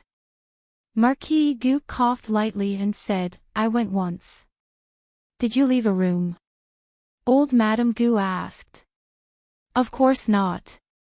Marquis Gu's body shook. I was just passing by. Lin happened to be in her courtyard and called for me. I went in and said a few words to Lin before leaving. At that time, Gu Qinglin had not recovered from his injuries and was sitting in a wheelchair. The top he was playing with flew to the roof. He went in and picked up the top. Old Madame Gu said seriously, don't say this because your wife is here. Marquis Gu's expression became serious. I didn't. Leave first. Old Madame Gu said to Yao Shi. Yes. Yao Shi bowed and turned to walk out the door. Marquis Gu gently pulled on her sleeve and whispered in her ear, I really didn't. Believe me. Yao Shi did not speak. She pulled back her sleeve and silently left the room. Tell me the truth. Old Madame Gu looked at her son. Marquis Gu was anxious. Son is telling the truth. Old Madame Gu's white eyebrows furrowed, so the child in her stomach is really not yours. Marquis Gu was stunned. What child? Old Madame Gu said unhappily, she is pregnant, more than a month. She had finally accepted this child, but it turned out to be a bastard. Old Madame Gu was furious. Marquis Gu looked coldly at concubine Ling. Although he did not like concubine Ling, it did not mean that he would allow her to cheat on him. Concubine Ling had already fainted from anger. She only woke up now. When she opened her eyes, she was met with Marquis Gu's death stare. She trembled and almost fainted again. She climbed up from the bed and knelt on the edge of the bed to grab Marquis Gu's hand. Marquis. I am not pregnant. I am not. Chapter 188. Marquis Gu slapped on the table. There are witnesses and evidence. What else do you have to say? Those words were obviously the handwriting of Concubine Ling. Concubine Ling herself was stunned. For a moment, she suspected that she had lost her memory. Did she really write it? Of course, this adulterer didn't exist. In order to make the whole story more reasonable, the old chancellor finally wrote a letter of severance between the two of them in a very sad tone. Basically, it said, I've had enough of this kind of shady days. I can't stand you returning to another man. Goodbye, the love of my heart. Don't come to me. I will go to a place where there is no one and end the rest of my life with the memories of the two of us. These letters are the proof that I have stayed in your world. I hope to leave them with you and cherish them. Well, he even filled in the hole of why Concubine Ling was holding the love letter he wrote. If there was no love letter from Concubine Ling, then it could only be regarded as the adulterer's one-sided statement. Concubine Ling just didn't admit that it was written for her. It was because of her handwritten reply that this romantic story had a sense of immersion and persuasiveness. Marquis Gu, no wonder I couldn't find the adulterer. It turned out that the adulterer had left the capital. Marquis Gu fumed. Not only was he angry that Concubine Ling cheated on him, but he was also angry that the adulterer's writing was much better than his. He couldn't write such a mushy sentence. I'll take a small note and write it for Madame in the future. Marquis Gu was absolutely angry that Concubine Ling cheated on him. But he could still be distracted at this moment, which meant that Concubine Ling didn't have much weight in his heart. It was purely a matter of a man's face. In contrast, it was old Madame Gu who was beside him who was very angry. Concubine Ling was too shameless. Wasn't the man at home good? Why did he have to cheat outside? Which wild man outside could be compared with her son? She trembled all over and pointed at Concubine Ling's nose. I used to think that you were a good person. I treated you like my own daughter. I didn't give you a lot of food and clothes. Although you are only a concubine, you have a better life in the mansion than the legal wife. In the end, this is how you repay the Marquis. Auntie Ling thought to herself, that's right. She's even more glamorous than the legal wife. Isn't that because she drank the childless soup? If she also gave birth to a son to compete with Gu Chongqing and his two brothers for the family business, would old Madame still think so highly of her? She didn't say that out loud. Old Madame Gu would not feel ashamed even if she told her. She would only think that she was shameless and insatiable. Back then, she was the one who begged to enter the Lord Protector's manor.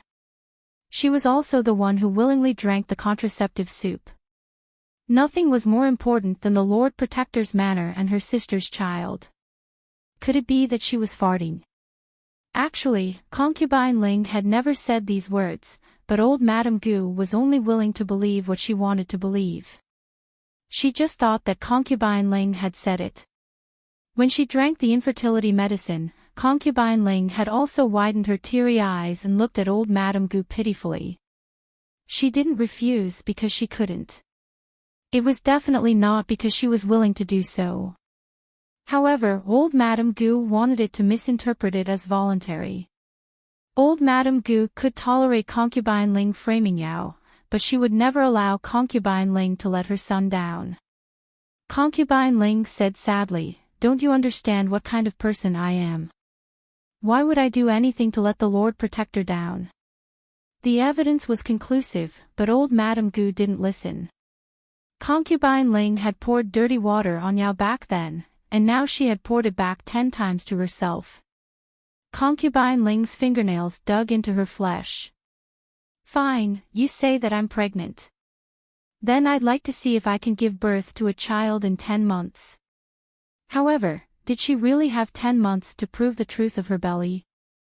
Marquis Gu opened the second box. There were actually 2 account books inside. The first book was the Lord Protector's Manor's account book. It was obviously not the public account book, but Concubine Ling's private account book. It recorded that Concubine Ling had embezzled as much as 200,000 taels of silver from the Lord Protector's manor. One had to know that Lord Gu's annual salary was only a few hundred taels of silver. It would take him 500 years to save this amount of silver even if he didn't eat or drink. A portion of the money was for her to supplement her brother's living expenses. Compared to the Down and Out Yao family, Concubine Ling's 2 brothers who lived separately from the Lord Protector's manor lived a much better life. It was also at this moment that old Madame Gu felt that Yao was much more reliable than this Ling. At least Yao wouldn't use the Lord Protector's manor's hard-earned money to supplement her family. There was also a part of the silver that Concubine Ling had converted into gold bars and deposited in the bank. This was for herself. Old Madame Gu didn't know what she was saving this money for. Could it be that she was planning to elope with that wild man? Old Madame Gu was about to die from anger. The remaining 10,000 taels of silver were recorded in a more interesting way. She didn't know what it was used for. Only the names of a few servants were recorded. Zhang De. Lord Gu muttered this name. He felt that it sounded familiar. Huang Zhong said, "Lord Gu, is it that little Zhang?" Lord Gu pondered, "Little Zhang." Huang Zhong explained, "Zhang Budo. That guy who won't get drunk even after 1,000 cups. He's quite good at drinking. He used to be in charge of the warehouse. After that, he chauffeured carriages for the previous madam for more than a year." Lord Gu had an impression of him. He loved to drink and always caused trouble. Later, he was sent back to the warehouse by Madame Ling. "Is he still in the manor?" "Yes," Huang Zhong said. "What about these people?" Lord Gu handed the account book to Huang Zhong. "These people are all here. This one called Lu Chun, Huang Zhong wasn't sure. "She's not here anymore. But I know where she lives," old Madame Gu's trusted nanny said from outside the curtain. Huang Zhong and the nanny split up to look for people. Most of the servants in the account book were found. There were a few who were missing, but it didn't affect the final investigation. Lord Gu confronted them in front of Concubine Ling. They didn't admit it at first. Lord Gu said coldly, "It's fine if you don't admit it. It's written here. How much silver did you take? Immediately return it to me. If you don't return it, I'll take it that you stole it. I'll report it to the officials. I'm the Lord. If I report it to the officials and arrest people, I'm afraid they won't be able to come out alive." As soon as he said this, everyone was stunned. Zhang Budo was the most cowardly. He was the first to kowtow and beg for mercy. "Have mercy, Lord Gu. I'll tell you. This money was given to us by Concubine Ling. She told us to spread the news that Madam killed the previous Madam in the manor and all over the capital. She also told us to break third young master's favorite inkstone and frame little young master." A nanny said. "She told us to tell second young master and third young master that once Lord Gu has a new madam, he won't want them anymore. If the new madam gives birth to a son, Lord Gu's manor will belong to the younger brother." Another nanny said. Among these people, there were some who had served Gu Qingfeng and Gu Qinglin closely. Gu Qingfeng and Gu Qinglin had a great prejudice against Yao. On one hand, it was because of old Madame Gu and the Ling family. On the other hand, it was because of the incitement of these servants. However, their incitement was very skillful. It was all guided by Concubine Ling behind the scenes. She was able to make the two brothers listen to her and not betray the servants. A manservant said, also, that time when we locked the dark room. Third young master didn't have enough strength and didn't close the door tightly. It was concubine Ling who told us to close the door tightly. Even Gu Qinglin didn't know about this matter. He really thought that he had closed the door tightly. Gu Yan couldn't open the door. His heart disease acted up and he almost died inside. Lord Gu also almost beat Gu Qinglin and his two brothers to death. Gu Chongqing was always by the old Lord Gu's side. Concubine Ling couldn't do anything to him, so she extended her control to Gu Qingfeng and Gu Qinglin. Every time the two of them were wronged by Lord Gu and cried that their father was bad and they didn't want their father anymore, the servants would say, "It's not Lord Gu's fault. Lord Gu used to treat you very well. It's because Yao gave birth to a younger brother for you that Lord Gu ignored you." The two children vented all their anger on Gu Yan. Poor Gu Yan at such a young age. He skipped to find his older brother, but in return, he was abused by his older brothers. Marquis Gu's anger finally exploded. He stood up and kicked concubine Ling in the chest, causing her to flip over. Concubine Ling fell heavily to the ground and spat out a mouthful of blood. The moment when her heart was truly cold was now. When he believed that she was pregnant with another man's bastard child, he wasn't even this angry. However, she only dealt with Yao and Gu Yan a little, and he was so angry. Weren't that slut and her son fine?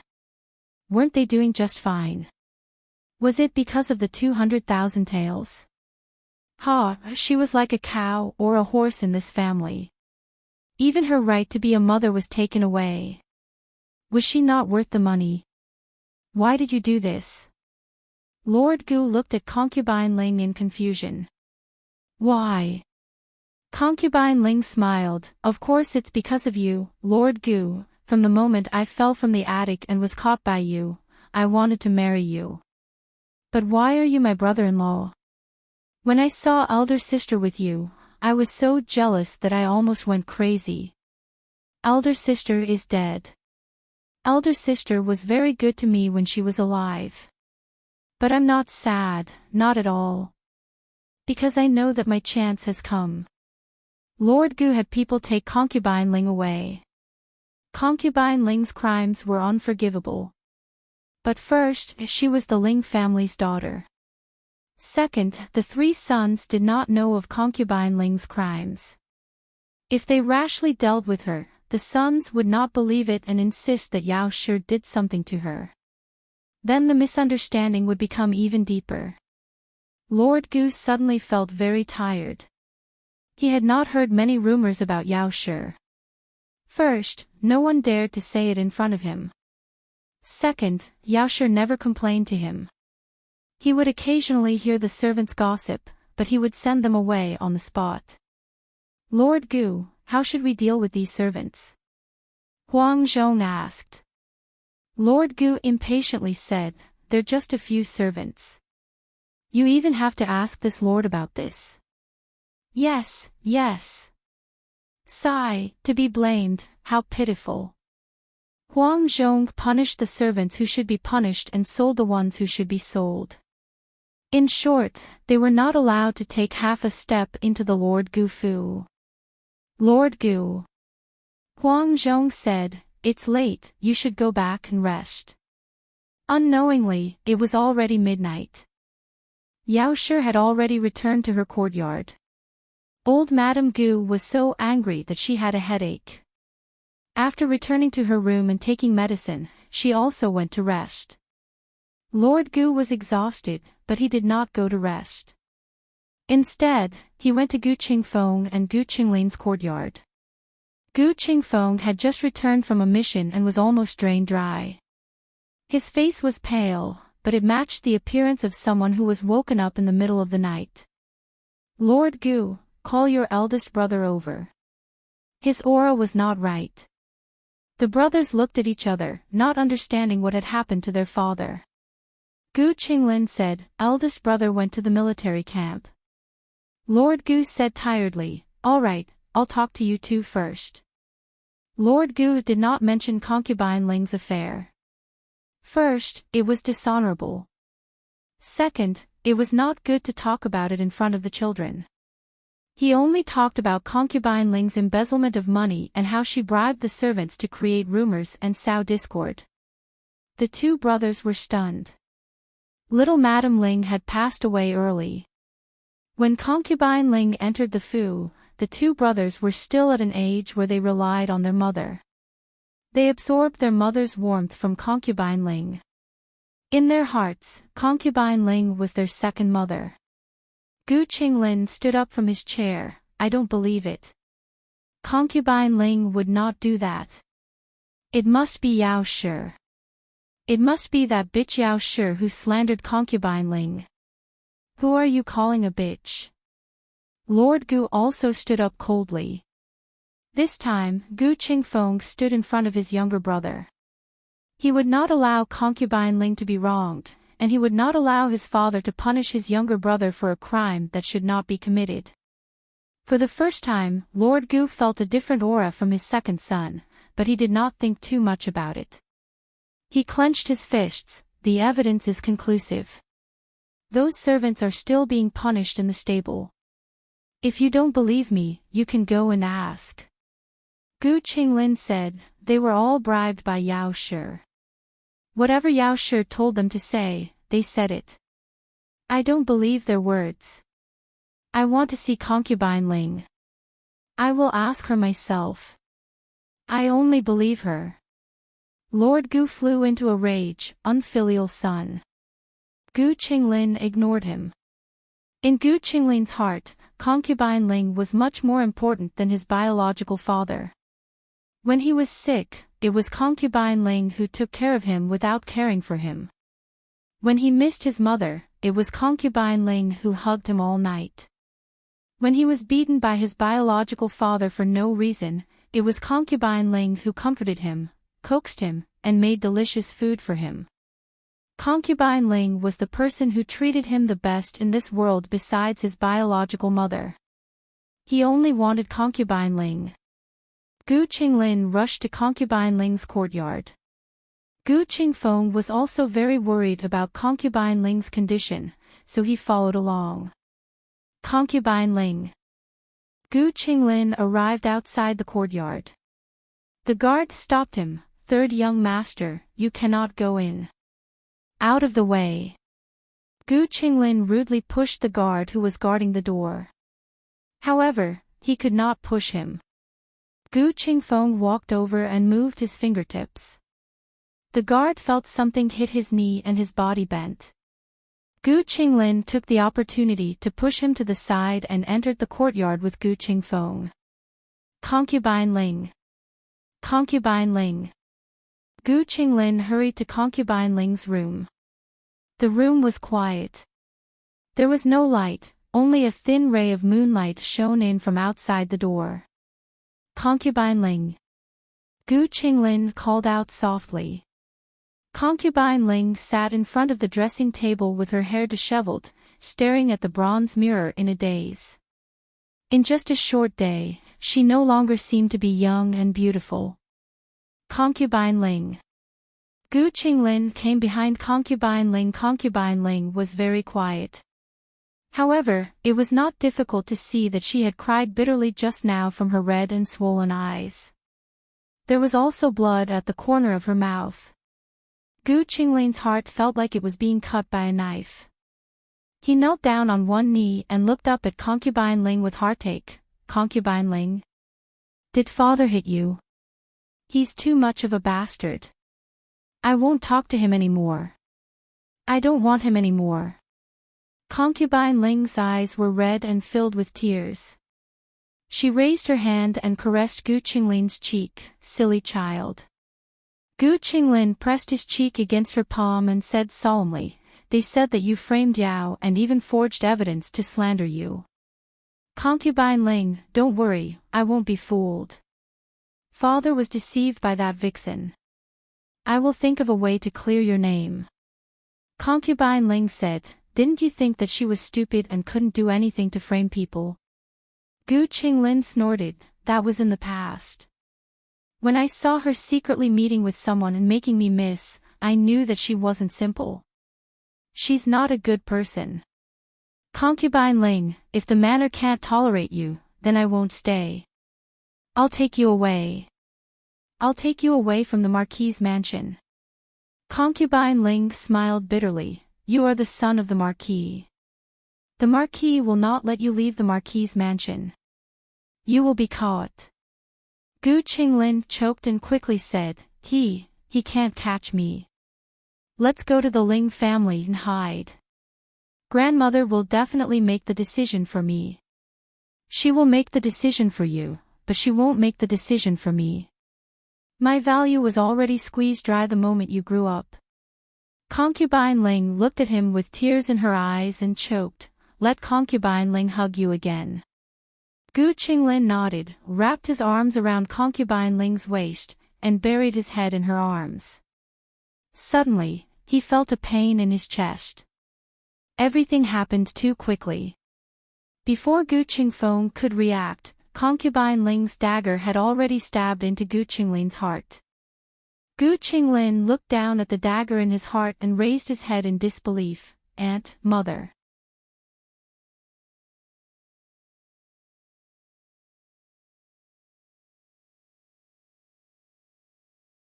Chapter 189. There are novels with connotations that can't be found online here. Concubine Ling did not show any mercy. She really planned to stab Gu Qinglin to death. The viciousness in her eyes was completely different from the gentleness in the past. Gu Qingfeng came back to his senses and hurriedly pulled her away. Gu Qinglin fell into a pool of blood. He opened his sad eyes and stared blankly at Concubine Ling, who had fallen to the ground with a triumphant expression. They had all let her down. They had all let her down. Then she would destroy them all. Didn't these two old farts treasure Gu Qinglin the most? Then she would kill him. And Gu Qinglin, he loved her the most, as if he loved his own mother.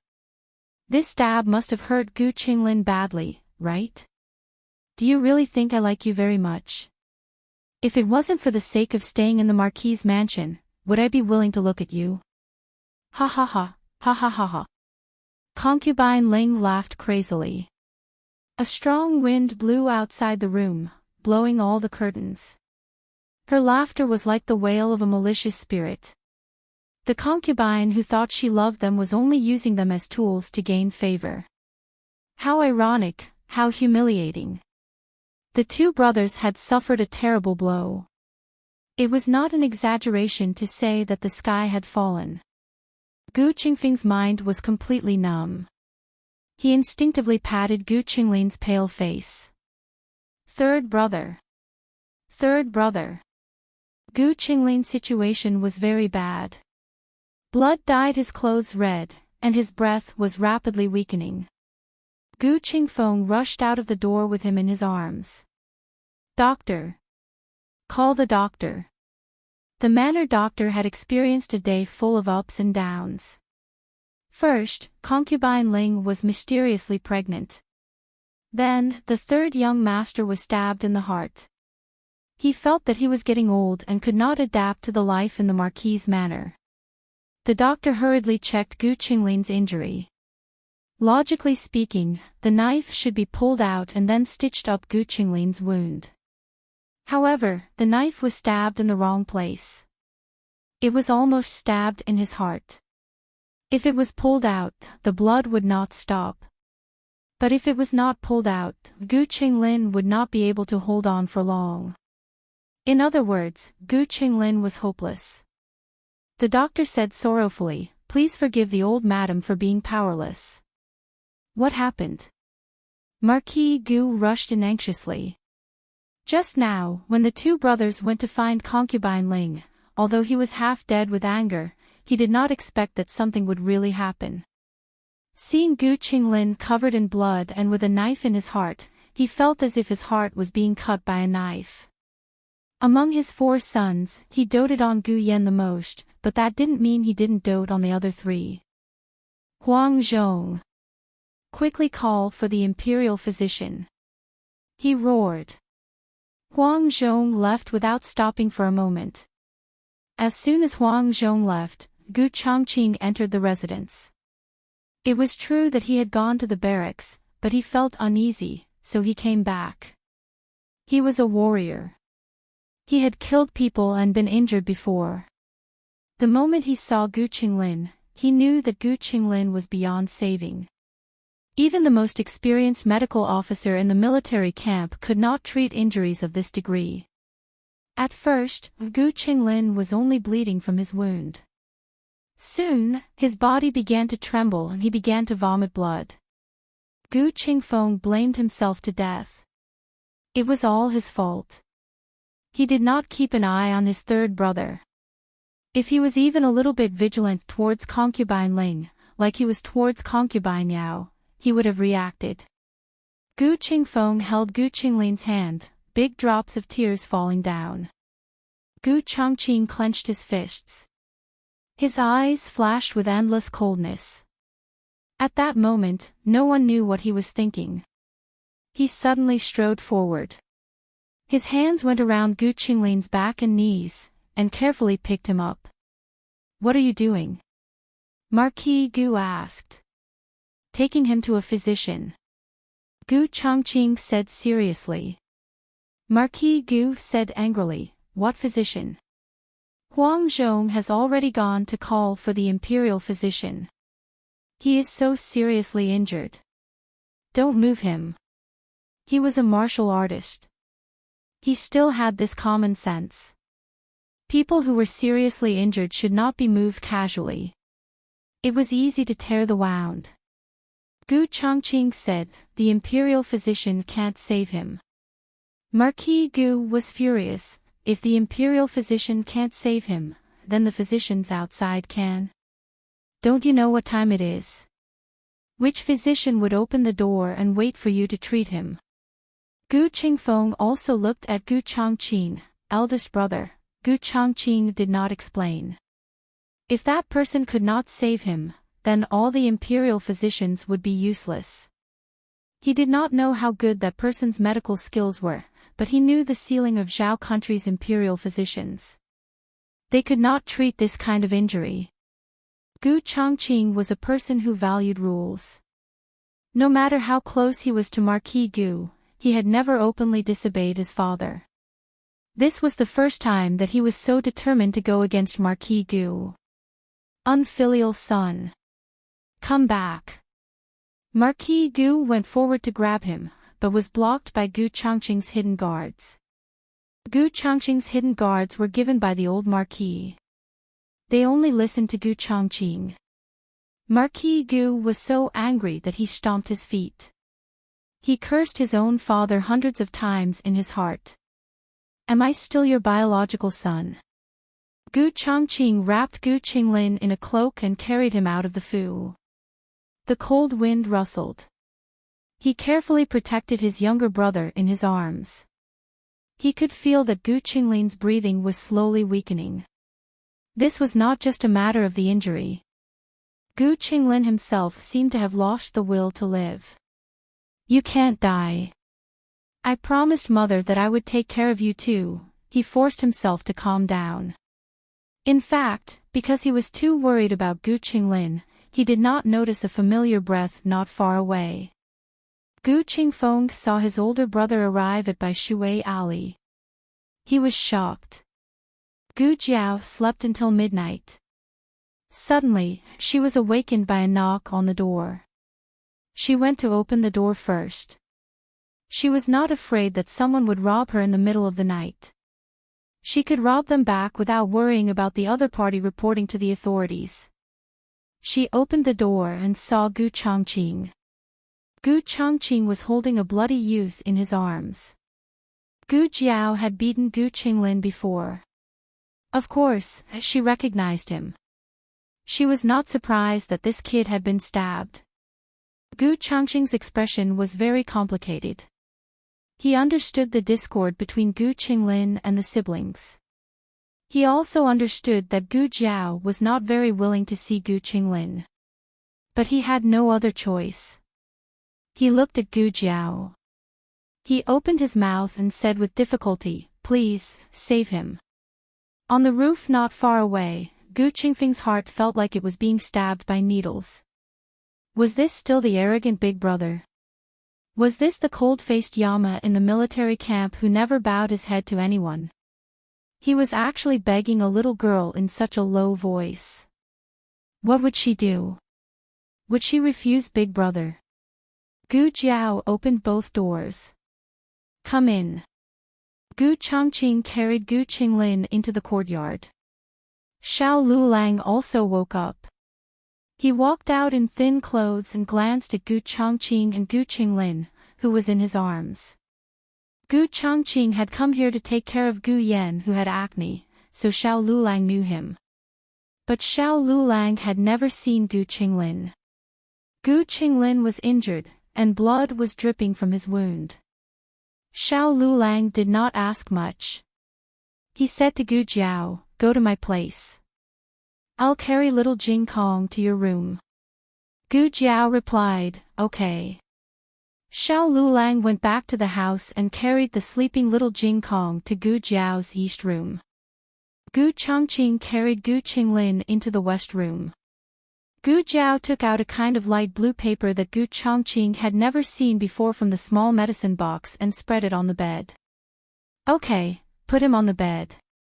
Gu Changqing put Gu Qinglin down gently and looked at Gu Jiao. "Can he be saved?" Gu Jiao took out disinfectant and disinfected her hands. "It's hard to say." "Light the lamp." Gu Changqing hurried to light the oil lamp on the table. Xiao Lulang found the rest of the oil lamps in the house and lit them one by one. Gu Jiao said to Xiao Lulang, "You go to sleep first." Then she said to Gu Changqing, "Go and boil some water." "Okay." Gu Changqing agreed. The two of them went out. Gu Jiao put on a pair of gloves and began to check Gu Qinglin's injury. She cut open Gu Qinglin's shirt with a pair of scissors. The doctor in the house gave him some hemostatic powder, but the effect was minimal. Blood kept oozing out. Fortunately, the doctor did not pull out the knife impulsively. In this situation, if he pulled out the knife, he would definitely die from excessive blood loss. Without an X-ray, Gu Jiao could only judge the position of the knife based on the length and angle of the knife. She did not know if Gu Qinglin was lucky. The knife was less than half an inch away from his heart. Gu Jiao put him on an intravenous drip and gave him a shot of epinephrine. Then she took the test paper and went out. She said to Gu Changqing and Xiao Lulang, who did not listen to her and went back to sleep, "He needs a blood transfusion. I'll collect your blood types." The two of them did not understand what blood types were. However, there were blood transfusion treatments in the military camp. Most of them used internal force to push blood into the other party's body. However, the mortality rate of this treatment was very high. Gu Jiao collected the blood from the four people's fingers. The result was that none of them matched. The old lady and Gu Yan were not considered. They did not meet the requirements to donate blood. Gu Changqing asked, "We are brothers. Can't my blood be used?" Gu Jiao said, "This is very complicated. Even if Gu Yan and I are fraternal twins, our blood types may not match." Gu Changqing was confused. Dripping blood to identify relatives meant that they were blood relatives. Didn't this mean that their blood could match? Patients who lost too much blood in the military camp were treated with the blood of their loved ones. The casualty rate was much lower than that of outsiders. This was because relatives were affected by genetic factors. The probability of having the same blood type was higher, but it was not absolute. Ah, Lu Quan. Gu Jiao thought of the old chancellor's steward. He was in the prime of his life and could donate blood. Gu Changqing planned to go next door to find Lu Quan. As soon as he opened the door, he saw Lu Quan standing at the door with a cold face. Gu Changqing was slightly stunned. Why are you here? Gu Qingfeng's gaze was cold. I should be the one asking Big Brother. Why are you here? Didn't Big Brother say that he was going to bring third brother to find a doctor? Is it here? What doctor is there here? A little medicine boy from Miracle Handhole. Gu Changqing faintly felt that this younger brother was not the same as usual. His aura was a little dangerous. However, his mind was filled with Gu Qinglin's injury. He didn't think too much about it. He said, I don't have time to explain to you. Get out of my way. Gu Qingfeng said, I won't. Big Brother, you betrayed us long ago. Gu Changqing took a deep breath. Yao Shi is innocent. Mother's death has nothing to do with Yao Shi. Gu Qingfeng clenched his fists, so Big Brother accepted them. Even if Mother wasn't killed by Yao Shi, third brother was seriously injured by that girl. How much do you hate third brother? Doesn't Big Brother know? I think Big Brother has been bewitched by that girl. You only remember that you have a younger sister and don't remember that you have two younger brothers. Gu Changqing said coldly, shut up. You said before that you only have two younger brothers and no third brother. You don't have a younger sister. You've forgotten these words. Gu Qingfeng's eyes were like torches. Fine. Then let me ask you. Did she say that she could definitely cure third brother? She didn't, right? Then if she purposely killed third brother, we can just say that third brother's injury was too serious. There was nothing we could do to save him. Gu Changqing's patience had reached its limit. She's not as bad as you say. Third brother's life is at stake. If you don't get out of my way, don't blame me for being impolite. Gu Qingfeng threw caution to the wind. Fine. Then Big Brother will give it a try. Big Brother, if you don't protect third brother, then I'll protect third brother. Today, I definitely won't let anyone hurt. Before he finished speaking, a small figure suddenly appeared behind him and stabbed him with a needle. Youth, Gu Qingfeng turned his head. His body tilted and he fainted. Gu Changqing caught him. Gu Jiao put away the needle and took some of Gu Qingfeng's blood. Gu Changqing was shocked. Weren't you in the house? How did you? Gu Jiao spread her hands. Oh, I went in through the back door. She went to the old chancellor's house from the back door and came out from the old chancellor's house. She sneaked an attack on Gu Qingfeng. Gu Changqing looked at the unconscious Gu Qingfeng. It's okay. It's just a little sedative. Gu Jiao said and looked at the test paper in her hand. Oh, we don't need to find Lu Quan. Gu Qingfeng's blood type matched Gu Qinglin's. Gu Changqing carried him in. Xiao Lulang brought a set of dry clothes over. Gu Qinglin's clothes were soaked in blood and couldn't be worn anymore. Gu Changqing left in a hurry and didn't think so thoroughly. He looked at Xiao Lulang seriously and didn't have the unfamiliarity and vigilance from the first time they met. Thank you. Gu Jiao said, you can all go out. The operation process was too bloody and violent. She didn't want to leave any psychological trauma for the patient's family and her own family. The two went to the central room. When Gu Jiao drew blood for Gu Qingfeng slowly woke up. He couldn't move because of the sedative. He looked at his and Gu Qinglin's arms that were pricked with strange things, as if his blood flowed into his brother's body. Gu Jiao didn't care whether this guy would have psychological trauma or not. Gu Jiao raised the scalpel and said lightly, I'm going to start the operation. Gu Qingfeng snorted. In the next second, Gu Jiao pulled out the dagger. Blood splattered 3 feet. Gu Qingfeng.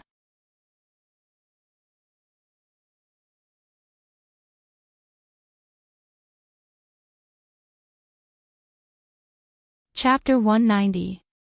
All the novels that can't be found online are here. The wound was deep and wide, and the dagger itself was not clean. Gu Jiao wanted to clean the wound, and the flesh was torn open. That scene was unforgettable. Because the wound was too close to the heart, Gu Qingfeng felt that he saw his brother's beating organ. He didn't know if it was his illusion or not. Gu Qingfeng's hands and feet were cold. After that, Gu Jiao began to sew the wound needle by needle. Gu Qingfeng lay weakly on the rattan chair, like a lamb waiting to be slaughtered. He wanted to close his eyes, but he felt that it was too cowardly. He saw the flesh being torn by the needle and thread, and he heard a sticky and squishy sound. He felt terrible. Looking at Gu Jiao's calm face, those who didn't know would think that she was sewing clothes. When Gu Jiao finished the last stitch, Gu Qingfeng fainted. For a long time in the future, he could only be a vegetarian. Gu Jiao walked out of the house. It was already dawn.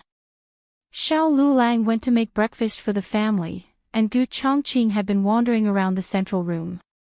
When he saw Gu Jiao, he looked nervous. "How is it?" "Here you are." Gu Jiao wrapped the dagger that she took from Gu Qinglin in a cloth and handed it to Gu Chongqing. Gu Chongqing didn't want this dagger, but after all, it was the weapon that concubine Ling used to hurt Gu Qinglin, so he took it. Gu Jiao said, "He's alive for now, but he's not out of danger yet. In the next 3 days, if he doesn't have any symptoms of infection or adverse reactions, and can wake up, then he's really fine." So the next 3 days were the most critical period. Gu Chongqing understood and said to Gu Jiao, then since it was so dangerous, naturally they couldn't send him back. The doctors in the house were not skilled enough, and the imperial doctors were not enough. The main thing was that Gu Chongqing had never seen those strange things that Gu Jiao used. He was afraid that the imperial doctors wouldn't understand. Gu Jiao thought for a moment and said, "Send him to the clinic. I'll be there during the day, and let Dr. Song be on night duty." Dr. Song was the disciple of the county's Huichun Hall, and he was trustworthy. He knew how to use her medicine. Gu Chongqing said, "Okay, I'll listen to you." Gu Jiao went to the old chancellor's house next door to borrow a carriage. Gu Chongqing carefully carried Gu Qinglin into the carriage. Gu Qingfeng woke up and weakly got into the carriage. Gu Jiao still had to tidy up the house and deal with the medical supplies, so she said to Gu Chongqing, "You go first, I'll be there in a while." Gu Chongqing nodded his head, "Okay." It wasn't far from Bishui Alley to the clinic on Xuanwu Street, but in order to not let the patient in the carriage be too bumpy, Lu Quan made the carriage go steadily and slowly. Inside the carriage, Gu Qinglin was still unconscious due to the effects of the medicine. Gu Qingfeng's tranquilizer didn't have much effect left, but when he thought of the scene of Gu Jiao operating on Gu Qinglin, he felt his arms and legs go soft and his scalp tingle. It wasn't that he had never seen a doctor treat people, but that girl was different from other doctors. What was different about her, Gu Qingfeng couldn't say for a while. Gu Qingfeng's gaze fell on Gu Qinglin's face. "Big brother, how is third brother?" Gu Chongqing said, "He hasn't passed the critical period yet." Gu Qingfeng snorted, "I knew it. How could she treat third brother so seriously? 3 days of critical period, any accident is possible." Gu Chongqing's gaze turned cold. "This is already the result of her efforts. If she didn't do her best, you would be looking at a corpse right now." Gu Qingfeng was at a loss for words. Gu Chongqing said sternly, "I don't want to hear these kinds of words in the future." Gu Qingfeng unwillingly turned his face away. The carriage went on for a while. The atmosphere inside the carriage was incomparably heavy. Gu Qingfeng opened his mouth again. "Big brother, have you never suspected her identity? How could a wild girl from the countryside have such ability? Big brother, don't you think she's very suspicious?" Gu Chongqing looked at Gu Qingfeng with a cold gaze. "She saved third brother, and also saved me." Gu Qingfeng was stunned. After Gu Changqing sent Gu Qinglin to the side room of the clinic, he had Gu Qingfeng take care of him while he himself returned to the Marquis's estate. Marquis Gu was about to die from anxiety. He was blocked in the estate by Gu Changqing's hidden guards and couldn't take a single step out. The sky was already bright, but he didn't know what happened to Gu Qinglin. That stinky brat's wings had hardened, he actually dared to disobey his father. Just as Marquis Gu was about to faint from anger, Gu Changqing returned. Marquis Gu was so angry that he pointed at his nose and scolded, "Unfilial son. Unfilial thing. Where did you take your brother?" Gu Changqing said, "He's at the clinic, his life has been saved for now." Saved, saved. Marquis Gu couldn't believe it. The imperial physician had come in the middle of the night, and after hearing the location of the wound described by the estate physician, he had basically concluded that Gu Qinglin had no way to live. Not to mention finding a physician from the capital, even if they called the divine physician from Qin country, it would be useless. Why you're not lying to me, right? Marquis Gu was so agitated that he stuttered, "Which clinic is your brother in?" "Miracle Handhole." Gu Changqing said. Miracle Handhole. Why did this name sound a little familiar? Whatever. Marquis Gu flicked his sleeve, "Huang Zhong. Prepare the horse. Go to Miracle Handhole." Gu Changqing called out to him, "Father, is concubine Ling still in the Fu? Why do you still care about that woman?" Marquis Gu was angry at the mention of that woman. She had done so many evil things, dying 100 times was not too much. In the end, she was still a member of the Ling family. He had originally planned to let the Ling family know before dealing with her, but unexpectedly, she had injured Gu Qinglin in such a short time. She knew that she had no way to live, so even if she died, she wanted to drag someone down with her. All these years, she had been doing her best to suppress her anger and dissatisfaction. She had suppressed it so well that no one had discovered it, and only at the last moment did she completely explode. This kind of person was simply too frightening.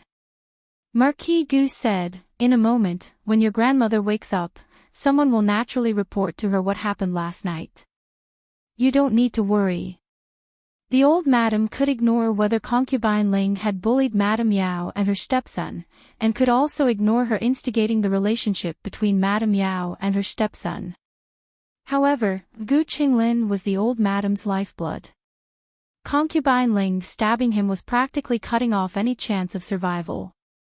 The old madam would not let her go. Gu Changqing went to concubine Ling's courtyard. Concubine Ling had laughed crazily for half the night, and now she finally stopped. She sat on the bed and hugged a pillow as if she was hugging a child. She patted it lightly and hummed. Her room was a mess. There were bloodstains that belonged to Gu Qinglin on the ground. Gu Changqing crossed the threshold with a cold expression. With his back to the light, his tall body cast a long shadow on the ground, which spread to concubine Ling's body. Concubine Ling raised her head in a daze. Her hair was disheveled, her clothes were messy, and her eyes were dull. But soon, she revealed a happy smile. "Brother is here." Gu Changqing coldly walked into the room and stopped 3 steps in front of her. Concubine Ling smiled and said to the baby in her arms, "Big brother is here, quickly call him Big brother." Gu Changqing said, "Don't pretend, I have something to ask you." The crazy smile on concubine Ling's face froze. The corners of her mouth relaxed little by little, and a trace of viciousness gradually condensed in her dull eyes. She mercilessly threw the baby in her arms to the ground and looked at Gu Changqing. "Oh, what does the heir want to ask me?" Gu Changqing's expression did not change at all. "Did you kill my mother?" Concubine Ling was stunned for a moment, then covered her face and laughed crazily. She laughed so hard that her whole body was trembling, and tears were flowing from her eyes. "Ha ha ha ha ha, ha ha ha ha, ha ha ha, the entire courtyard was filled with her maniacal laughter. Even though it was broad daylight, it was still creepy to listen to. The maids in the courtyard were so scared that they hugged each other. Gu Changqing looked at her expressionlessly and did not interrupt her. After she had laughed enough, she wiped the tears on her face, looked at the tears on her fingertips, and said, "I want to kill my sister. Does she still have a chance to live so long?" Gu Changqing said lightly, "If it's not you, who is it?" Concubine Ling smiled and said, "Why don't you ask me if your mother died of illness?" "Did she?"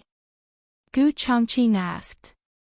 Concubine Ling smiled gently and looked into Gu Changqing's eyes. "No, she didn't.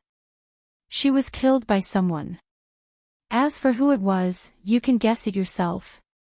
Gu Changqing looked at her without blinking, as if to distinguish the truth in her words.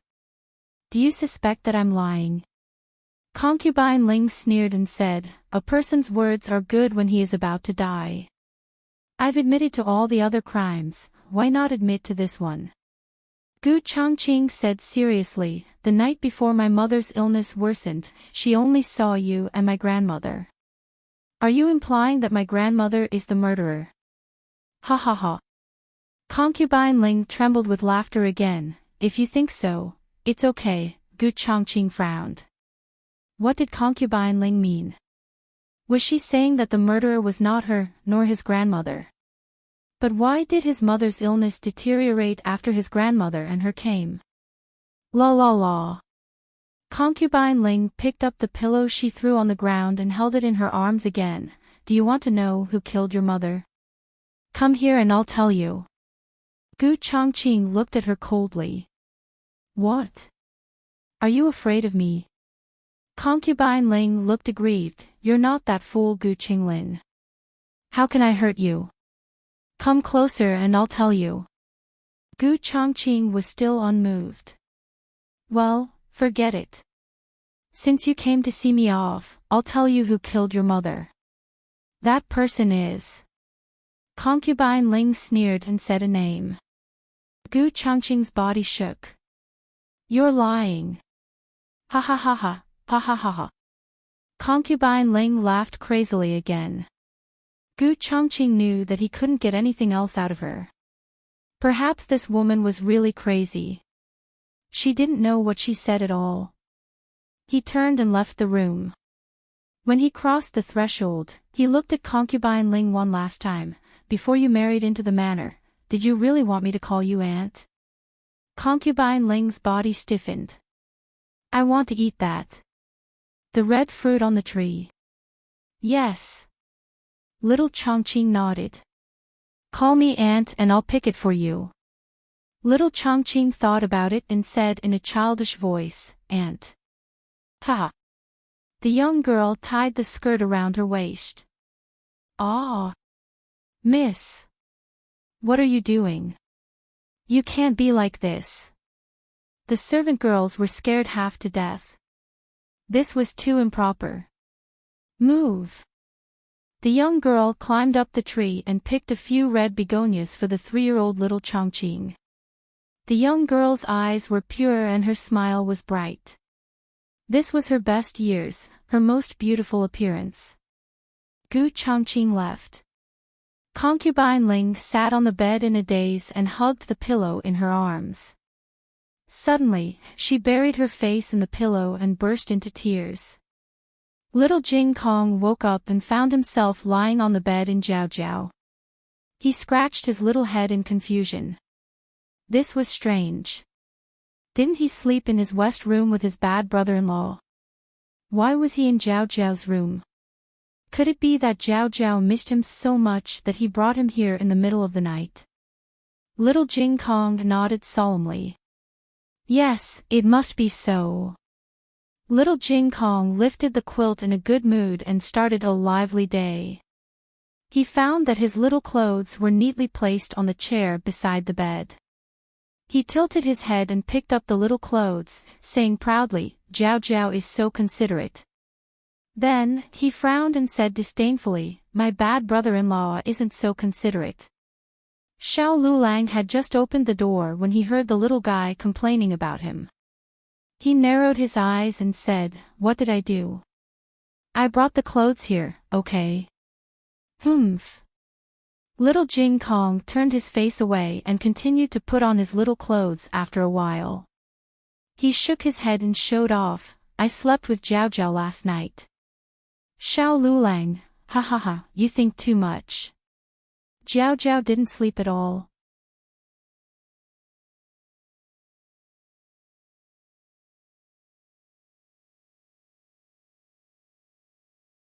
Chapter 191.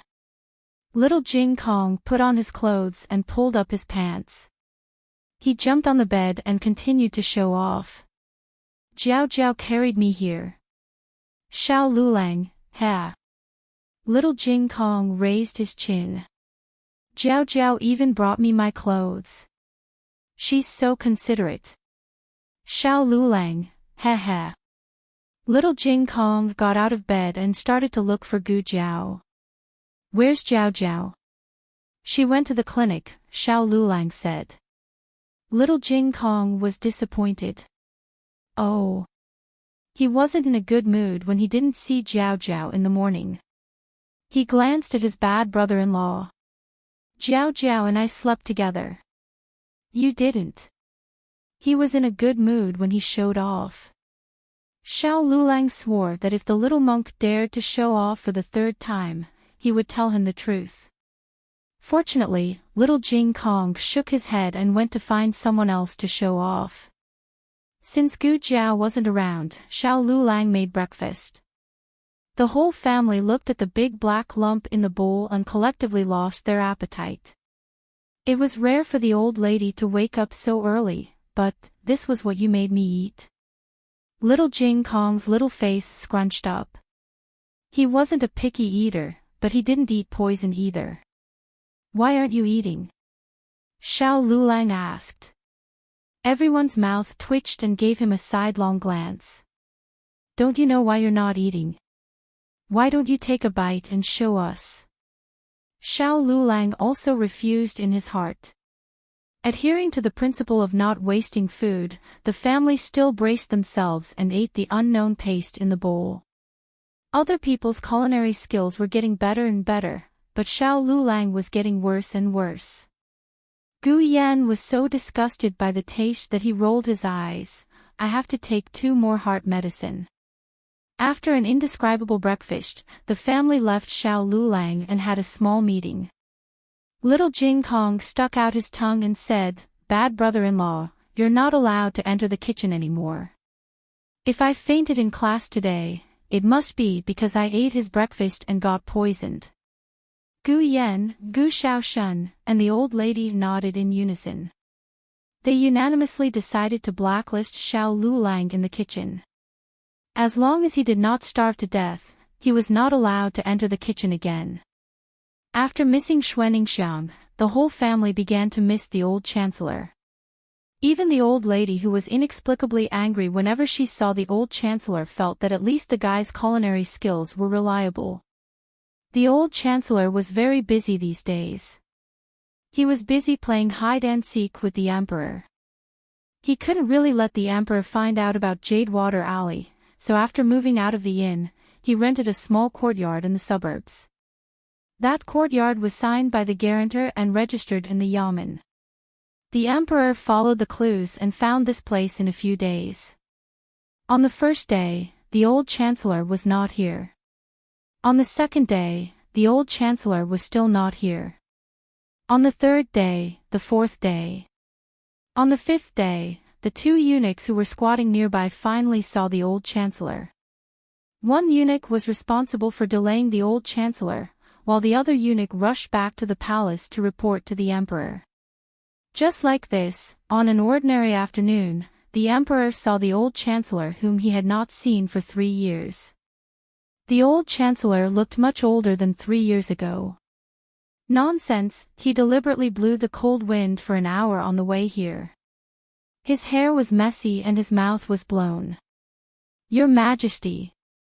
The old chancellor walked down the carriage and bowed to the emperor. With his appearance, how could the emperor bear for him to bow?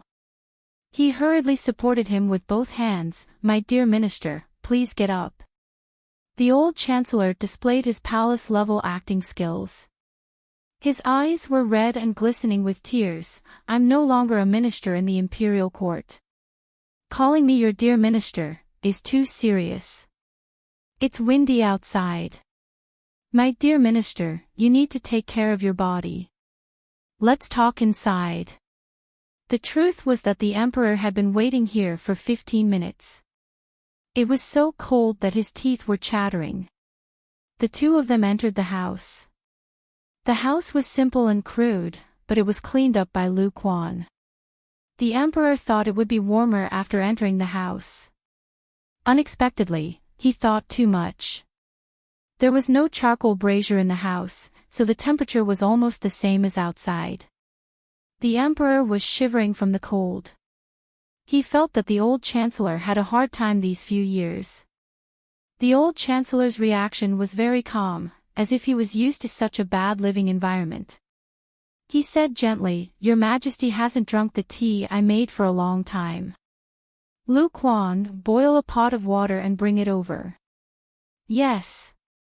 Lu Quan went to the kitchen to boil a pot of water. The old chancellor personally brewed a pot of Longjing tea. The emperor was used to the good tea in the palace. Drinking this kind of old tea was no different from drinking rancid water. He finally couldn't help but ask, My dear minister, why are you living such a poor life? Even if the old chancellor was an honest official who only took the imperial court salary, he shouldn't be in such dire straits. An ordinary official's family had to raise a huge harem. However, the old chancellor's wife died early and he didn't have a son. His salary was enough for him to live a rich life. The old chancellor thought to himself, wasn't he robbed by your mother? Forget it, he's not your biological son. Speaking of the current emperor's life experience, it was actually a little pitiful. His birth mother was only a little palace maid who got pregnant with the late emperor's favor by chance. In the harem of Zhao country, the concubines below the third rank weren't qualified to raise the emperor's son. After he was born, he was sent to concubine Jing's palace and was raised by her. The old chancellor smiled and said, I feel that this kind of simple life is very good. It makes one feel peaceful. The imperial court has been going through ups and downs for so many years. It's rare to have such a peaceful time. When he said this, His Majesty really felt a little touched. As the emperor of a country, he had never had a peaceful day from the imperial court to the harem. When he was waiting for the old chancellor in the cold wind, he had the least distracting thoughts in his heart. Sitting in the room now, he didn't have to worry about the imperial court situation. It was really a steal of leisure. The emperor suddenly felt that this room didn't seem so unbearable. My dear minister, did you come back to the capital to see Elder Feng? He had heard the news of Elder Feng's death. He felt sorry for such an excellent talent. The old chancellor nodded. It's for Elder Feng. I also want to see your majesty. The emperor sighed. I've reopened the Directorate of Imperial Studies. However, I feel that something is missing without my dear minister. The old chancellor said, there are many talents in Zhao country. Your Majesty will definitely find a suitable person to take over the Directorate of Imperial Studies. The emperor sighed again. Sigh, my dear minister, I'm afraid you haven't heard about the Directorate of Imperial Studies. The old chancellor was stunned. The Directorate of Imperial Studies. Did something happen again? The emperor told him about Jing Sai's messy accounts. Not only did he embezzle and take bribes, but he also changed the results of the Imperial Studies supervisor without permission. How can I let such a person take over the Directorate of Imperial Studies? I really want to kick him out of the Directorate of Imperial Studies. The old chancellor hurriedly said, Your Majesty, please calm down. Everyone makes mistakes. Jing Sai took bribes a few years ago. Now that he has turned over a new leaf, Why don't your Majesty give him another chance? As for changing the results of the Imperial Studies Supervisor, I believe Zheng Sai won't be so muddle-headed. There might be some misunderstanding. What kind of joke was this? Without Zheng Sai's black and bad deeds, how could he, a white lotus, be white? The old Chancellor said a few more good things about Zheng Sai. Finally, the Emperor dispelled the idea of abolishing Zheng Sai. After that, the Emperor talked to the old Chancellor about inviting him back to the Directorate of Imperial Studies. The Directorate of Imperial Studies Supervisor hasn't been opened for a long time. People's hearts are scattered. Imperial Tutor Zhuang's first grandson, Prince An, has returned from Qin country. He entered the Directorate of Imperial Studies with first place. The Emperor stopped here and looked at the old Chancellor affectionately. We are currently in need of people. I hope that my beloved minister can return to our side and help us stabilize the country of Zhao. The old Chancellor did not immediately agree. His Majesty's gaze fell on the old Chancellor's complicated expression and asked, "Beloved minister, are you still upset about Aheng's matter? Does my beloved minister not want to return to the Directorate of Imperial Studies because that is where Aheng's accident happened?" The old Chancellor was silent. His Majesty did not force him and stood up to leave. When he reached the door, he suddenly turned around. Aheng's spirit in heaven must also hope to see the Chancellor return. The old Chancellor's expression became even more sorrowful. His Majesty sighed and left. Confirming that the carriage was far away, the old Chancellor's expression changed in a second. "Lu Quan, take out the drumstick. I'm starving." Gu Jiao did not sleep well last night. During the day, there was nothing to do in the medical clinic. She returned to her own small courtyard to rest. After sleeping for about 2 hours, she was woken up by a knock on the door. "Miss Gu. Miss Gu. Come out for a moment." It was Xiao Sanzi's anxious and careful voice. Gu Jiao also had a morning temper. She impatiently pulled her small ears and went to open the door for Xiao Sanzi with a dark face. Xiao Sanzi was startled by her frightening aura. "Miss Gu, what's the matter?" Gu Jiao asked. Xiao Sanzi embarrassedly said, "That person from last time came." "Which person?" Gu Jiao asked him with a dark face. Xiao Sanzi swallowed his saliva and thought to himself, "Can you not have such a dark face? I feel like my life is in danger at any moment." Xiao Sanzi boldly said, "It's that Lu Yixing. He came to get medicine again. Second boss is not here, so shopkeeper Wang does not dare to get medicine for him. He is thinking of a way to send him away." Gu Jiao remembered. That patient with chronic cholecystitis was quite handsome and was hard to forget. Gu Jiao nodded. "Okay, bring him to my consultation room." Xiao Sanzi giggled. "All right."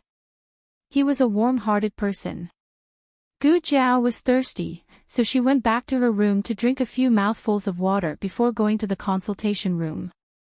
The first time Gu Jiao asked him to enter the consultation room, he had rejected her. This time, he agreed without hesitation. He was still wearing the same clothes as last time, but there was an extra patch on the sleeve of his inner shirt. His face was no longer sallow, but more rosy. He looked more handsome than before. When he saw Gu Jiao walk in, he stood up and greeted her. "Miss Gu. Have a seat." Gu Jiao sat down opposite him. He also sat down. Gu Jiao observed his complexion. "How do you feel?" Lu Yixing touched his right upper abdomen and said, "I feel much better. It doesn't hurt so much here." The first day he took the medicine back, he did not have much hope. It sounded very contradictory. He knew that no doctor in the capital would treat him with the right medicine, but he always hoped for a miracle. Perhaps he was disappointed too many times, so every time before decocting the medicine, he told himself that the medicine would not be effective this time, as if he would not be disappointed. The first night he took the medicine, he did not feel much better. The next night, he had a better appetite.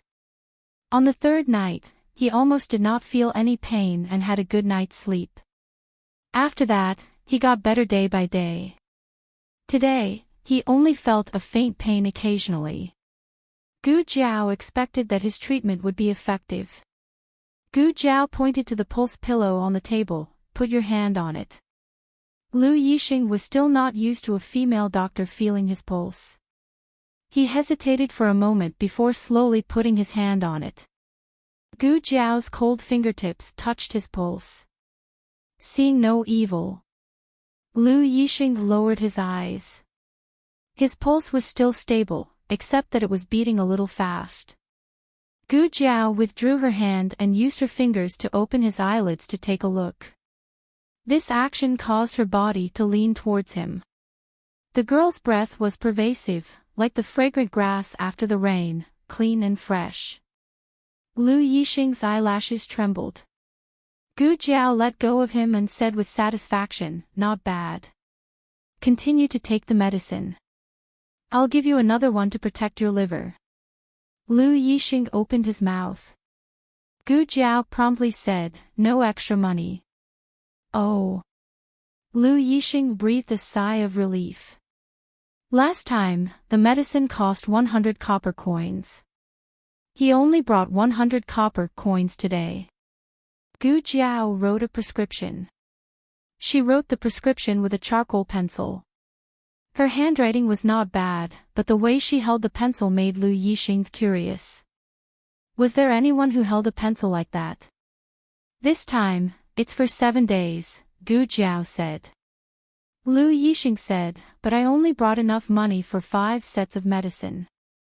Gu Jiao did not raise her head and said, "Then you can owe me first. I'll pay you next time."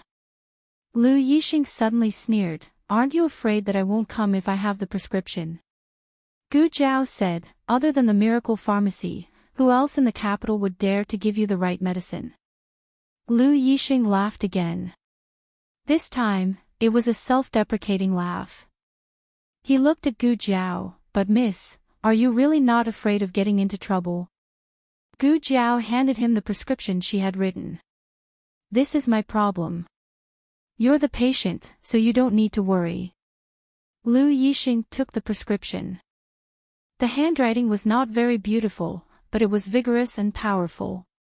He held the prescription tightly and said coldly, "If you really get into trouble because of treating my illness, I won't do anything." Gu Jiao said, "Okay." Lu Yixing was very surprised by this answer. He looked at Gu Jiao.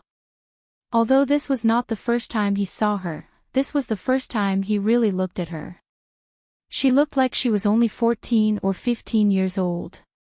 She had a calm temperament that did not match her age. She had an eye-catching red birthmark on the left side of her face. If a normal girl looked like her, she would probably hide at home and not dare to go out. However, she was not timid at all. Her body had a very unique aura. "Do you have any other questions?" Gu Jiao looked at him. Lu Yixing looked away and said, "No, I just hope you don't regret it. If you think that I'm from the Lu family and want to bet on me, then I advise you to give up. The Lu family will never be able to make a comeback, so don't help me in my hour of need. It won't bear fruit." Gu Jiao said, "Okay." He had said everything he needed to say. If she did not believe him, there was nothing he could do. Lu Yixing turned around and left. The moment he was about to cross the threshold, Gu Jiao said casually, "Do you want to make a bet?"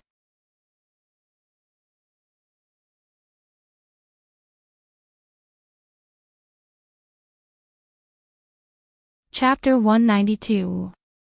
Lu Yixing, what are we betting? Gu Jiao, we're betting that one day, I'll call you Lu Xiang. Lu Xiang.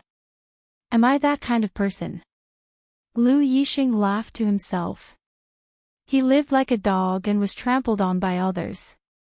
It was lucky that he didn't die. His smile disappeared. Also, Zhao country doesn't have a prime minister.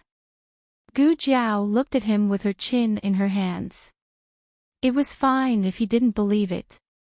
Not long after Lu Yixing got the medicine and left, Madame Yao also came to the clinic. Yesterday, in order to interrogate Marquis Gu better, old Madame Gu sent her away. She only heard about Gu Qinglin when she went to greet old Madame Gu in the morning. Concubine Ling loved this youngest son the most. Who would have thought that she would stab Gu Qinglin in the heart? When old Madame Gu heard the news, she fainted.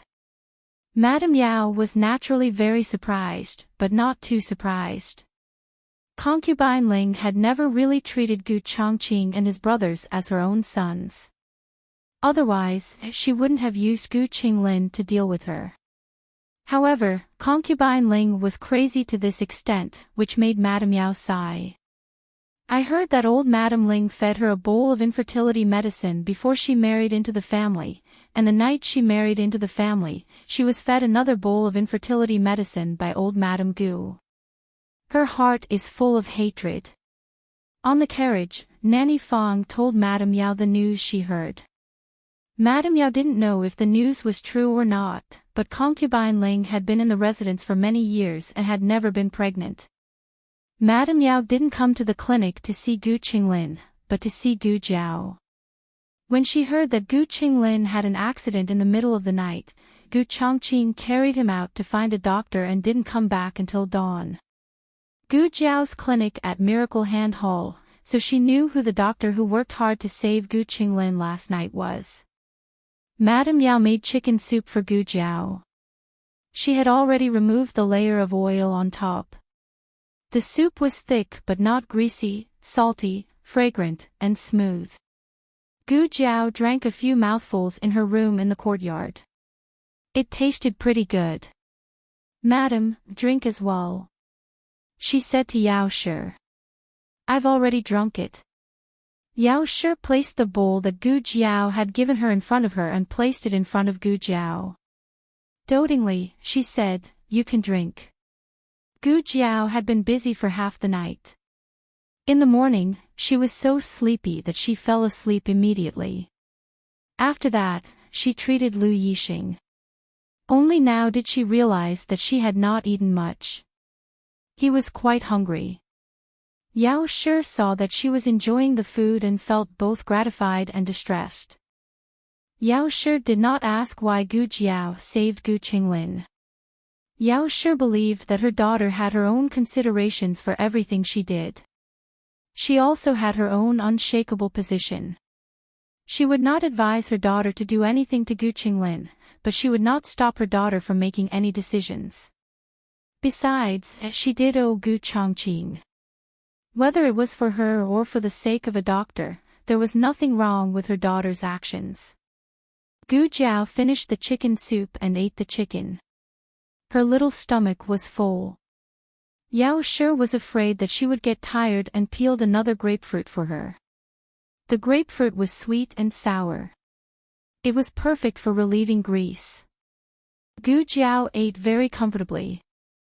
Yao Shi saw the tiredness between her brows and said with heartache, go sleep for a while. Gu Jiao gave a small yawn. She really wanted to sleep after eating. However, she could not sleep for now. She had to go see how Gu Qinglin was doing. Gu Qinglin was placed in a room in the back of the house. It was right next to the emergency room. It was also quite close to Gu Jiao's courtyard. Gu Qinglin quietly lay on the bed. Marquis Gu went to the Ministry of Works. Gu Chongqing went back to his room to ask Concubine Ling and tidy up Gu Qinglin's clothes. Gu Qingfeng stayed here to take care of him. But at this time, Gu Qingfeng was not there. After asking Dr. Song, she learned that Gu Qinglin just woke up and Gu Qingfeng went to buy him food. How is his body temperature? Gu Jiao asked. Dr. Song said, just measured, it's normal. Under Gu Jiao's careful guidance, Dr. Song has become proficient in using a thermometer, blood pressure gauge, and stethoscope. Gu Jiao nodded her head and said, when did he wake up? How long has he been awake? How is his consciousness? Dr. Song carefully recalled. He woke up half an hour ago. When he woke up, he didn't speak. When I asked him, he didn't answer. He was in a daze. Second young Master Goose said that he would buy him food, but as soon as he left, he closed his eyes and fell asleep again. There was no problem with the operation itself. The blood donor was a close relative, and the recipient had a certain probability of rejection. But Gu Jiao used a disposable white filter. The white blood cells that could easily cause rejection were successfully filtered out, so it was not a problem with the blood transfusion. So, Gu Qinglin's strangeness should be a psychological blow. Concubine Ling's knife not only stabbed his heart, but also his soul and his beliefs. All of his beliefs seemed to have collapsed overnight. He began to be unsure whether this world was real or not. That's right, Miss Gu. Dr. Song was used to this name and did not change it. Gu Jiao also liked this name more. Just now, shopkeeper Wang came. He asked me to ask you, the medical fee. Now they already knew that Gu Qingfeng was Gu Jiao's half-brother. They were on the same side, so, Gu Jiao said bluntly, just charge what it should be. The operation fee is 10 taels, the medical fee is 10 taels, the examination fee is 10 taels. In addition, he is in intensive care, 3 taels a day. Dr. Song broke out in a cold sweat. Was it so expensive? Not long after, Gu Qingfeng came back in a hurry. He carried a big box of food. Third brother, I bought your favorite crispy duck and red bean cake. Dr. Song looked at Gu Qinglin on the bed in embarrassment, and then looked at Gu Jiao. Injured like this, you can't eat such greasy things, right? Gu Jiao did not stop him. Soon, Dr. Song understood why Gu Jiao did not say anything to stop him. Gu Qinglin did not eat anything at all. He did not even drink water. After he woke up, he only opened his eyes and stared blankly at the beam. He did not respond. He did not respond when the spoon was put to his mouth. It was not easy to open his mouth and feed him, but all of it flowed out from the corner of his mouth. Gu Qingfeng anxiously looked back at Gu Jiao and Dr. Song. You think of a way. Gu Jiao looked at him lightly. I can't do anything about this. Gu Qingfeng gritted his teeth. Although he was unwilling, he understood that Gu Jiao was right. Gu Qinglin did not have the will to live. Even if his injury was cured, his heart was dead.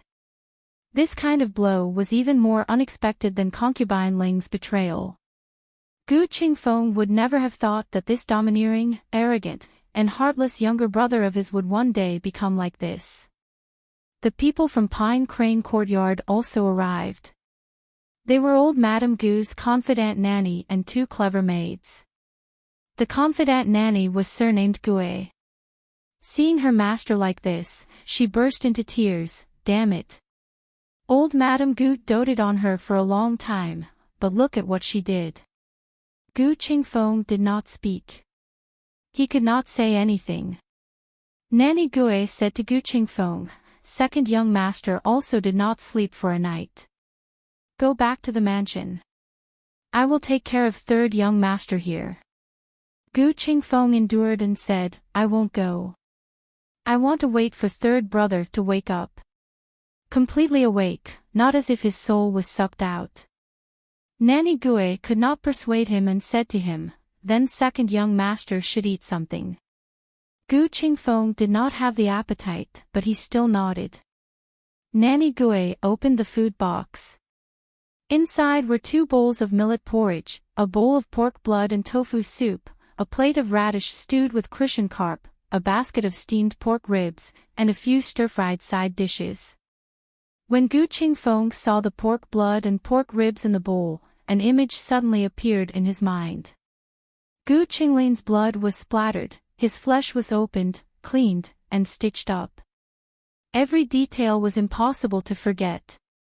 Take it away. He could not eat it. Nanny Gue was confused. What's wrong, second young master? Are these dishes not well made? They are all very nutritious. Third young master lost too much blood, so I specially asked someone to buy fresh pork blood. It was freshly slaughtered, so it was still warm. It would have been better if she did not say anything. Once she said it, Gu Qingfeng could not take it anymore. In the end, he could only force himself to drink a bowl of millet porridge and could not eat anymore. On the other side, Gu Jinyu also heard about Gu Qinglin's injury. The girls' school was just next door, so she went straight to the medical center after school. Gu Qingfeng was in the backyard taking a breather. When he saw her, he frowned. What are you doing here? Gu Jinyu said softly, I heard that third brother was injured, so I came to see him. How is third brother? Is he out of danger? Gu Qingfeng and Gu Jinyu minded their own business. He did not really like her, but he did not hate her either. Today, unfortunately, he was in a very bad mood, and Gu Jinyu had bumped into him. What does it have to do with you? He said angrily. Gu Jinyu choked. Second brother was usually not so fierce. Gu Jinyu said gently, Second brother, I don't mean anything else. I'm just worried about third brother. Gu Qingfeng said sarcastically, worried about him. I think you're just secretly happy in your heart. Don't think I don't know that all four of you, mother and children, wish for him to die. Gu Jinyu felt wronged. I didn't. Gu Qingfeng could not be bothered with her. He turned and went back into the house, closing the door and not allowing her to take even half a step in. Gu Jinyu was unjustly implicated. Yao Shi, Gu Jiao, and Gu Yan did not like Gu Qinglin, but she sincerely hoped that Gu Qinglin would get better. Gu Jinyu bit her lip and was about to leave unhappily when she accidentally saw Gu Changqing carrying a basket of herbs out of the storeroom. Eldest brother. She was about to go up and greet him when she saw Gu Jiao also coming out of the storeroom, carrying another basket of herbs. Leave it there. I'll move it. After Gu Changqing placed the herbs on the shelf, he turned to take the basket in Gu Jiao's arms. How many more baskets are there? 5 baskets, Gu Jiao said. Gu Changqing went to the storeroom and took out all 5 baskets of herbs. Then, the two of them started to sun the herbs together. Gu Changqing still looked unsmiling. Perhaps even he himself did not realize that his brows were no longer as sharp as before. When he interacted with Gu Jiao, they even looked like siblings. When Gu Jiao walked under the shelf, Gu Changqing would even put his hand under the shelf to prevent Gu Jiao from hitting her head. Gu Jinyu's heart was suddenly filled with mixed feelings. Why was it that she had put in so much effort, but eldest brother refused to even say a word to her? And this wild girl from the countryside had gained eldest brother's favor just because she was a medicine boy in this clinic. Third brother was not treated by her. She was just a medicine boy. Gu Jinyu gripped her handkerchief tightly. Just as she was about to leave, she saw Yao Shi walk out of the courtyard. Gu Jinyu was slightly startled. Was mother also here? She glanced at Gu Jiao and Gu Changqing, who were not far away. Her heart suddenly filled with joy. Mother hated it when they interacted with eldest brother, second brother, and third brother. If mother found out, she would see what she would do. Jiao Jiao, are you drying the herbs again? Yao Shi walked over. Go rest. I'll do it. It's almost done, Gu Jiao said. Gu Changqing and Yao Shi looked at each other. Gu Changqing bowed slightly. Yao Shi nodded. She did not say anything else. She was very polite and distant. This was not the reaction Gu Jinyu had imagined.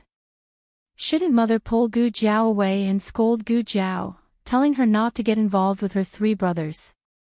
Why could she not talk to eldest brother, but Gu Jiao could?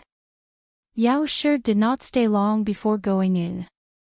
Gu Changqing said to Gu Jiao, "Wait for me." He went to the stable and took out a small box from the bundle hanging on the saddle. He handed it to Gu Jiao. "Here. What is this?"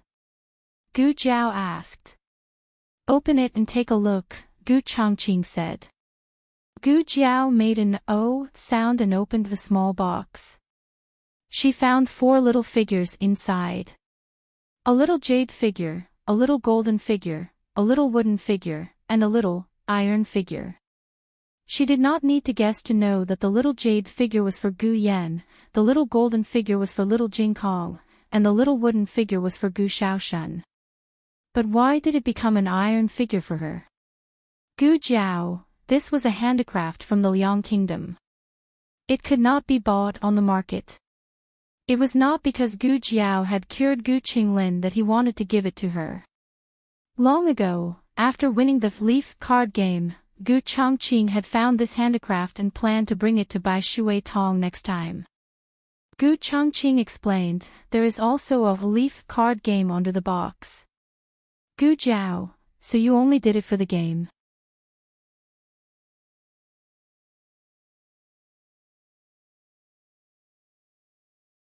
Chapter 193. Gu Jinyu saw that her elder brother had given Gu Jiao something and felt even more upset. She had given her brother so many gifts, but all she got in return was a word of thanks from him. Don't think that she didn't know that her birthday gift every year was prepared by concubine Ling. Her brother didn't even know what he gave her. Although she could not see what was in the box from her angle, how could something that her elder brother had personally chosen be bad? Gu Jinyu did not care about what was in the box. She cared about her elder brother's intentions. She was a girl who grew up in the countryside. She had neither looks nor talent. She even hit people at the slightest provocation. What did her elder brother see in her? Gu Jinyu did not go to meet with Yao Shi. She returned to the Marquis Fu alone, depressed. On the other side, the battle between the Ministry of Works and the Ministry of War finally came to an end. The Ministry of War had won, and the Minister of Works had been scolded badly by the Emperor. The Minister of Works was furious. When he returned to the Yamen, he called Marquis Gu over and questioned him on how he had handled the matter in the past. The Ministry of War said that they had looked for you many times. You used the excuse that you did not believe them. Marquis Gu refuted, there were not many times. At first, he did not explain clearly and only wanted me to rush out such a large batch of weapons within a month. At that time, it was almost the end of the year. The Ministry of Works had many things to do. I really could not rush it. The previous dynasty's weapons manufacturing was not under the jurisdiction of the Ministry of Works. After the start of the current dynasty, the responsibilities of the 6 ministries were redistributed. The Ministry of Works had changed the most. The Ministry of Works suddenly had many things to do. However, their salaries did not increase and their status did not increase. They could be said to be the leader of the 6 ministries. Minister Zhao knew that Marquis Gu was not lying.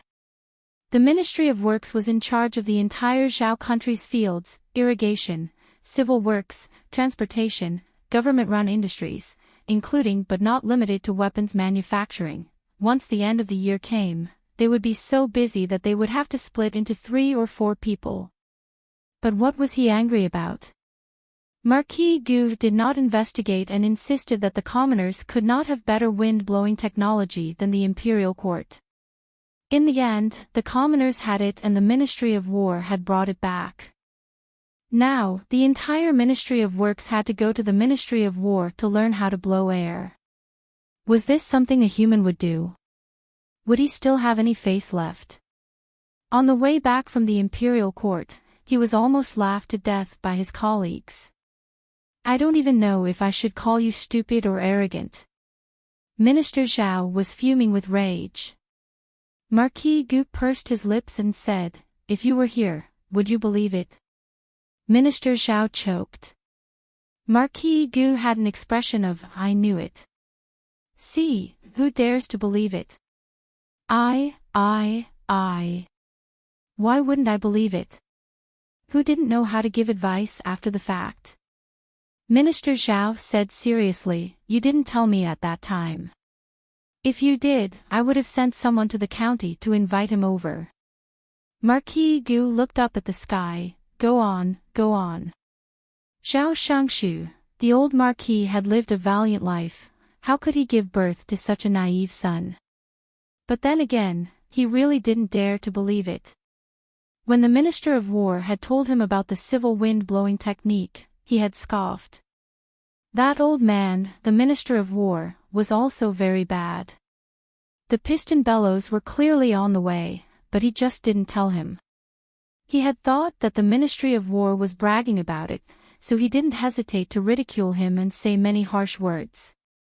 Now, every word was slapping his own face. Minister Zhao asked, I heard that it was invented by a 14 or 15-year-old girl. Weren't you in the county at that time? Have you heard of such a girl? There were many girls in the county, and he had one at home. Unfortunately, she was born to be his nemesis. What's wrong? Do you know her? Minister Zhao saw that Marquis Gu's expression had suddenly become serious and asked. Marquis Gu waved his hand and said, there are many 14-year-old girls. It can't be that girl randomly. Minister Zhao nodded. That's true. But I heard from the people in the smithy that she is a little farmer's girl. Our Ministry of Works suffered a great loss this time. If we can find her, we will definitely be able to regain our face in front of His Majesty. A little farmer's girl in the county. It can't really be that girl, right? Marquis Gu quickly shook his head decisively. That girl was illiterate. It was more likely that she knew how to feed pigs and farm. She invented the piston bellows that could crush the Liang Kingdom's water pipes. How was that possible? Marquis Gu said, Sir, in my opinion, that girl must be a disciple or family member of some otherworldly expert. She didn't want to enter the world, so she didn't reveal her identity. Minister Zhao thought for a while and said thoughtfully, right. I heard from the people in the smithy that her surname seems to be Lu, or Gu. The sky gradually darkened. Gu Jiao finished a day of treatment and finally went to check on Gu Qinglin's condition. Gu Qingfeng had something to ask her.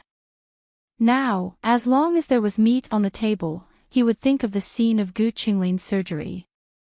Those scenes were simply too shocking. If this went on, he was afraid that he would become a monk. He wanted to know if there was any medicine for this illness. However, Gu Jiao didn't give him a chance to speak and turned to leave. Hey, you're leaving just like that? Gu Qingfeng asked unhappily. Gu Jiao looked at him indifferently. Gu Qingfeng straightened his face and said, What if my brother is in danger? There's Dr. Song. Gu Jiao said. Gu Qingfeng wanted to say something but hesitated. This Dr. Song was obviously a novice.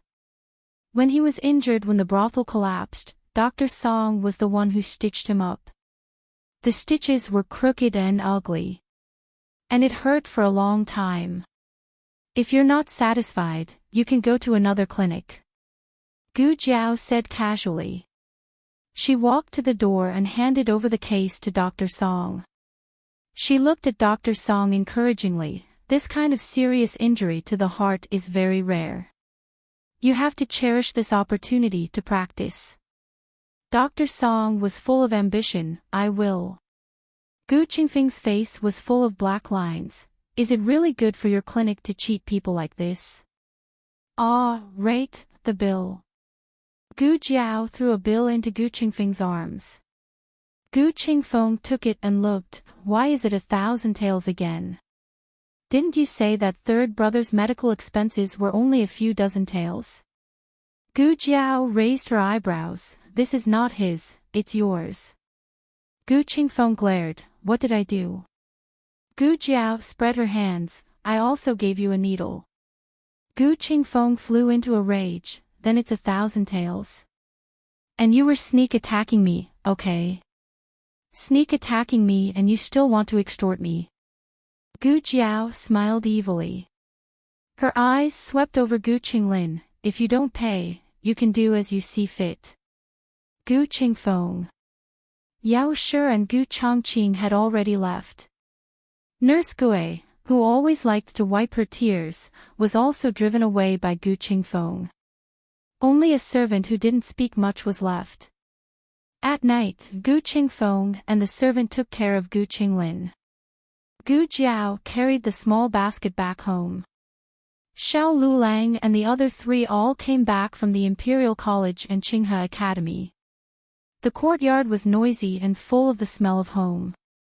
Gu Jiao didn't sleep the whole night. Xiao Lulang didn't want her to come back and cook, so he went to cook dinner himself. As a result, he was unanimously opposed by the whole family.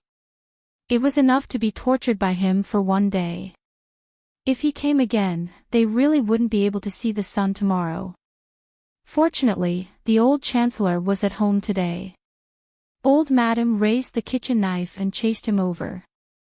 Gu Jiao first put the small basket back in the east room and then went to the backyard.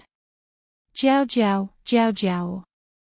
Little Jing Kong ran over and raised his little head to look at Gu Jiao cutely. One day apart feels like 3 years, Jiao Jiao. We haven't seen each other for 3 years, I miss you so much. The corner of Gu Jiao's mouth twitched. Where did he learn to say such vulgar words of love? Jiao Jiao, did you miss me? Little Jing Kong continued to act cutely. Yes. Gu Jiao patted his little bald head. Oh, he grew some more hair. Little Jing Kong pulled Gu Jiao's hand. Jiao Jiao, did you carry me over last night? Did you miss me so much that you broke? Gu Jiao glanced at Xiao Lulang who was chopping firewood in the courtyard and nodded to little Jing Kong, and, yes. Little Jing Kong proudly raised his little chin, I knew it. He thought of something and pulled Gu Jiao to a small basin. He pointed at the small fish in the basin and said, Jiao Jiao, look, my good friend gave it to me. You have a good friend. Gu Jiao was surprised. Little Jing Kong was not a very sociable child. She had never heard of him having any friends. She's from the class next door. Her name is Su Kanji. Kanji as in kanji. Little Jing Kong said. Gu Jiao was a little surprised that he actually made friends with someone from the class next door. She and Xiao Lulang had always been worried that little Jing Kong was too precocious and would not be able to play with his peers. Moreover, there was a gap between him and the adults. In the long run, it was inevitable that he would be isolated. Little Jing Kong showed off his small fish. Is it beautiful? Gu Jiao went against her conscience and said. Yes, it's quite beautiful. What kind of fish is it? She had never seen such an ugly fish. Little Jing Kong said seriously. Little Su said that they are piranhas. Gu Jiao's little body trembled. What kind of children were they? Why were they so cruel? I thought that you could be like a normal child and make friends with a normal child. I was really naive. Little Jing Kong's sense of beauty was not the same as that of normal people. His sense of beauty was influenced by his master. Then, he also influenced the few little monks in the temple. For example, the red birthmark that most people could not accept happened to be on little Jing Kong and the few little monks' sense of beauty. These few fish were the same. Not only did they look obedient, but their eyes were also fierce. However, there was a piece of golden fish scale on top of their heads that shone under the sun. Little Jing Kong was fascinated by them. Little Jing Kong took the initiative to talk to a child in the Imperial College for the first time because of these few beautiful fish. Of course, they were not piranhas. It was just a child's boast. They were just ordinary freshwater fish. However, they were not a species from Zhao country. They were transported from Liang country, which was far away. They were very precious. Of course, little Sue did not say these things because he did not understand. Jiao Jiao, can I raise them? Little Jing Kong asked Gu Jiao. He was a sensible and polite child. Before raising pets, he would ask for Jiao Jiao's permission first. Gu Jiao nodded. Yes, but you have to feed them and change their water by yourself. Also, we don't have any experience in raising fish, so we can't help you in this aspect. Okay.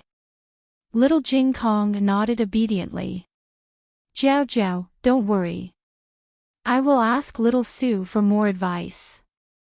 I will definitely raise them until they are fat.